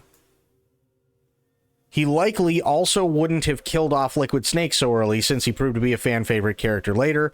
He goes on to say that this kind of post-scripting is especially difficult with MGS because the series' tendency to jump forwards and backwards in time means he has to consider every decision's impact on both past and future events. Looking back on it today, it's hard to imagine a Metal Gear where Snake isn't a clone. It's sort of become the crux of the whole series, with each successive entry leaning on a different part of the boss's legacy and different groups attempt to reinterpret it. But later in the series, Kojima started using an interesting storytelling strategy to walk back plot points he was uncertain about, and it would have been interesting to see how he might have applied it to Snake's potential backstory, but he never got the chance. Okay. Now, these tweets were posted in 2014, just over a year before MGSV was released. Say what you will about the story as a whole, but in its final chapters, it does something fascinating. 5 recontextualizes every appearance of Big Boss that follows chronologically, revealing that the real Big Boss disappeared after Paz's death, and that Venom Snake, as he comes to be known, is actually a bystander who was transformed into a body double via plastic surgery and hypnosis. Sure. It's an incredible last-minute reveal, and while it's not the most universally beloved ending, it does a fine job of driving the game's themes home. It also shows an incredible willingness by Kojima to kill his darlings, as it were, to retcon plot points that don't deserve the greater Metal Gear saga by coming up with wild left-field twists that completely change the rest of the series. I shudder to think what he might have done with other story elements, including Snake's being a clone, had he been allowed to continue in that capacity, but unfortunately it never came to fruition. This is because Kojima departed Konami seemingly on pretty bad terms almost immediately after the release of 5. Although the story has a happy ending, with Kojima establishing his own studio and making games entirely on his own terms, we probably missed out on a lot of Metal Gear as a result, not to mention Silent Hills, but that's a story for another time. So Kojima never really got the opportunity to retcon Snake's story the way he might have liked, and with Metal Gear now firmly in Konami's hands, he likely never will. Again, sure, it has a happy ending. He established his own studio, but we probably missed out on a lot of Metal Gear as a result. Okay. But who said we were going to get more Metal Gear? Right? He was done. Like, he was done. So why would he keep making more Metal Gear? You got to remember, at the time, he was literally the second most powerful man in Konami. He was literally the vice president of Konami when he made Metal Gear Solid 5. A new CEO came in, we all know the story, we all know what happened, and that's fine, but Kojima didn't want to make more Metal Gear. And he hadn't wanted to make more Metal Gear for quite a while, which is why you had people go and make Metal Gear Rising, which is fine, but they got his blessing for it. That's why you had other people going out there trying to make other Metal Gear content, like Twin Snakes, which sucked, like Portable Ops, which is not canon, even though that was Kojima. He flat out said, nope, it ain't canon no more, right? I don't think he had anything left. I think aside from what he possibly wanted to put in that he never got to with MGS5, I think he was running on empty. I really do.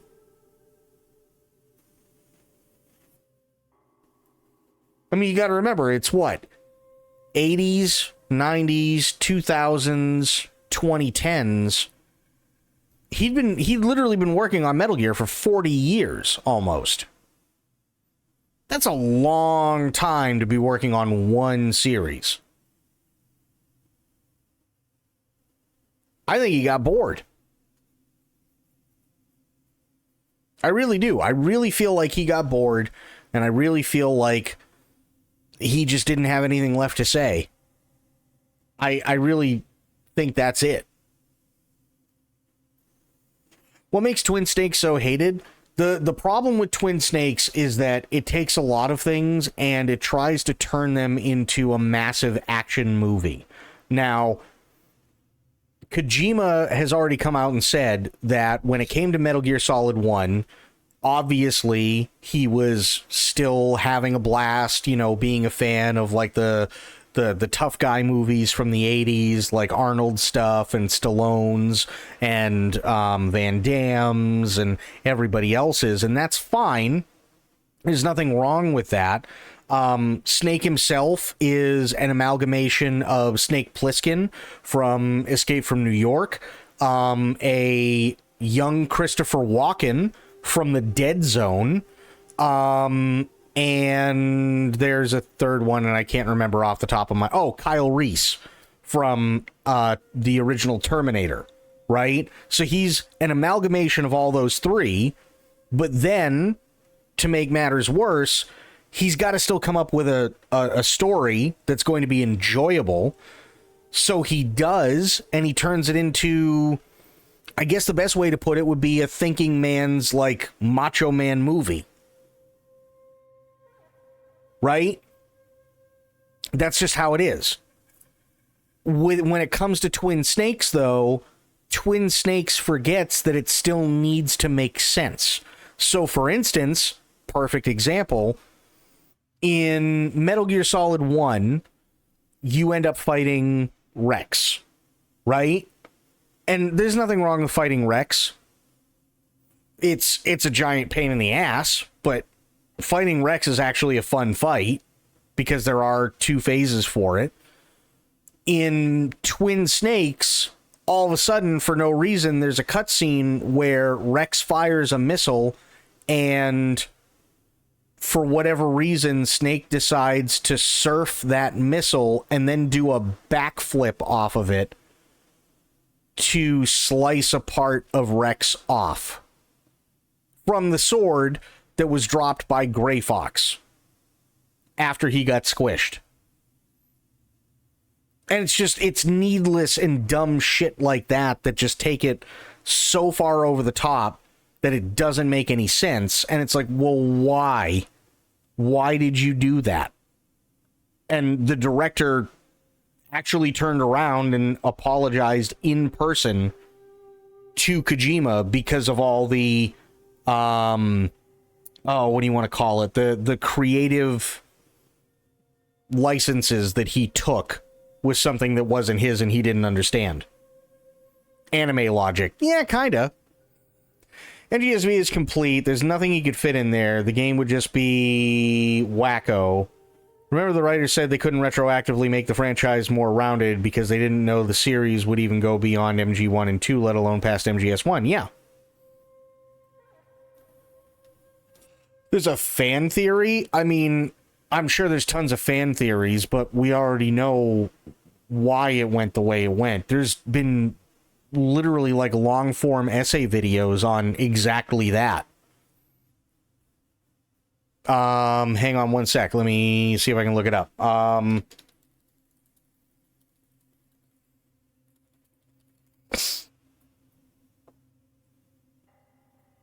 Let me see. Why is it so hated? Is it really that bad?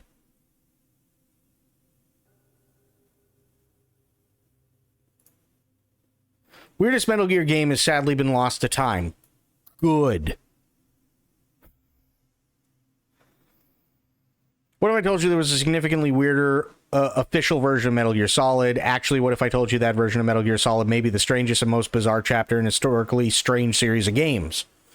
It's a game about that people quickly forget about at the time, and one that has become even more obscure in the years since its release. However, that time has made it clear that Twin Snakes is too fascinating and strange to remain yet another lost title. It's not. It really isn't. Trying to find it. Here, let me do it this way. Nope. I'll do it this way then.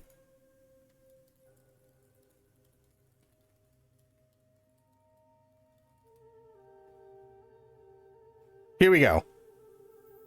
Twin Snakes director Ryuhei Kitamura was not directly involved in any apology to Kojima. While Kitamura directed the cinematics for the GameCube version, he reworked them at Kojima's request to incorporate Kitamura's signature action style. According to Wikipedia, his work on the cinematics did receive some criticism, including for the excessive use of bullet time, which was inspired by The Matrix. The situation did not involve an apology, but rather a collaborative revision of the game's visuals. He's a Japanese filmmaker and director known for his action-oriented style, particularly his work on The Twin Snakes. Is that really the only thing he's got?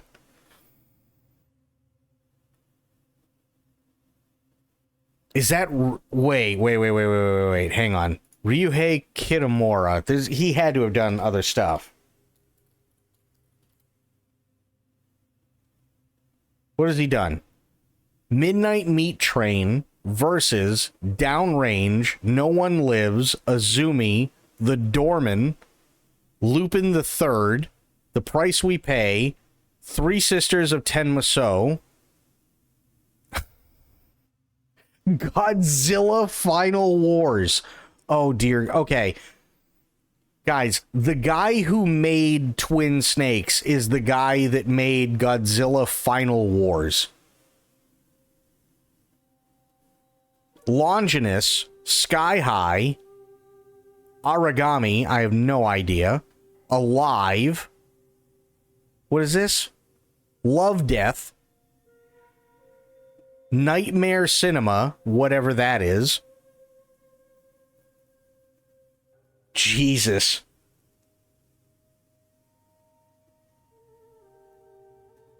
That's nuts. Yeah, that's the guy who did it. And it's like, why? Why would you ever do that?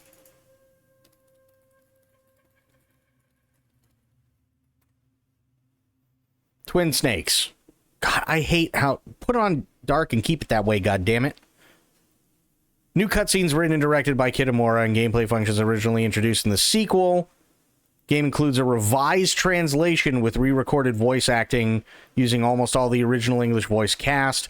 The game was met with positive reception from critics with praise towards graphics and presentation, though with criticisms towards the frame rate and the addition of gameplay mechanics from Sons of Liberty.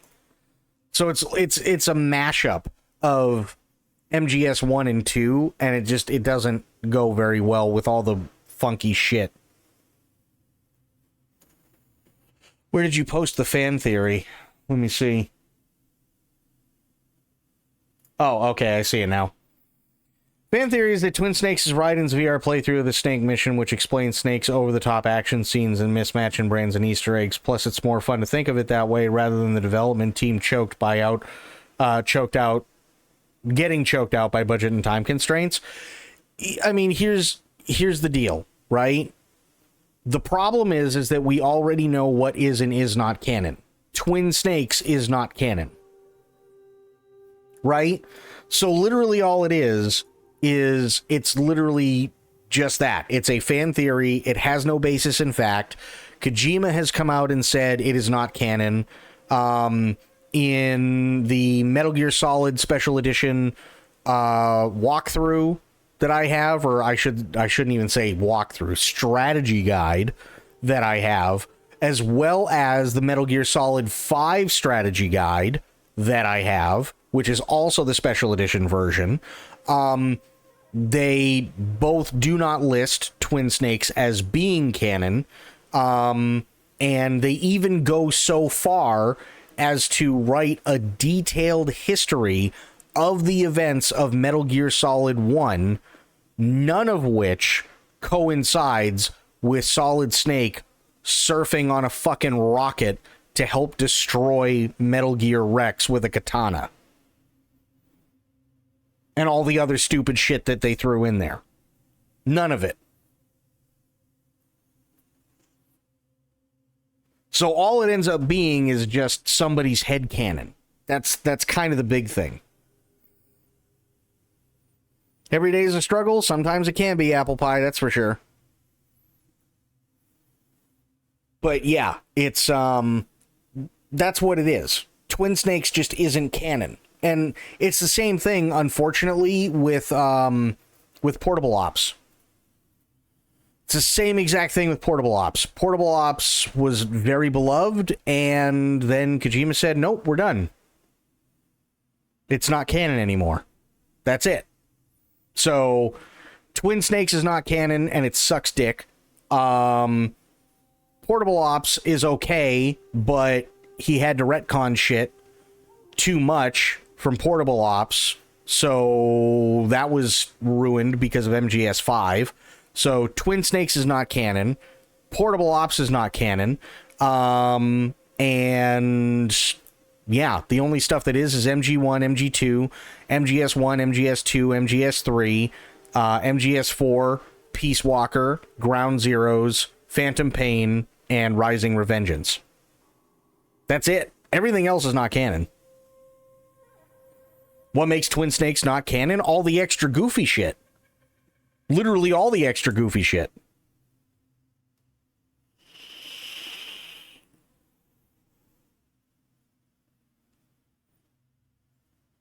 Well, it's not just it's not that it's just a remake. That's not what doesn't make it canon.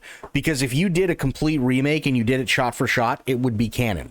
The problem is that you've got a bunch of extra goofy shit in there, which doesn't make any sense when it comes to the gameplay, and to things that have been described in what is actually considered canon for Metal Gear Solid.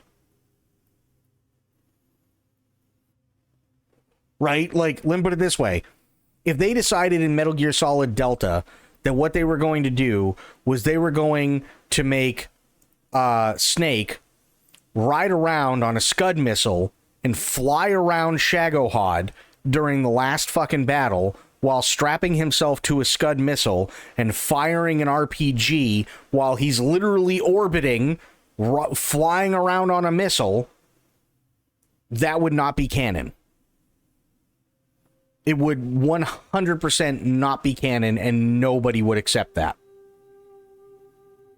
That's the kind of dumb shit that you end up getting in Twin Snakes.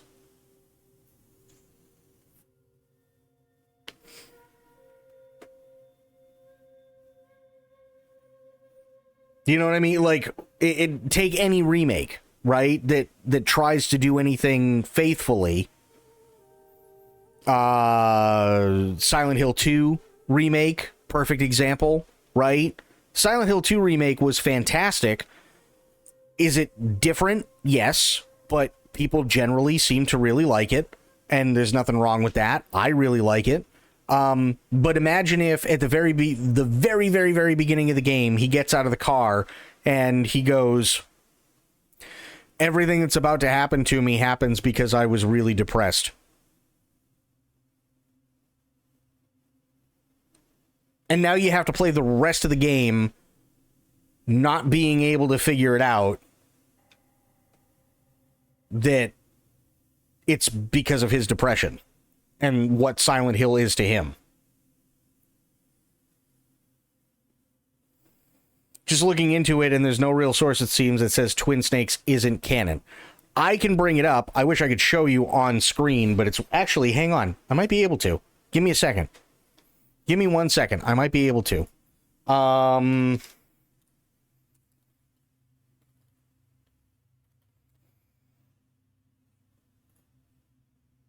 Let me see if it comes up this way.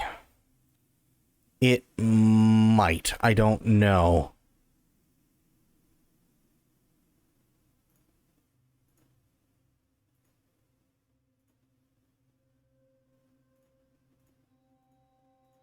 Trying to find it.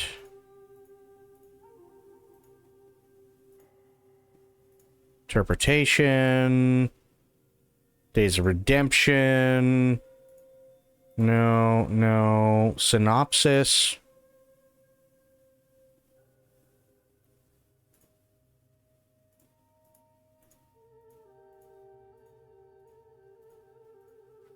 Where is it? Maybe it's the wrong one. Maybe I gotta look up the other one. Hang on.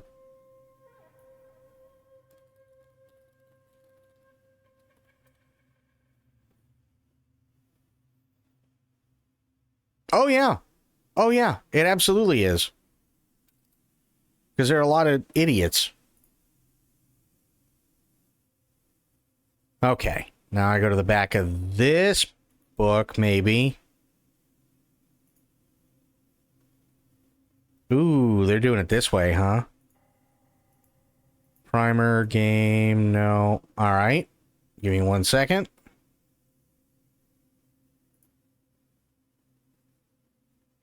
Aha, here we go.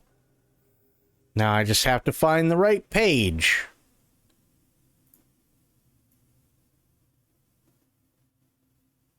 And scroll down, scroll down.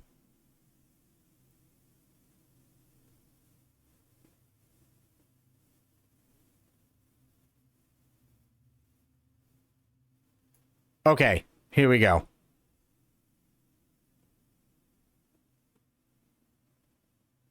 Let me see if I can I zoom in on this? Okay, here. Oops. Keep that there. Good. Story so far. This is from the MGSV walkthrough. This is not the special edition one, but that's fine. Right? Reading this thread on GameFAQs, people debating it, and it's so back and forth. Of course it is, but this is how you look. Creation of Cypher, so that's all Metal Gear Solid 3. First confrontation between Zero and Big Boss during the Peace Walker incident in 1974. Destruction of Mother Base. This is where the Phantom Pain begins. The year is 1984, and of course they fucking cut it off. You sons of bitches. So basically what it is... hang on. Introduction. Yeah, see, story so far. They're cutting it off. Son of a bitch. Let me just fucking... Okay, this might be it. Hopefully.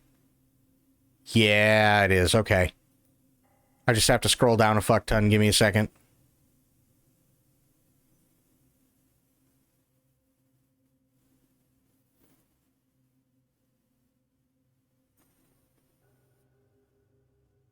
Because in the MGS5 book, it's only like maybe half the book that's an actual walkthrough. The rest of it is all canon stuff.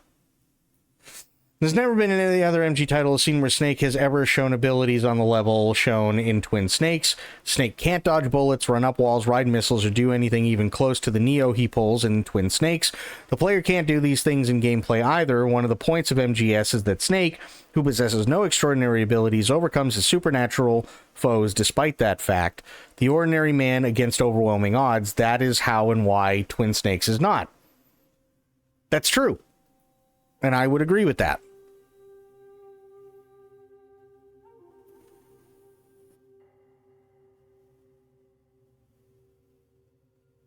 especially when it comes to movie making. And I know that might sound stupid, but think about it this way, okay? He was into making movies, right? Good on him. Make them movies that I can play. That's fantastic. I love that. But having said that, if you're going to make a movie, you cannot give somebody supernatural powers and then they just never use them. If you look at The Matrix, right? What happens with Neo? Neo is finally able to see what the Matrix is for himself. And because he's able to see the Matrix for himself, he's able to finally turn around and defeat Agent Smith, which is fantastic. Good on him. And then he continues to use those powers throughout the next 3 fucking movies. Good on him. But you don't see Chow Yun-Fat sitting there and, like, summoning fucking spectral dragons in any of his hard-boiled detective action movies and then just shooting people left and right the rest of the time. Because that wouldn't make any sense.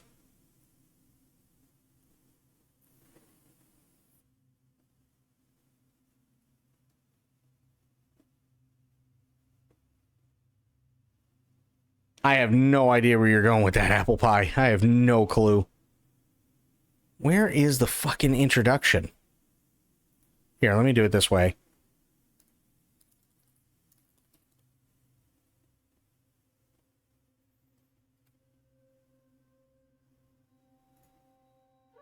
Or not. Okay, keep going. Jesus Christ. The hell is this thing? That's the index. Aha. Okay.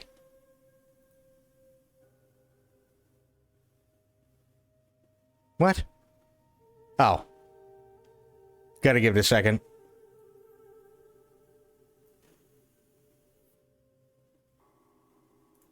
There. Okay.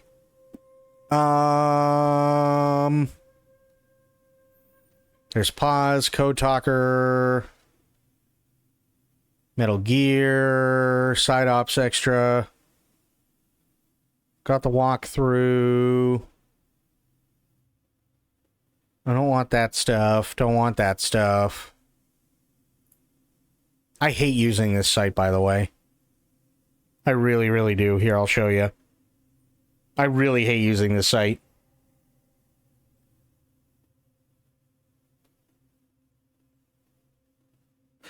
Oh, it's a giant pain in the ass to figure this shit out when you're doing it digitally. I can just grab my book, but I really don't want to. Walk through side ops, another phase, extras, biographies, story recap. That's what I'm looking for. Here we go. Okay. 1974, Peace Walker incident. Big Boss. I have to wait for the fucking ad. Of course I do.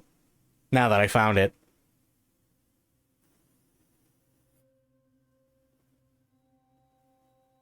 There. Operation Snake Eater. This is canon, by the way. This is official by Konami.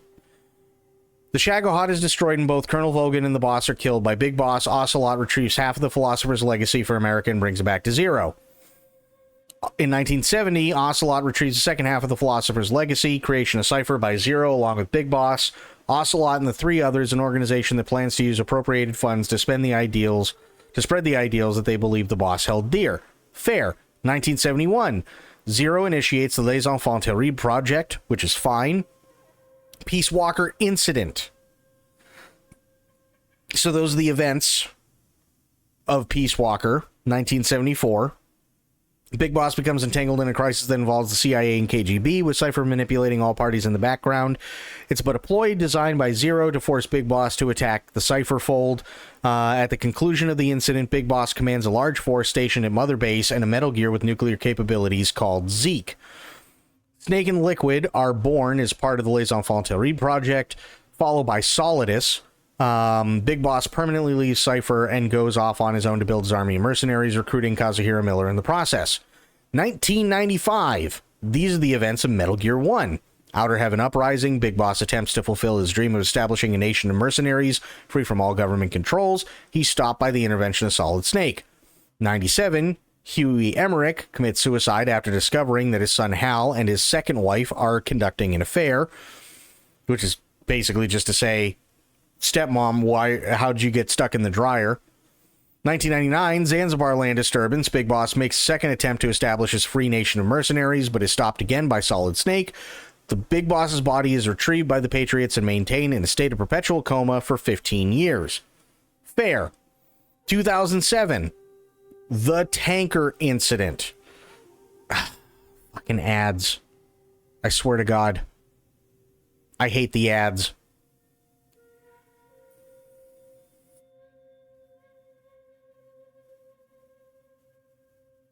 There. Okay. So the Patriots, Big Boss's body is retrieved by the Patriots and maintained in a state of perpetual coma for 15 years. So this is all Metal Gear Solid. This is all Metal Gear 2. Tanker incident, which takes place after Shadow Moses. Snake takes photos of the newly developed Metal Gear Ray. EE is recruited by the Patriots to begin work on GW Artificial Intelligence System. 2006, Ocelot has Liquid's arm transplanted in place to of the one he lost to Shadow Moses, which he will use as a prop while faking his Liquid Ocelot persona. Snake and Otacon found Philanthropy and NGO fighting to restrict the proliferation of Metal Gear technology. Fair. So this is Tanker Incident. This is 1 year after Shadow Moses. This is Shadow Moses. Solid Snake stops a terrorist unit led by Liquid Snake from launching a nuclear missile with Metal Gear Rex. Ocelot has an arm severed during a duel against Snake. Cos Miller is found dead in his house a few days prior to the incident, presumably killed on Liquid's command and possibly by Ocelot himself. Cool. And then, let's go down. So that's the official canon timeline. But now I have to go down. If it'll let me. Maybe, possibly. Ocelot. Okay. Here we go. And I have to wait for the ad.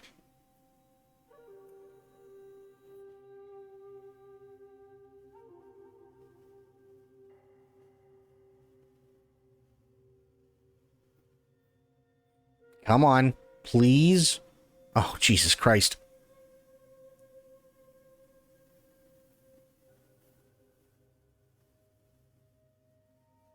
There.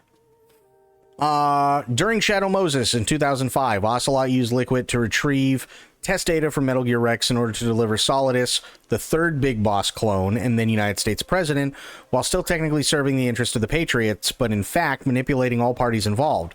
Losing his right arm during a confrontation with Snake, he replaced it later with the equivalent limb of the body from late Liquid. Fair. This is all MGS1 stuff. All of it is MGS1. There's literally nothing in here that says Snake rides a rocket that Rex fires to destroy it with a katana.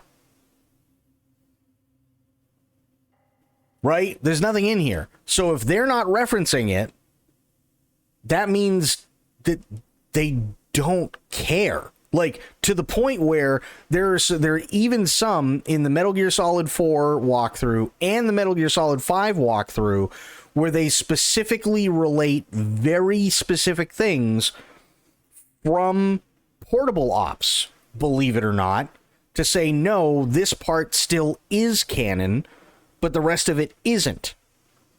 So the fact that it's not even listed in not only the MGS4, but the MGS5 walkthrough, or strategy guides, I should say, tells you they don't give a shit about it. They don't care. It's not, it has nothing to do with them.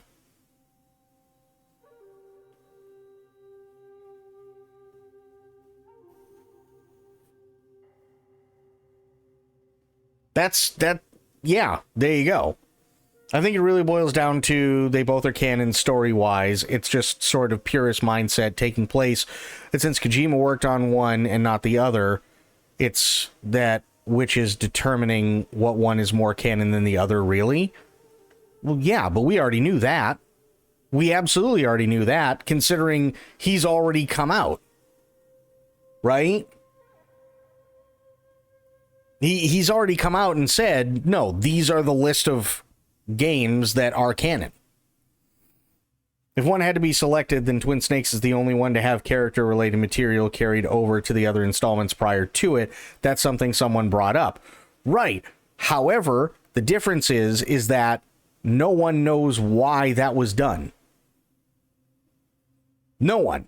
No one has any idea why that was done. That was actually something that was brought up in an interview with Jennifer Hale that was done actually recently, and they asked her about the accent change for Naomi, and she said, I don't know any more than you guys do. I questioned it, but they just told me because that's how Kojima wants it. So I went from being somebody who had a British accent because they were originally from Rhodesia and then adopted, that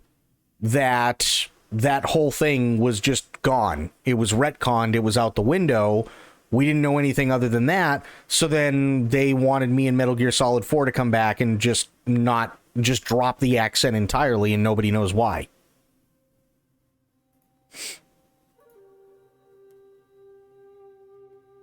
So there are things that even he changes, right?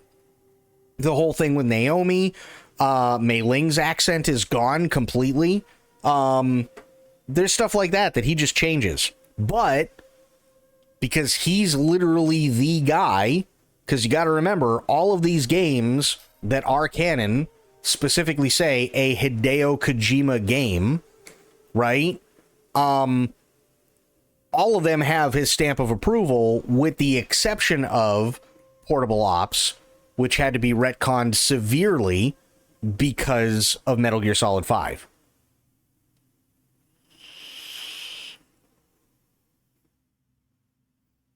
So he's not saying you can't enjoy the others, but he is saying, as far as he's concerned, there's already a list of everything that is canon.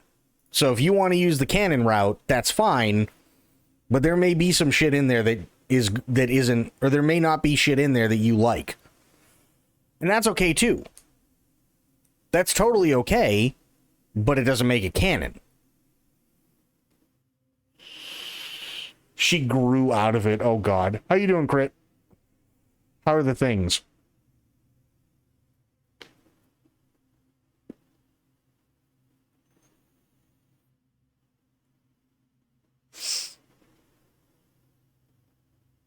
Yeah, no, I know that.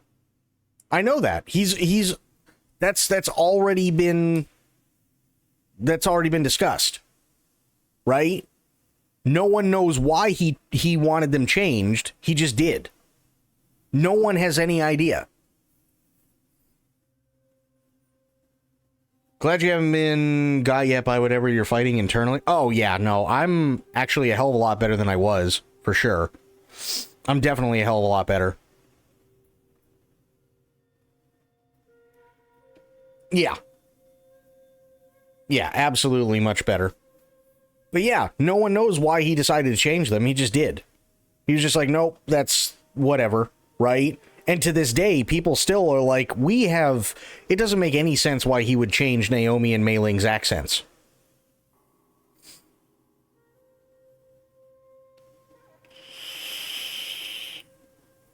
Apparently 4 uses screenshots and cutscenes from Twin Snakes over the PS1 version as well, which is another mystery. It's not really another mystery. Again, you have to remember, the reason why he did what he did with MGS4 is not because he wanted to make MGS4. It had everything to do with him going, fine, you guys want another Metal Gear. I get it. Right? You guys are fans. You're Giga fans. Understood. I love you guys. You guys made my career. That's fine. At the same time, it's also all right, you want answers? Here's your fucking answers. I don't give a shit whether you like them or not. Go fuck yourself.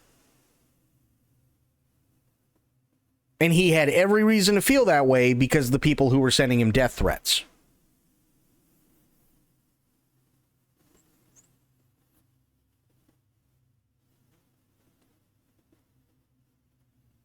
Like, that's kind of the whole thing, right? You're never going to get, especially with Metal Gear Solid, you're never going to get something that's going to give you any sort of, like, primer.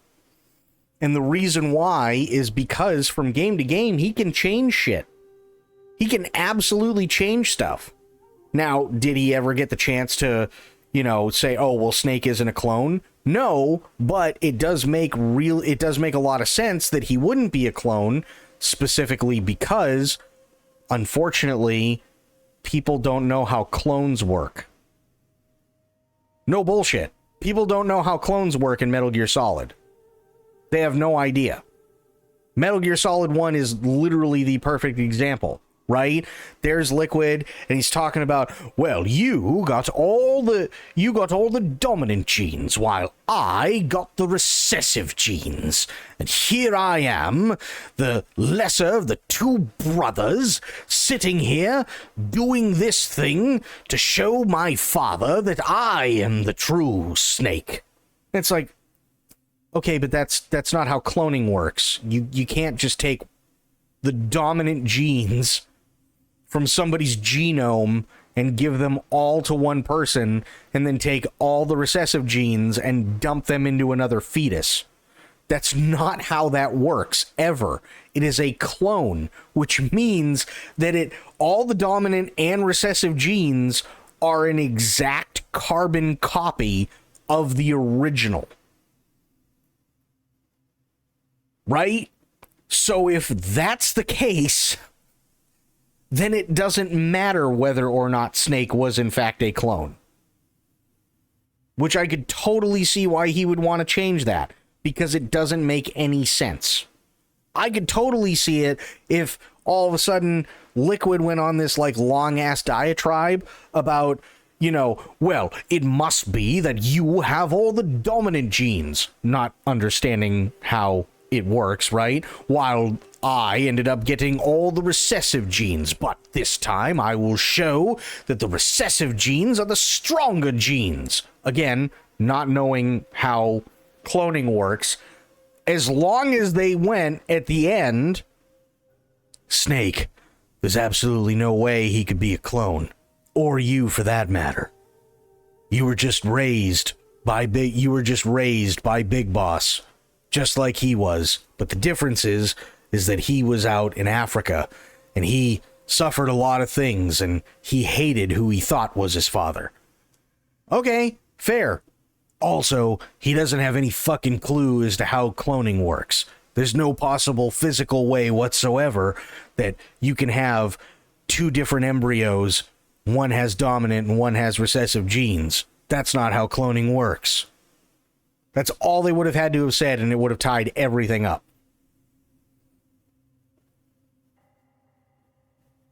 But they didn't, right? Because they had no fucking idea how cloning works. A clone is exactly that. It is an exact carbon copy. Flaws and abilities and traits and everything, all in one, created again. That's all a clone is, right? It's a carbon copy. Now you can change certain things, and this is where psychologically shit comes into play, nature versus nurture and so on, right? Nothing wrong with that. You can have somebody who's got the exact same genome as you, but they are a different person because of how they were raised.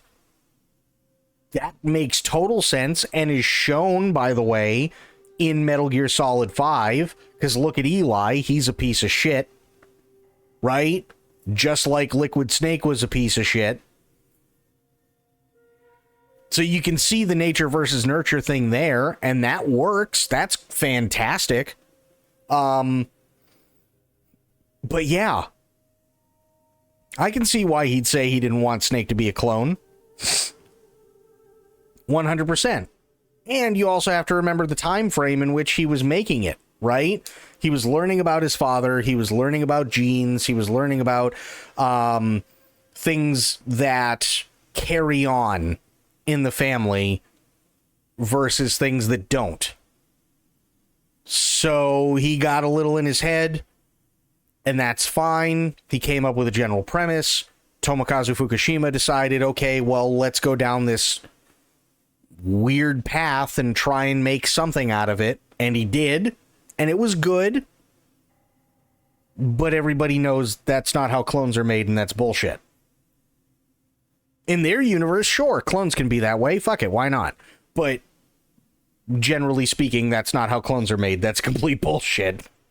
You know what I mean? So there are tons of things that you'll find in most Metal Gear Solid games where you're like, no, that can't, I don't think so. But again, you're just like, it's a fucking video game. Right? So sure, there's some creative leeway there. I get it. You know what I mean? Like, that's just how it would be. Here's another one. Metal Gear Solid 3. Again, arguably a perfect game. Think of it this way. If Volgin is dead set on making sure that the Shagohod program goes through and that he does everything that he needs to, why is it that he would keep Snake alive? Why wouldn't he just go in, take a gun, put it to Snake's temple, and pull the trigger? The reason, quite literally, is because there has to be a video game. That's it. But if it were IRL and Snake got caught, he'd be tortured until he lost his eye, and then they go, well, that's it. That is it. He knows nothing else. And then they just execute him. You see what I mean? Like, sometimes it's just because the fucking game has to keep going, unfortunately.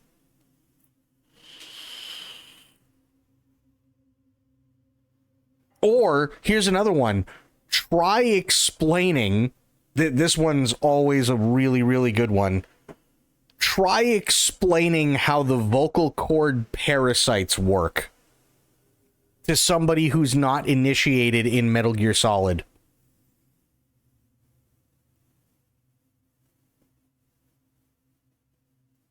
You know what I mean? Like, that's a tough one. That's a really tough one to broach. That's an insane, even for somebody who is a mega and fucking giga fan, who's been studying Metal Gear Solid for years.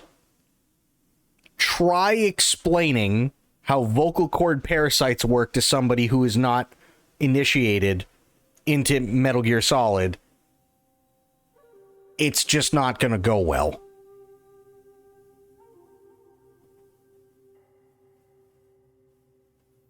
After watching so many stealth camping vids of Steve, it's made me realize that the letter S in MGS stands for Steve, not Solid.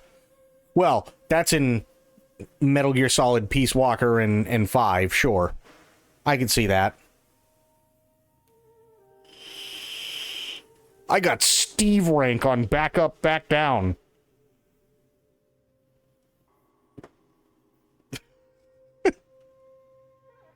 That's what we got. I'll tell you what, though, because we are coming up on hour 5. Here's what we're going to do. We're going to switch over. Going to go back to just chatting. Now that we've been derailed anyway, which is fine. That's okay. I'm not worried about it. I'm not worried about shit being derailed. He went 70s, too. He did go 70s. That's for sure. I'm going to bring this back up. Okay. I'm going to quit out of this. That's not quitting. I'm going to quit out of this.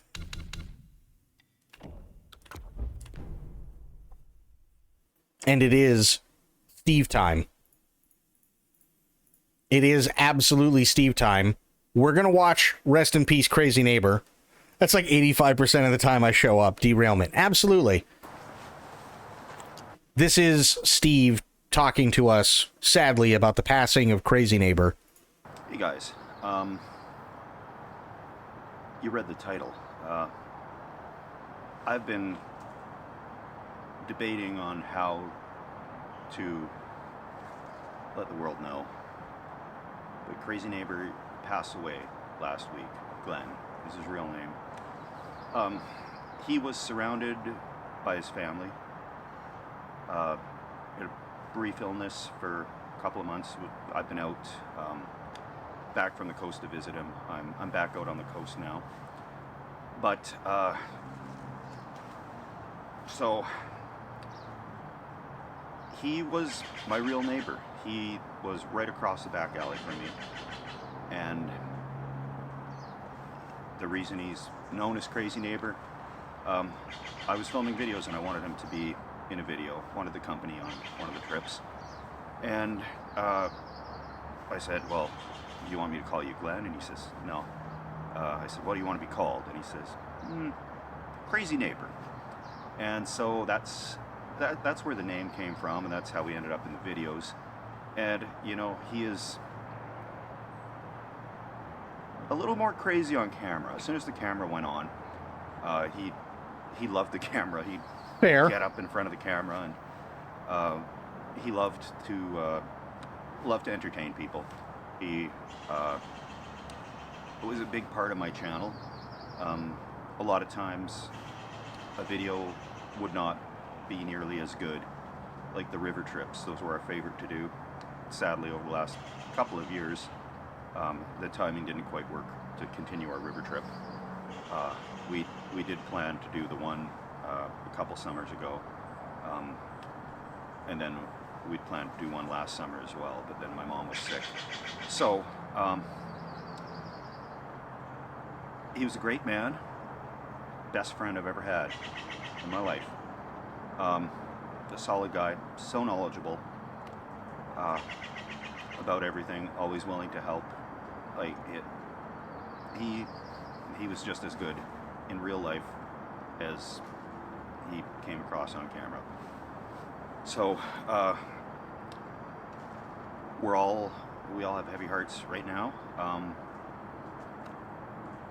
and I know that he wants me to continue filming videos, and I know this is it's been a rough little while with a lot of things happening that are kind of beyond my control, but this isn't about me. This is about a tribute to Glenn. He's riding his Harley in the sky right now, and his family is they're really great people, and I'm still good friends with their family, with Glenn's kids and all of his friends. Like sorry, somebody's mowing their lawn here. I didn't have a really good spot to film this. I've been putting off trying to film this video because I didn't know what to say. That's fair, so though. I'm just winging it here. But I don't know what to say, guys. I know Glenn did say that, you know, keep filming the videos, Steve, and from now on it's an adventure. I have to continue on this adventure for the both of us, because life is for living, and I'm absolutely privileged to have known him, and I'm grateful that he was able to have an adventurous last 4 or 5 years, traveling around. It's like he was really living his dream, doing what he wanted to, going where he wanted to, hanging out with who he wanted to. That was what he said about retirement was so great, and he had a great few years and was able to share his joy and zest for life with the world, and his legacy will continue immortalized on YouTube. So that's pretty much all I have to say. I'm not quitting YouTube. I'll be back, but obviously a situation like that comes before filming videos, and there's no possible way that it would be absolutely inappropriate over the last couple of months for me to be out having a great time or pretending to have a great time, knowing what's going on with Glenn. So that's all I could say at this point, and I'm moving forward. I'm moving forward, and we're gonna be okay. Everything's gonna be all right, guys. Stay tuned. He's a good guy. Steve is a good guy. I'm going to be honest. And seriously, there we go. One of his wife, it's pretty short, kind of worth watching. Let me see. Oh, yeah, this one. Oh, boy.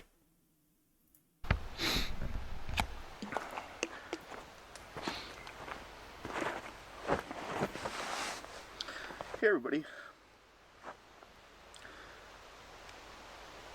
This is the hardest video I've ever had to film, so I'm just gonna take my time and pour my heart out a little bit here. On Saturday, beautiful wife and I went to bed. On Sunday only I woke up.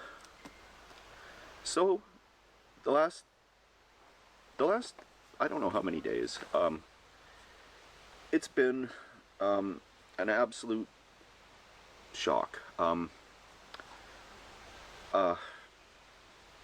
Everybody knows that I could get a hold of that are personal friends, and now it's time to let another million people know. So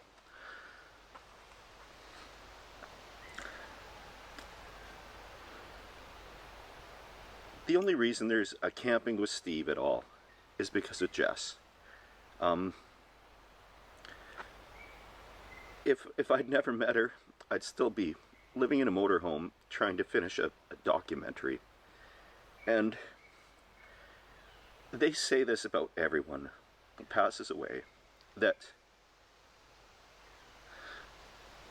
there was no one else like them, and that they brought a smile to everybody's face, but she was the real deal. And anyone will tell you that. Sorry, guys. Anyway, I'm at the acreage right now.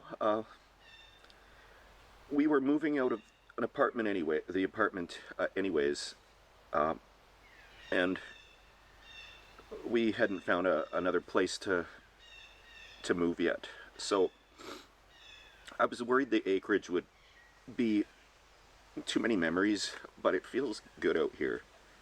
So I'm gonna be here for a little while, for the next couple of weeks anyhow, and I'll see what happens after that. So obviously I'm signing out for a little bit here, guys. I'm not going anywhere. Jess wouldn't want me to stop making videos or anything like that. I'm just gonna need a little bit of time, and I thank all of you that have shown such love for Jess in the comments, and you know, I see that, and she did too. She was the one that always replied, or wife here. She'd never call herself beautiful wife, just wife here, and that was her replying to those. So I really want to see all the messages from you guys, but I'm not going to be able to do that for a little bit. I have a social media guy who's going to be kind of like getting them all organized so I can see when it's time for me to get back to messages. If anybody is wondering what you can do, please donate to your local food bank, donate to your homeless shelters. That was Jess's major thing she liked to do. We used to have little packages in the cars, and if somebody looked in distress, or like if somebody was hungry or homeless, there'd be a water bottle and some socks and, you know, deodorant. We had these little packages, and she'd love to give them out like that. So it would mean the world to her if you guys could do something like that. And I'll let you know. That's all I got, guys. So Oh yeah. thank you so much, and we'll see you when we see you. Yeah, Steve's had it rough. Steve's had it really, really rough, for sure. Okay. So we watched Rest in Peace, Crazy Neighbor. Which one do we want to watch first? We got Abandoned Pipe Camping, and we got Stealth Camping Beside Fire Station. Pipe camping. Okay. Hey guys, there's an abandoned pipeline here, and thanks to Ross Stewart, I found out that there is an access right down here somewhere. I'm just going to hike down here a little bit and crawl into the pipe. Hopefully it's dry and clear enough and big enough in there for me. Oh, also, by the way, the echo that you guys are hearing, that's not on my end. That's literally the echo going through the pipe. And it should be fine shelter for the night.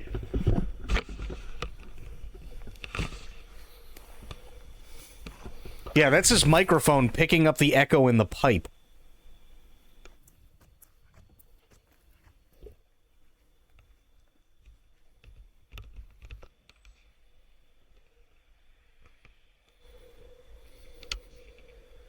Oh. Looks like the hole.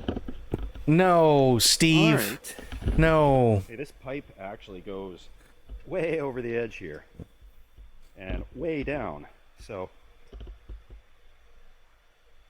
I'm going to stay away from this edge and I'm going to do my camp on this side of the pipe. Okay. Good call. Fair. All right. Check this out. Okay.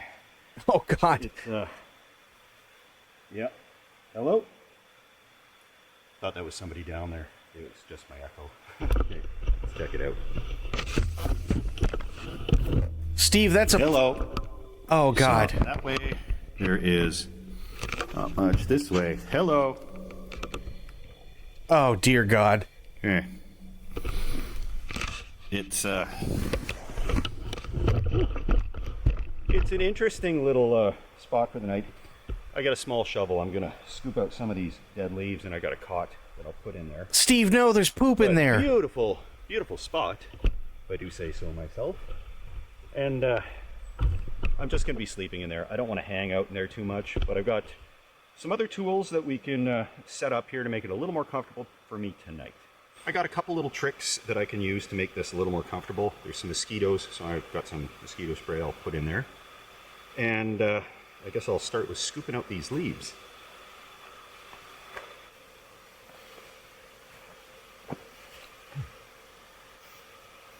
I just know when someone told him about this hole, he just lit up like a Christmas tree. Oh, absolutely he did. It's made from a plant derivative, so it's healthy. So this water pipeline was shut down in the 70s. It was probably built 100 years ago. And it was leaking more than half of the water they sent down it. Jesus. Because it's just pieces of concrete segments held together with ring clamps. And so they... Gotta go eat dinner. It was delayed due to feral fey child. Have fun with Steve and see you guys later. Myth, have yourself a great night and have a good dinner. We will see you later. A more efficient, modern system now. So this hasn't been used in 55 years, so I should be okay. I don't see any water coming down or any evidence of water coming down this pipe. And I think there's a lot of spots that are actually closed off, so these are just segments that are left here. Okay, time to clean up the home for the night. Folding shovel. I should be able to make this a little more domesticated. You're domesticating the inside of a water pipe. There's a bit of airflow moving through here, and I think I know of a way to stop that from happening. But first things first, clear off as much of this muck around here. It only seems to be right at this access port that it's a problem. Obviously, don't do this. I don't recommend this as an actual shelter.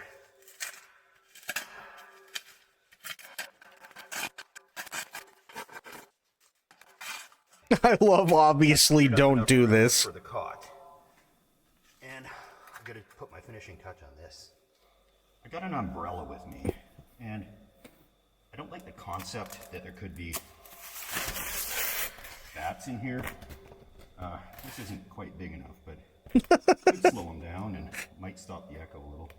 And I don't have to look at this ominous pipe that never ends. Sticker up here, whatever it is.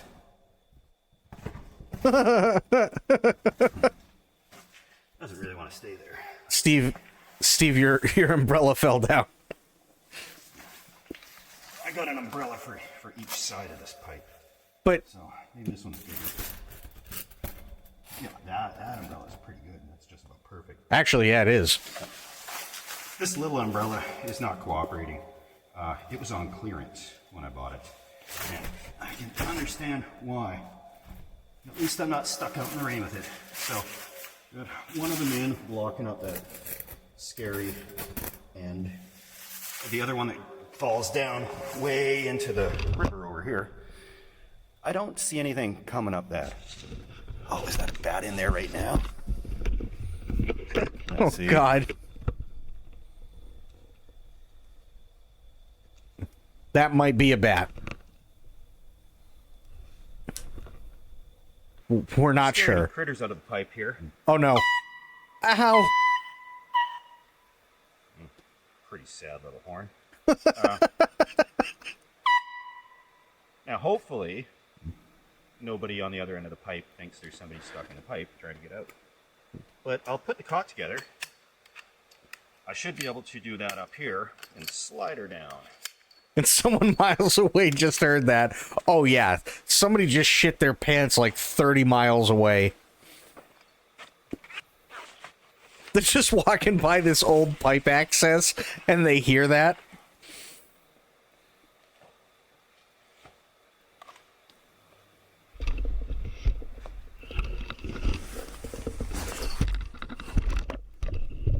That'd be fucking hilarious. Some poor dude in fucking Vancouver or whatever, right? He's just walking by this pipe access and all of a sudden, oh dear God, shit! And he just like freaks out. I'm gonna move the umbrella to the other side where something looks like a bat is hanging on the top there. This looks like a found footage horror film.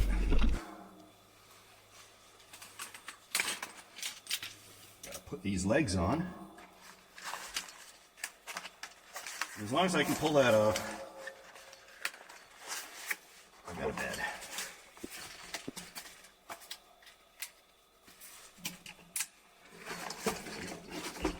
Should be no problem.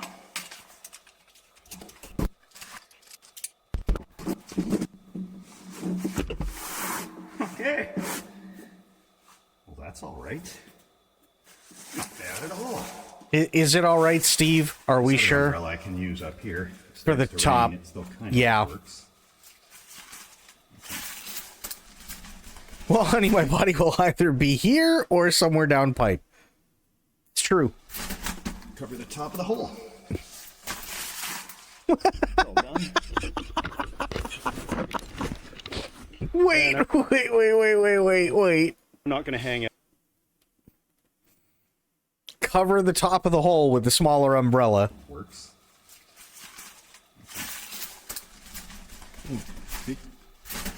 Cover the top of the hole. All done. That look. The top of the hole.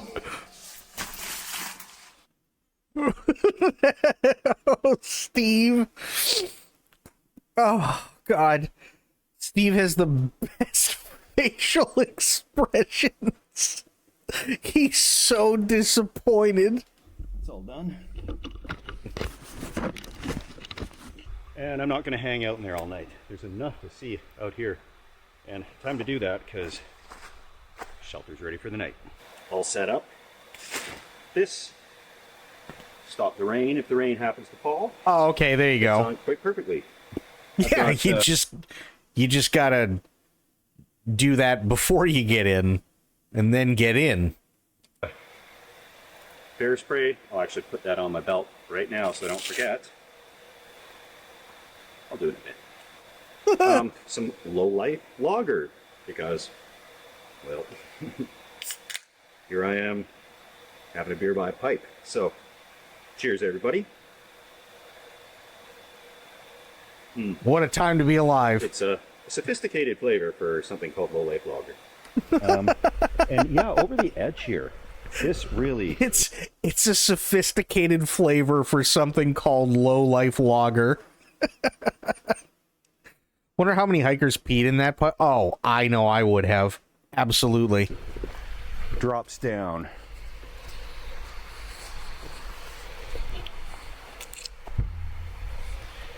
Right like that.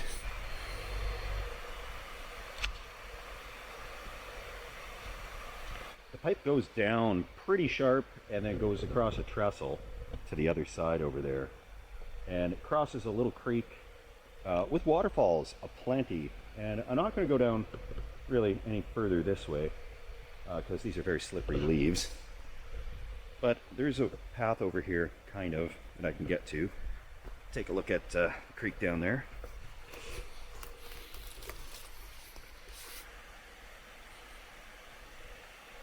Yeah, it's a little bit of a dip. There's a couple of segments of pipe down there, and I kind of think that when they were building it, they dropped a few, and being the early 1900s, they didn't really care about leaving it in a creek.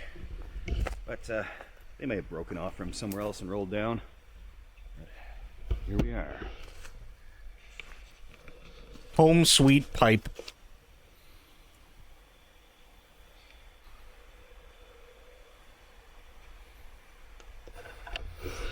Going this way on the pipe, from where I came in, it's pretty level. Apparently most of this pipe is really level, other than that one spot back there that goes down and reverse siphons. Imagine getting high with a pipe in a pipe. Oh, God. But these sections are about 4 feet wide. And I'm going to find where they join together so I can show you. Yeah, so these are just sections of concrete. Maybe a little mortar. And then these pipeception, true. Steve would have never been found again, true. Relying on to hold the water pressure in. So times have changed. Technologies have evolved. That really is just a C-clamp. Holy shit. This pipe just keeps snaking on through the woods. And these trees are absolutely majestic. Like the moss on them, it feels great to be out here. I really do love the tree. I kind of feel like, and this very well could be wrong, why not a band? Wait, not a band clamp? Yeah, it's basically, well, I mean, you could technically call it a band clamp, yeah, but it's really, really weird how they set them up. I kind of feel, though, like when it comes to big businesses like this, right? I kind of feel like when they abandon shit this big, they do the math, and it very well, and I'm not really excusing pollution, because we know obviously pollution is bad, but when it comes to something like this, which is like a gigastructure, right, where it's supposed to form to the land, and it's going for hundreds if not thousands of miles and shit like that, they do the numbers, and they go, okay, everything that we need to pick up, we've picked up. But we've got hundreds of thousands of tons of metal that are just out there. And they go, okay, well, if we were to dig the whole fucking thing up, it'd cost billions of dollars.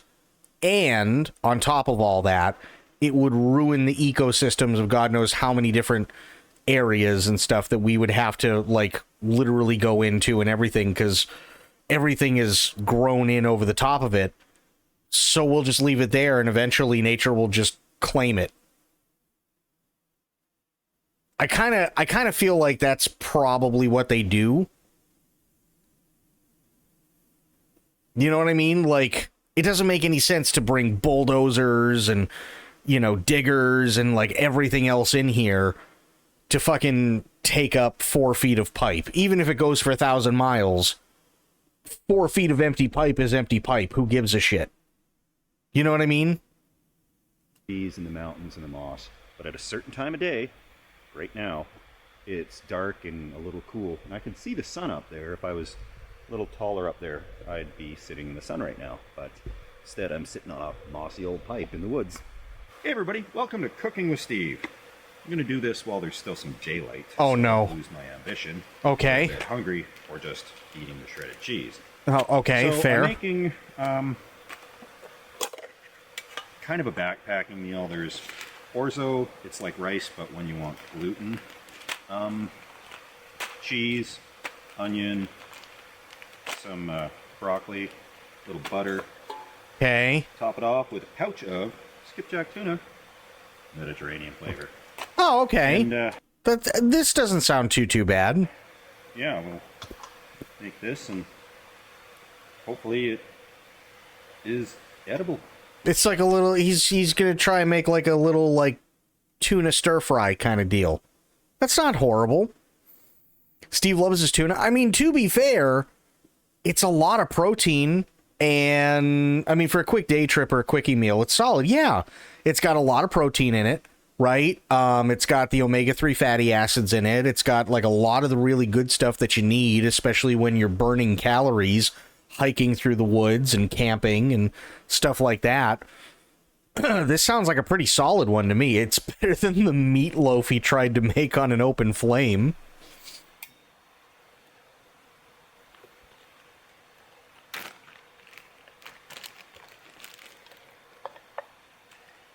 I'm just going to saute these onions in some butter here.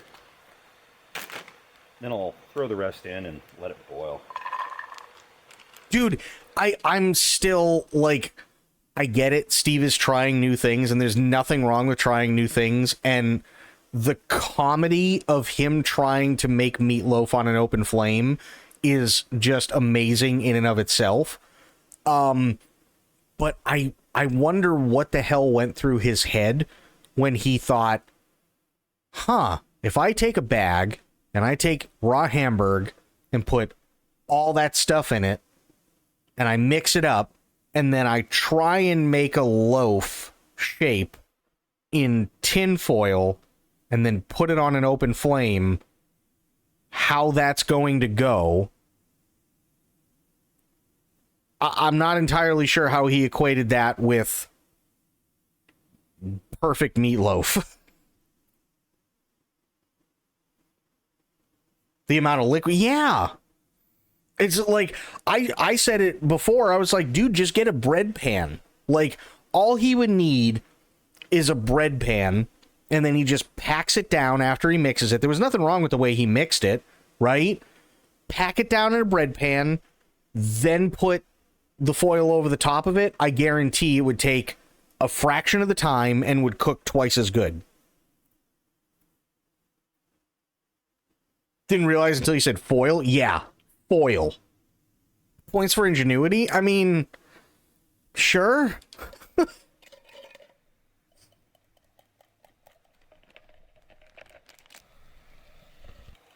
Yeah. Broccoli, sauteed onions. Smells aromatic. Yeah. Rice, Dare I cheese, say? tuna. That's what's happening there. That is a solid hiker's meal. Dump it all in and pray meals. No, I've done these before and it turned out very badly. I'm sure it'll be fine. So I'm gonna eyeball. Didn't say it was a the lot of amount points, water yeah. I think I need for this orzo. Maybe two. Okay, I need fair. more. 2 points. I'll add it. All right, we'll boil this up. A for inventiveness, F for end result. Tuna. We'll add the cheese last. Really doesn't look good coming out of these pouches. No, it never does. I love those pouches, but it always looks like cat vomit when it comes out of those things. So my excuse or my backstory, if anybody asks why I'm out here, is I'll say like I'm a forest guardian or something, that just making sure nobody poaches any of these trees, you know, like there's old growth, etc. So that's what I'll say, and I'll play it all professional too.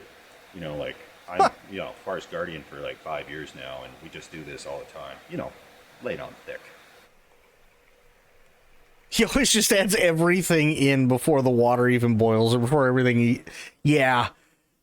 He's not the best cook, and let's be honest, that does look like cat vomit.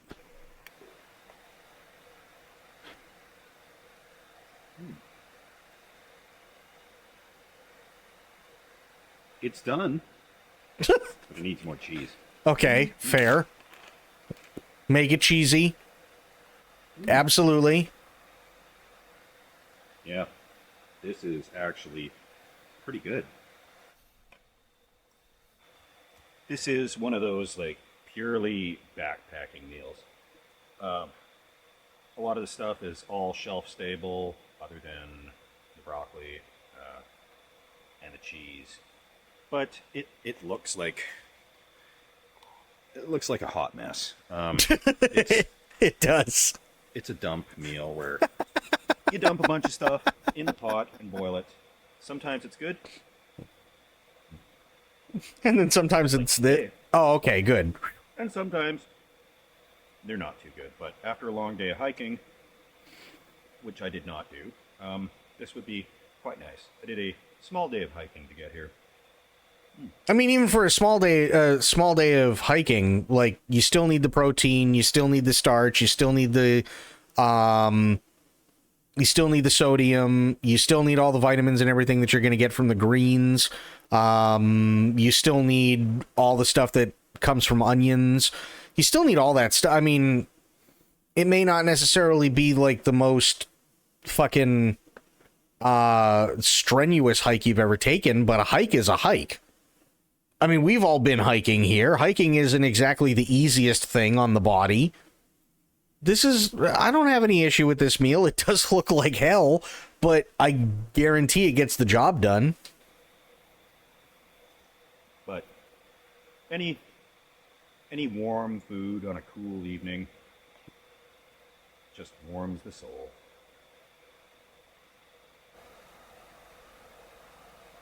For once, I've cooked a meal for one. How about that?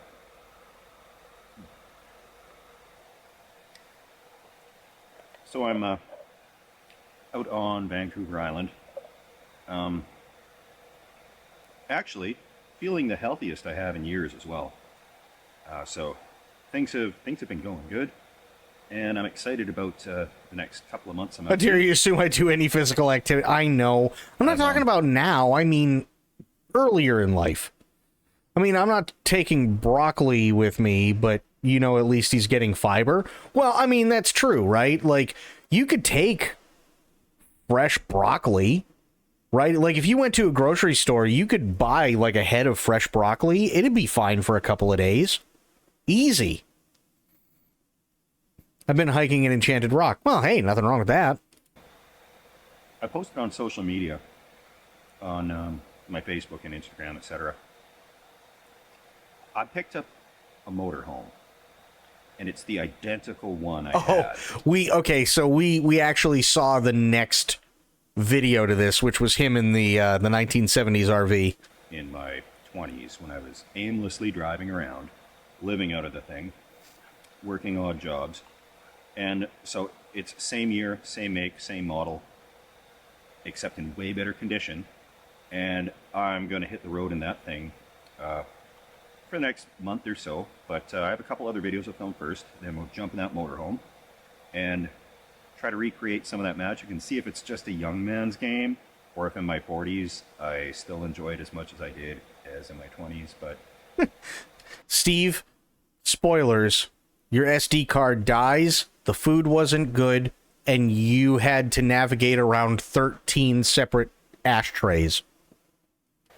You know, a pipe is good enough, so a motorhome's going to be like a mansion. That got dark mighty quick, so it's about flashlight time here. But I'm going to pull out the sleeping bag and just kind of put that on me, because I didn't want to overdress too much, because it was a bit of a hike, up a bit of uphill, and I'm just kind of getting back into doing exercise-y kind of things. So I'll just hunker down here, a blanket on me, lean up against the pipe, and listen to the sound of that little river down there. Been cozied up here, leaning against the pipe, and I think it's probably a little warmer in there than it is out here. You can kind of see my breath. It's not that cold tonight. It's going down to 0 Celsius, 32 Fahrenheit. sleeping bag I have is rated for -7, so it might work, but I am hoping it's warmer in my pipe. So I'm gonna crawl in there and Steve, phrasing. Go to bed. I've been sitting here kind of watching a few videos on my phone. I'm hoping it's warmer in my pipe. Oh, Steve. He hiked a cot up a hill and into a pipe. Let that settle in, right? This is a pretty cool spot, and yeah, it gets dark early, it gets cold early, so go to bed early. Oh boy. How are we going to do this, Steve? Oh no. Here we go. Okay. All right.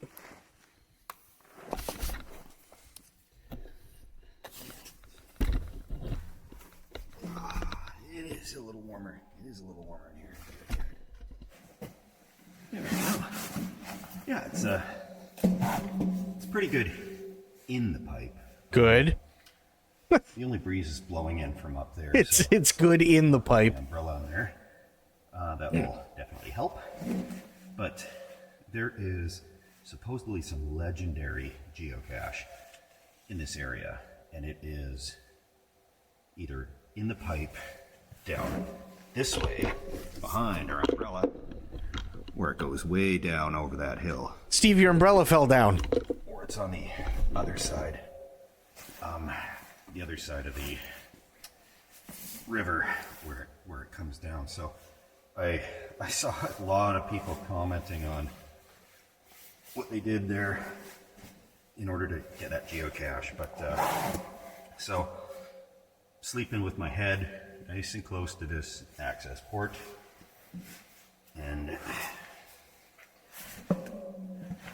this is going to be one of the more interesting sleeps I think I've ever done. Bear spray, of course. It's going to be nice and handy.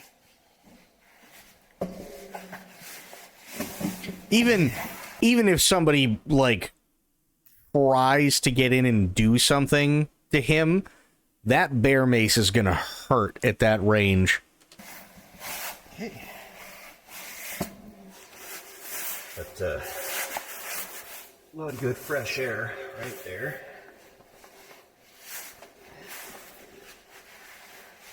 Okay. Got my trusty jacket as a pillow.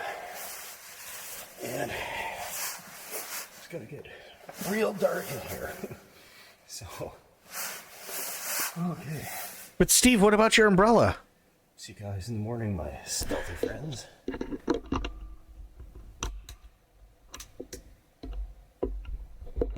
Oh, God. This is how the descent started. Good morning. I don't know if I recommend sleeping in a pipe like this. There is just a breeze coming through it. I sealed off that top of the umbrella. That's not where it's coming from. There's like a cross breeze going through this pipe from somewhere, maybe another access hatch or something. But I am gonna get out of here because it was strange noises, pretty cold, and my curiosity regarding the pipe has been satisfied. If it was really raining or something and I wanted some shelter, I would crawl in here, but it's basically the same temperature outside, except that there's less cross breeze blowing through anything here. Also, let's not forget the biggest thing about this whole thing. It's a fucking pipe.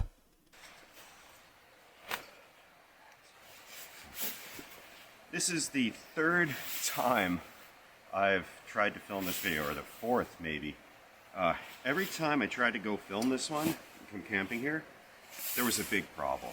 Like, I checked it out and it looked good. Then the first time I got here, it had really rained, and that was like pretty much soaking wet inside. And it's a bit of a hike up a hill to get here, so I wasn't happy. Fully loaded with all this stuff to film. Then waited for it to dry out and came back again.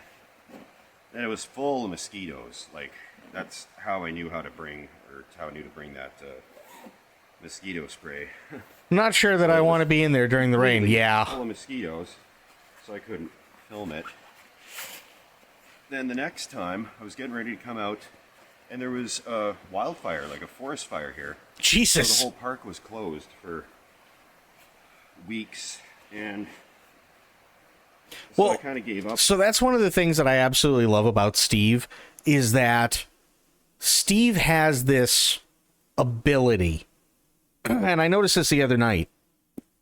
He's got this ability where basically what happens is he thinks of something simultaneously as we do. So we think, God, it would really suck being in there in the rain.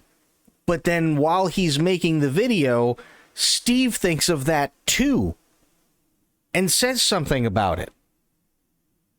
It's really creepy.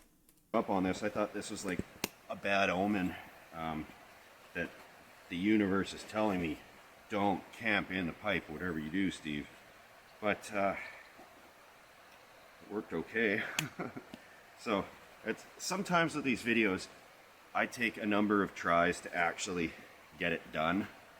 And there's been a few of them like that where it's the third or fourth time trying the same video.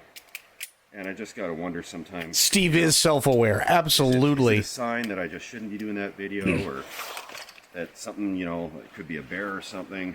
But thankfully, no nightmares about night bears last night.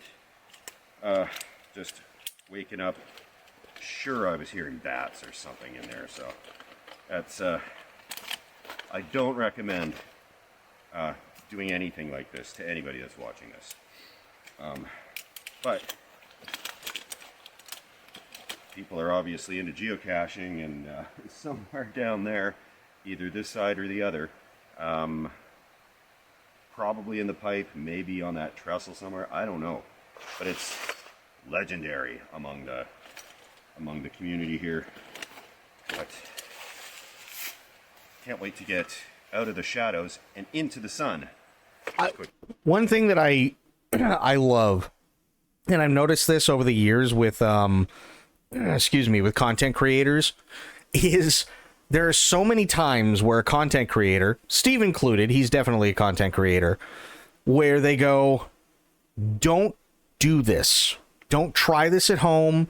Don't try this out yourself or anything like that, as obviously a warning, but it's implied, hello, I am dumb because I'm going to do the thing that you should not do. And then they go and do it. It's possible.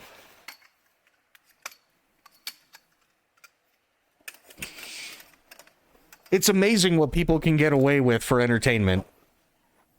Yeah. Welcome to Jackass. This is my big fat Everything pipe. is packed up. It's nice and shoveled out in there.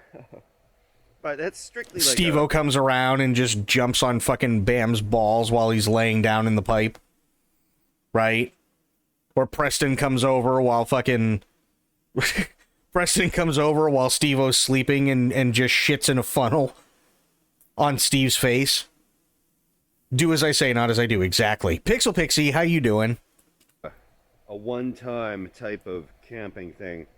I am not getting another pipe again, unless it's much bigger and warmer, because that's unfortunately, it looked kind of cool to do, but my feet are freezing. It did get down to 32 Fahrenheit or 0 Celsius last night, so that's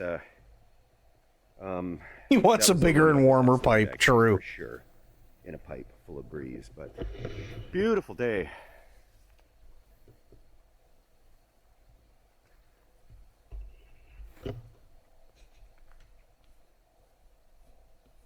Yeah, it's all downhill walk the whole way back. Oh, good.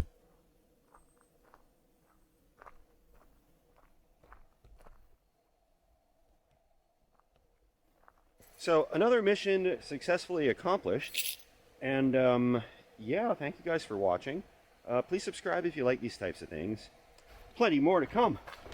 So stay tuned. Things will get wilder in the next couple of videos. Things will get wilder? Jesus Christ. Okay, here's the link to this one. Please go like the video. After now, we have stealth camping beside a fire station. Welcome to Camping with Steve. I parked on the side of the road here. It's a fairly busy road, and I get recognized sometimes, so I've got a different ball cap on and a different jacket. And I'm gonna go camp behind a fire hall tonight. Something tells me there's not gonna be a break in traffic at all, so I'm just gonna wander in. Beautiful clearing in here, but it looks like an animal has died here. It was quite a while ago. There's nothing but bones left, but I don't want to set up my campsite along a game trail with dead animal bones on it. Looks like he's going to break in some place with that cap on. Yeah, he does. Perfect. I'm going to try to get a bit closer to the fire hall and see where I can set up a tent tonight.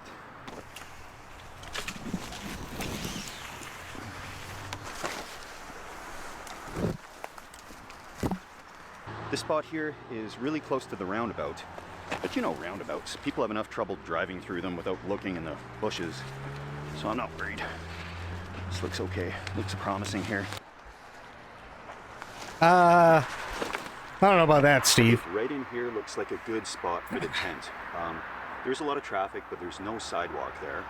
I also have a pretty good view of the fire hall on that side. Oh, they God. shouldn't see me because we got another 2 hours of daylight, and seeing into the woods in the dark, that's just impossible. Well, Steve, here's the thing, buddy.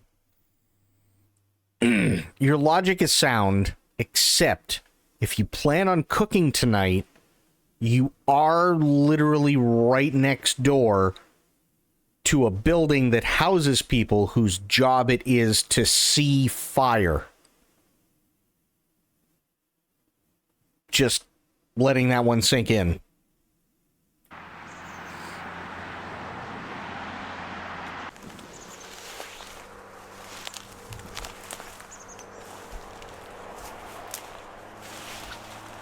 Steve, why?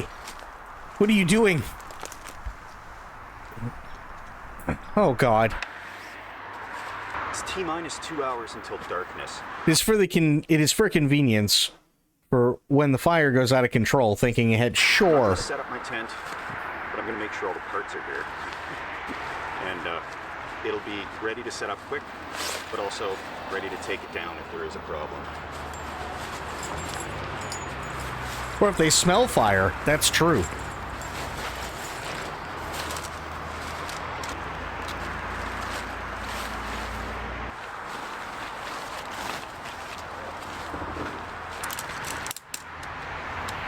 This entire place smells like you just set up a Christmas tree in your living room. A real Christmas tree. It smells amazing here.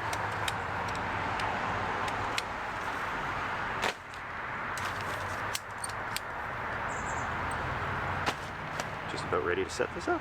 Smelling fire for them is like smelling toast for normies. This is true.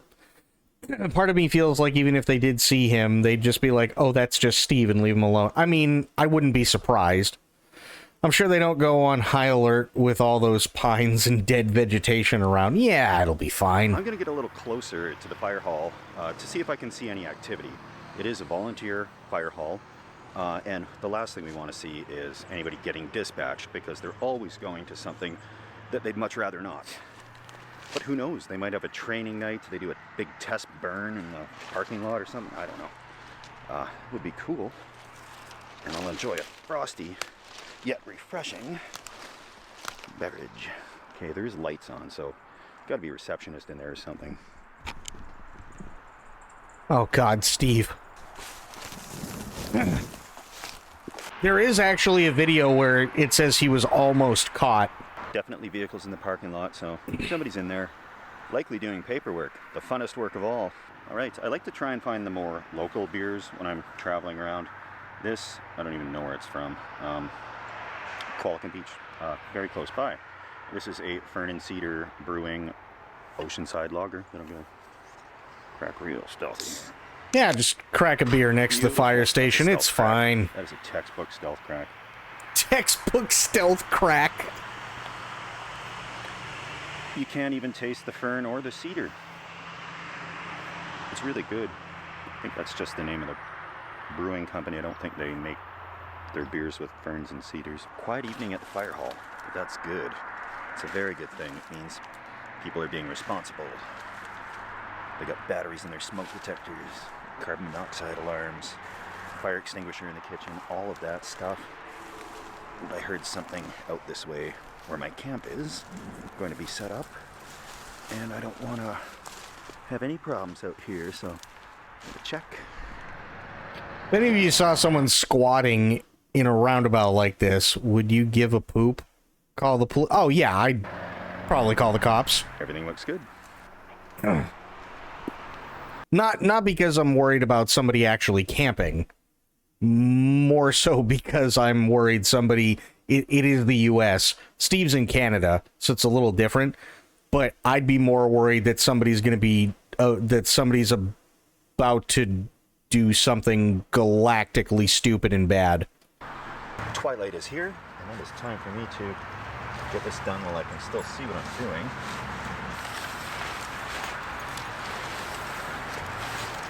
Here we go. Perfect size. Not quite big enough to be comfortable, and not quite small enough to be stealthy. What? Goldilocks zone. Steve? For people that wonder, this is a gear top tent. Got it a few years ago. And I got a message from them, and they said, "We love your channel. Wondering if you'd like to try a gear top camo tent." Obviously, they don't watch the channel because I own their tent and I've used it.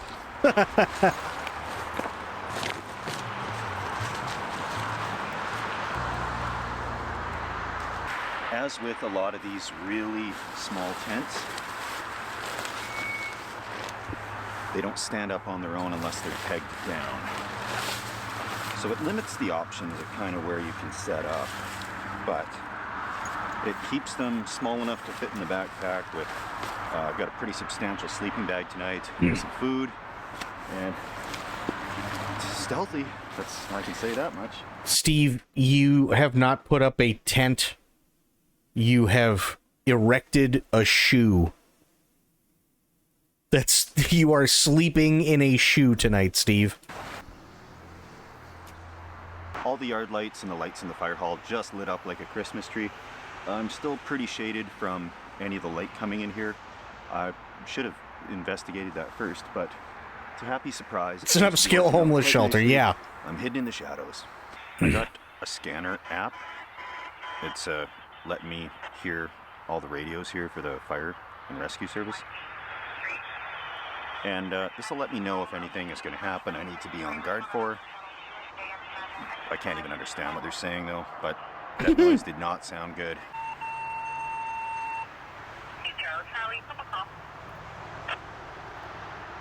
They said something.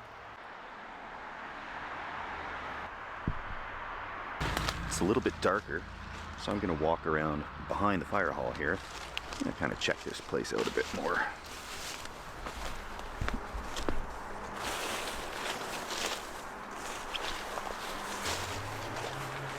Somebody in the parking lot. Instead of the little old lady who lived in a shoe, it's the little crazy Steve who camped in a shoe. Yes, exactly. Duty.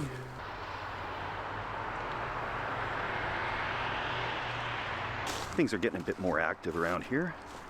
And they got a huge training facility on the back here by the looks of it. Maybe we'll do that test burn tonight.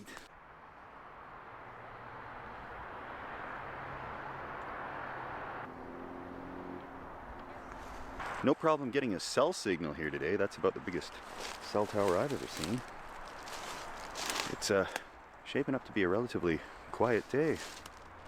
Except, okay. Steve, 5 p.m. you were standing out in the open. On the dot, and a lot of people are showing up here. So they might be doing CPR training or something. There's a lot of stuff that happens down at the fire halls. They really do a good job for the community. And yep, more people pulling up as we speak. So some activity here. I'm gonna remain stealthy and slink back into the darkness.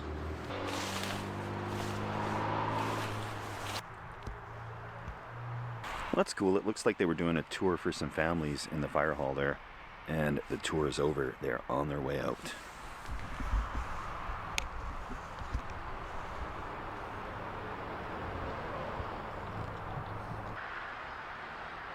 Yeah, I'm pretty sure there's nobody here overnight. So, quiet night. Beautiful fire hall, though. It's a 4-bay, modern facility. The whole community should be proud of this place. It will serve well for years to come. Years to come. Wallacom Beach Fire Department. Well, I mean, if there was ever any question as to where Steve was, now we know.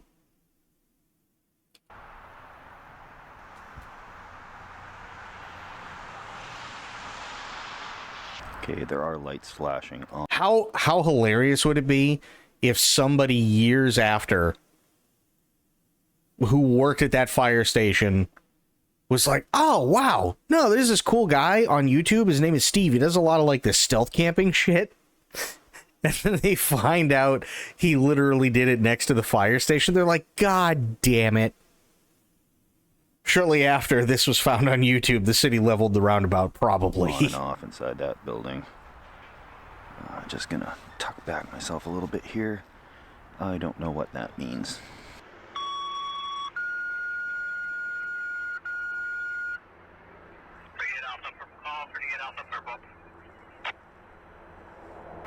I've never known a flashing light to be good. Well, he's filming this like he's stalking the fire station, prepping a heist. I know. And the worst part is he's quite literally like the nicest fucking guy. It's just sometimes the way he shoots things, you're like, oh dear God, why?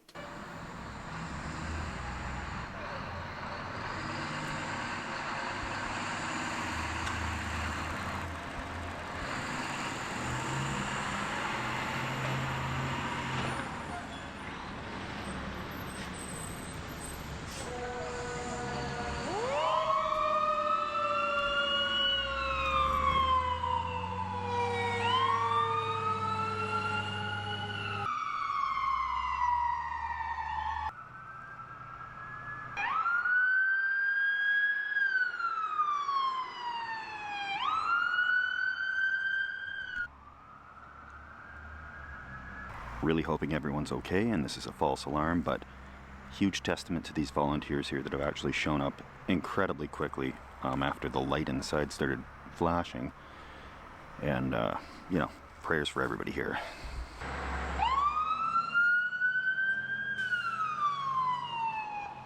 Can't say enough about these volunteers here, because that alarm, the call went off right around dinner time. They'd have been sitting down with their families and had to leave and rush off. It's such an honorable thing and selfless. So I'm gonna weasel my way back here and cook some dinner, or get my dinner prepared and get the sleeping bag set up. It's cooling off here a little bit. Actually, just in time. Looks like they're coming back from the call. That was quick.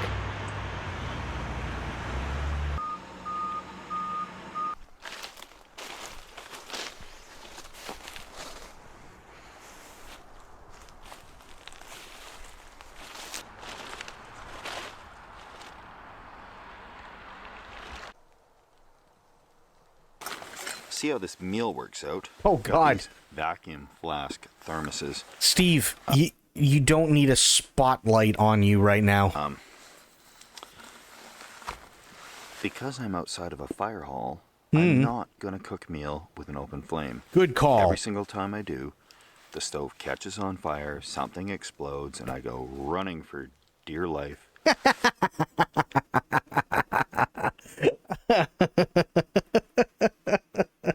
Steve, why do we feel like this is a pattern?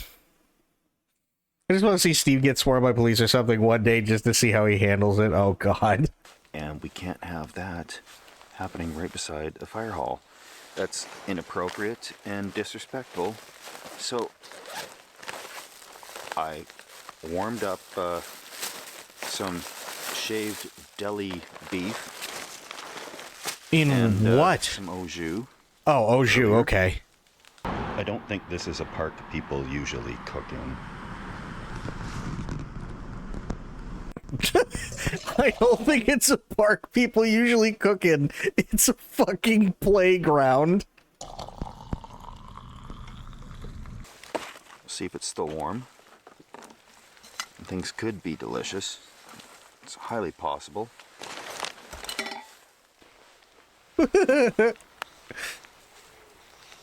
Oh, God, Steve. Don't ever change, man. Well, this is lukewarm, so could be worse. Oh, God. This one with the au jus in it. Hopefully that's hot.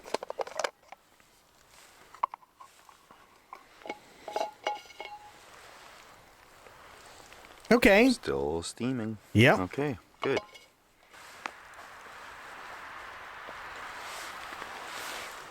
Oh, he's doing a French dip. Okay. That's not a bad idea. That's not a bad idea at all, actually. I like that one.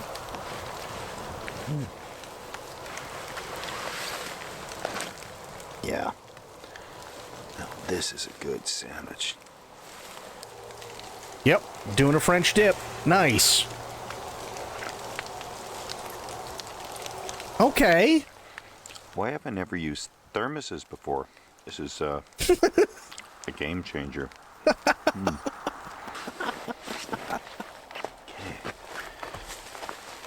To cut down on the gear, I'm not bringing a sleeping pad. Soft enough here. That's easy. Got this thing.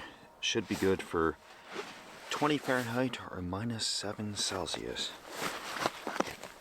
We'll see. Yeah, no, that wasn't a bad idea for food at all. Couple of tiny thermoses, have one with the ham in it, have the other with the au jus. Hell yeah. Imagine stumbling across some guy camping out, setting up a French dip right outside of the fire station. I know.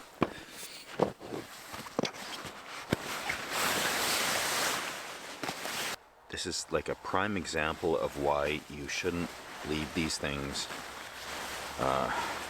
crushed up in a bag all the time, because you really have to poof them back up again. Like there's spots in here where there's no loft at all, and it's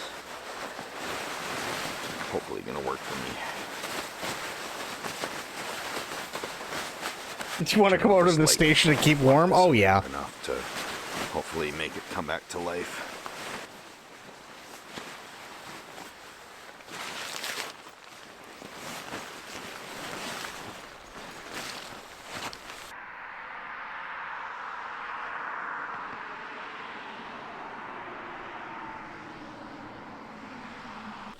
Alright, I'm getting a bit cold. I'm gonna crawl in here and try to fluff around that sleeping bag, because I think it's wrecked from being probably put away a little bit wet or moist and crushed down to nothing, because it is basically like lumpy all over. We'll see.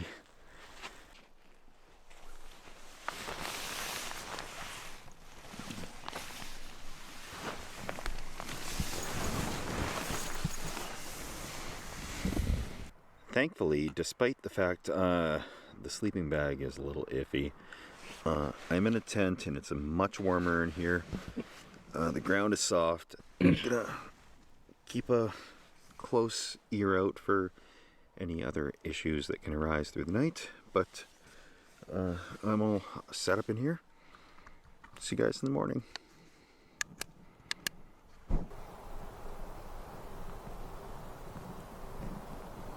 Don't like how he isn't using the light filters like old US military lamps. Actually, you know what? To be fair, if you look at this quick, it actually blends in really, really well with the rest of the area, so good on him for that. Morning. I didn't hear anything else at that fire hall last night, so it was pretty quiet. aside from all the raging traffic going right by, and the airplanes taking off and landing because there's an airport not far. But we're gonna get out of here. At the very least, start packing some stuff up.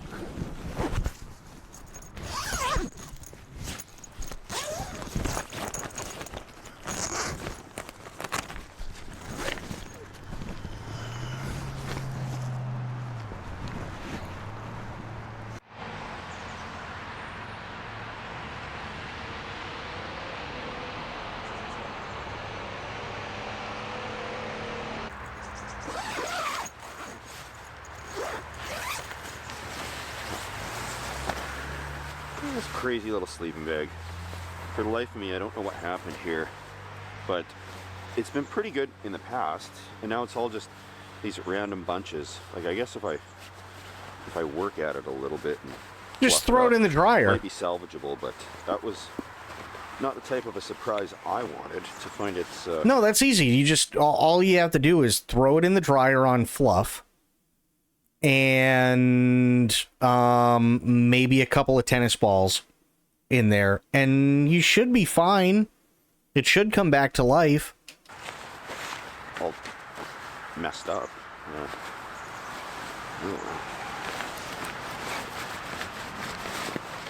Yeah, sneakers might work too. Yep. According to the forecast, the rumor was that it was going to be raining pretty hard this morning. It's misty, that's for sure. Oh, dude, there's some crazy shit about Steve that people have for theories. Not a drop on any of this stuff, so it's great news. Nothing worse than packing up a tent when it's soaking wet.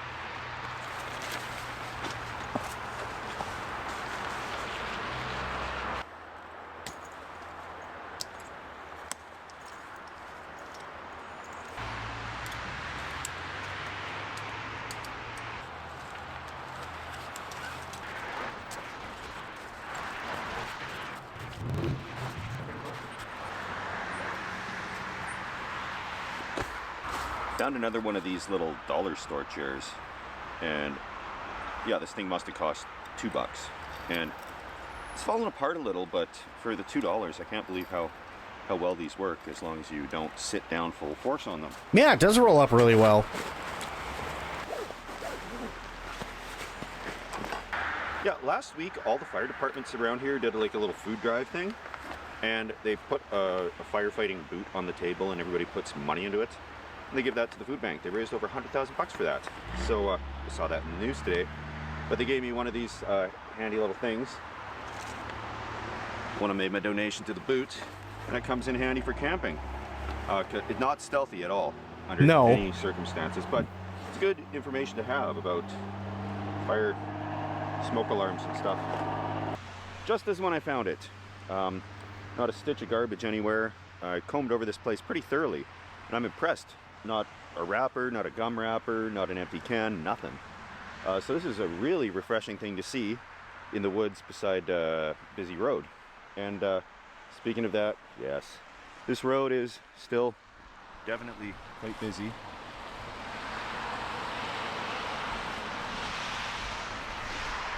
But after I've already committed the crime, I'm not worried about anybody spotting me on the way out of here. I just have to grab my sunglasses and my hat that I stashed into the tree, and let's get back to the car and pray it's still there. I don't think there would be a problem. It didn't look like a no parking spot, but I didn't see anybody else parked there. So let's see if there's a ticket on the window or something, but I think I'll be okay.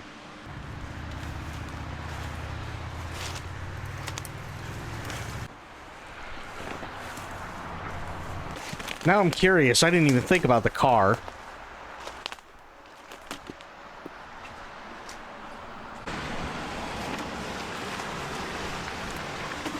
Hang on. I gotta back up. This right here shows that Steve is incredibly pure at heart when it comes to why he makes these videos. Because anybody else would look at a hat like this on a tree branch, or they'd look at shoes with the shoelaces tied together hanging on a tree branch or a power line or something and go, no, that's a drug deal going on. But Steve is just like, nah, I put it there because it was a good place to hang my hat.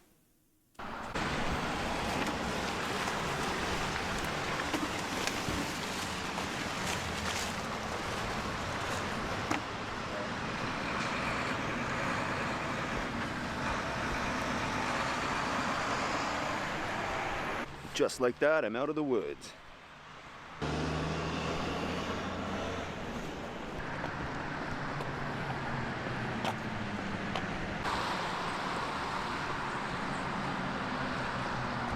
Well, it didn't get towed away, so that's a good thing.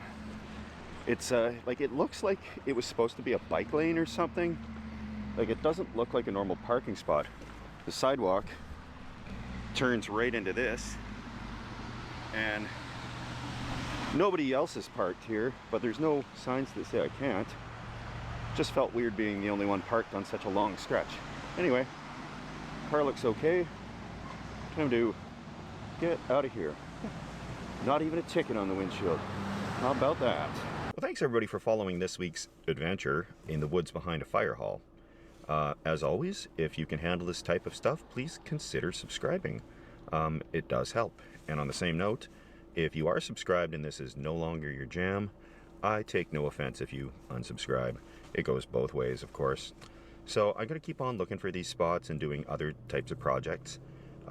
If you know of any good stealth camping spots out here on the West Coast, please send them he my way. really is Definitely just a make it worth your Boy while. I'll give Scout. you some shout outs here because I used to spend a very much smaller portion of my time trying to find stealth camping spots.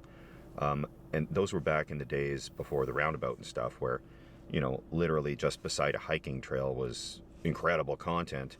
And now the game's been upped so much that I spend most of my time actually searching on Street View and Google Maps and driving around to find spots. So the rules of the game are they can't be full-blown trespassing. I can't have permission to do it. Okay. And it's got to be safe. So those are like the three kind of rules. That makes sense, And though. That narrows things down quite a bit. But I will keep searching and gonna mix things up with you know, I have a couple of other stealthy spots, so I'll mix that up with some more, you know, interesting shelters, that type of stuff, and just adventure in general because just gotta keep on driving until somewhere feels like home. So thanks for following along on the journey, and we'll see you guys on the next one. I sincerely hope that at some point it doesn't get to where the game has to be up so much where all of a sudden one week he posts a video and he's like, hey guys, welcome to Camping with Steve. Today, what we're going to do is we're going to stealth camp inside a space shuttle. Now, they don't know that I'm going along for the ride, but I've never been to space, and I really want to. So, what we're going to do is we're going to pack everything inside in the rear landing gear section. There's got to be oxygen in there, right? I really hope it doesn't get to that point. So, yeah, but that's Steve. Please, please, please, go like the videos. Please subscribe to Steve. He's Steve. He's pure at heart, and we love him for it. They give Steve a little more credit than that. Well, no. The only reason why I'm saying that is because he specifically said he keeps having to, like, up the game, right? Whereas before it was like, oh, here's a little stealth camping thing or whatever. But now he just has to keep upping the game, find more crazy things that, I mean, still it's not totally trespassing. But he didn't get permission and it's 100% safe. That's a tough job, right? So I just hope it doesn't get to the point where he's got to up it to that, because I like Steve. I want him to be around for a while.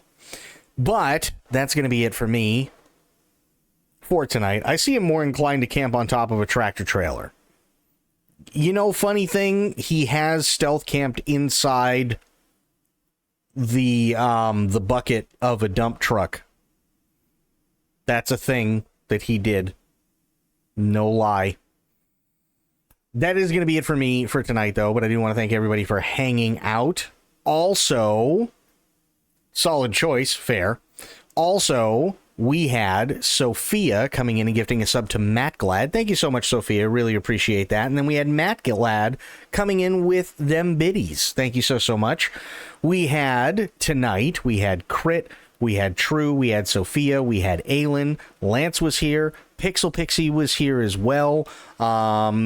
If anybody and anyone else came in and was lurking, really appreciate it. Dat Kills, thank you so much for hanging out. Sage, good to see you as well. Yeah, Apple Pie, good to see you. Hopefully everything's going okay. I know it can be tough, but you know, all you can do is just sometimes go with it. But thank you everybody for hanging out. I will be back later on today. And who knows? Maybe there's going to be food porn. I don't know. There might be, but we'll find out. So stay tuned. But we're going to be doing more Black Myth Wukong, more Roll for Sandwich, more Joe, and definitely more Steve. So when I see you guys, yeah, that's what we'll be doing. But until I see you all then, have yourselves a great day, great night, wherever you are.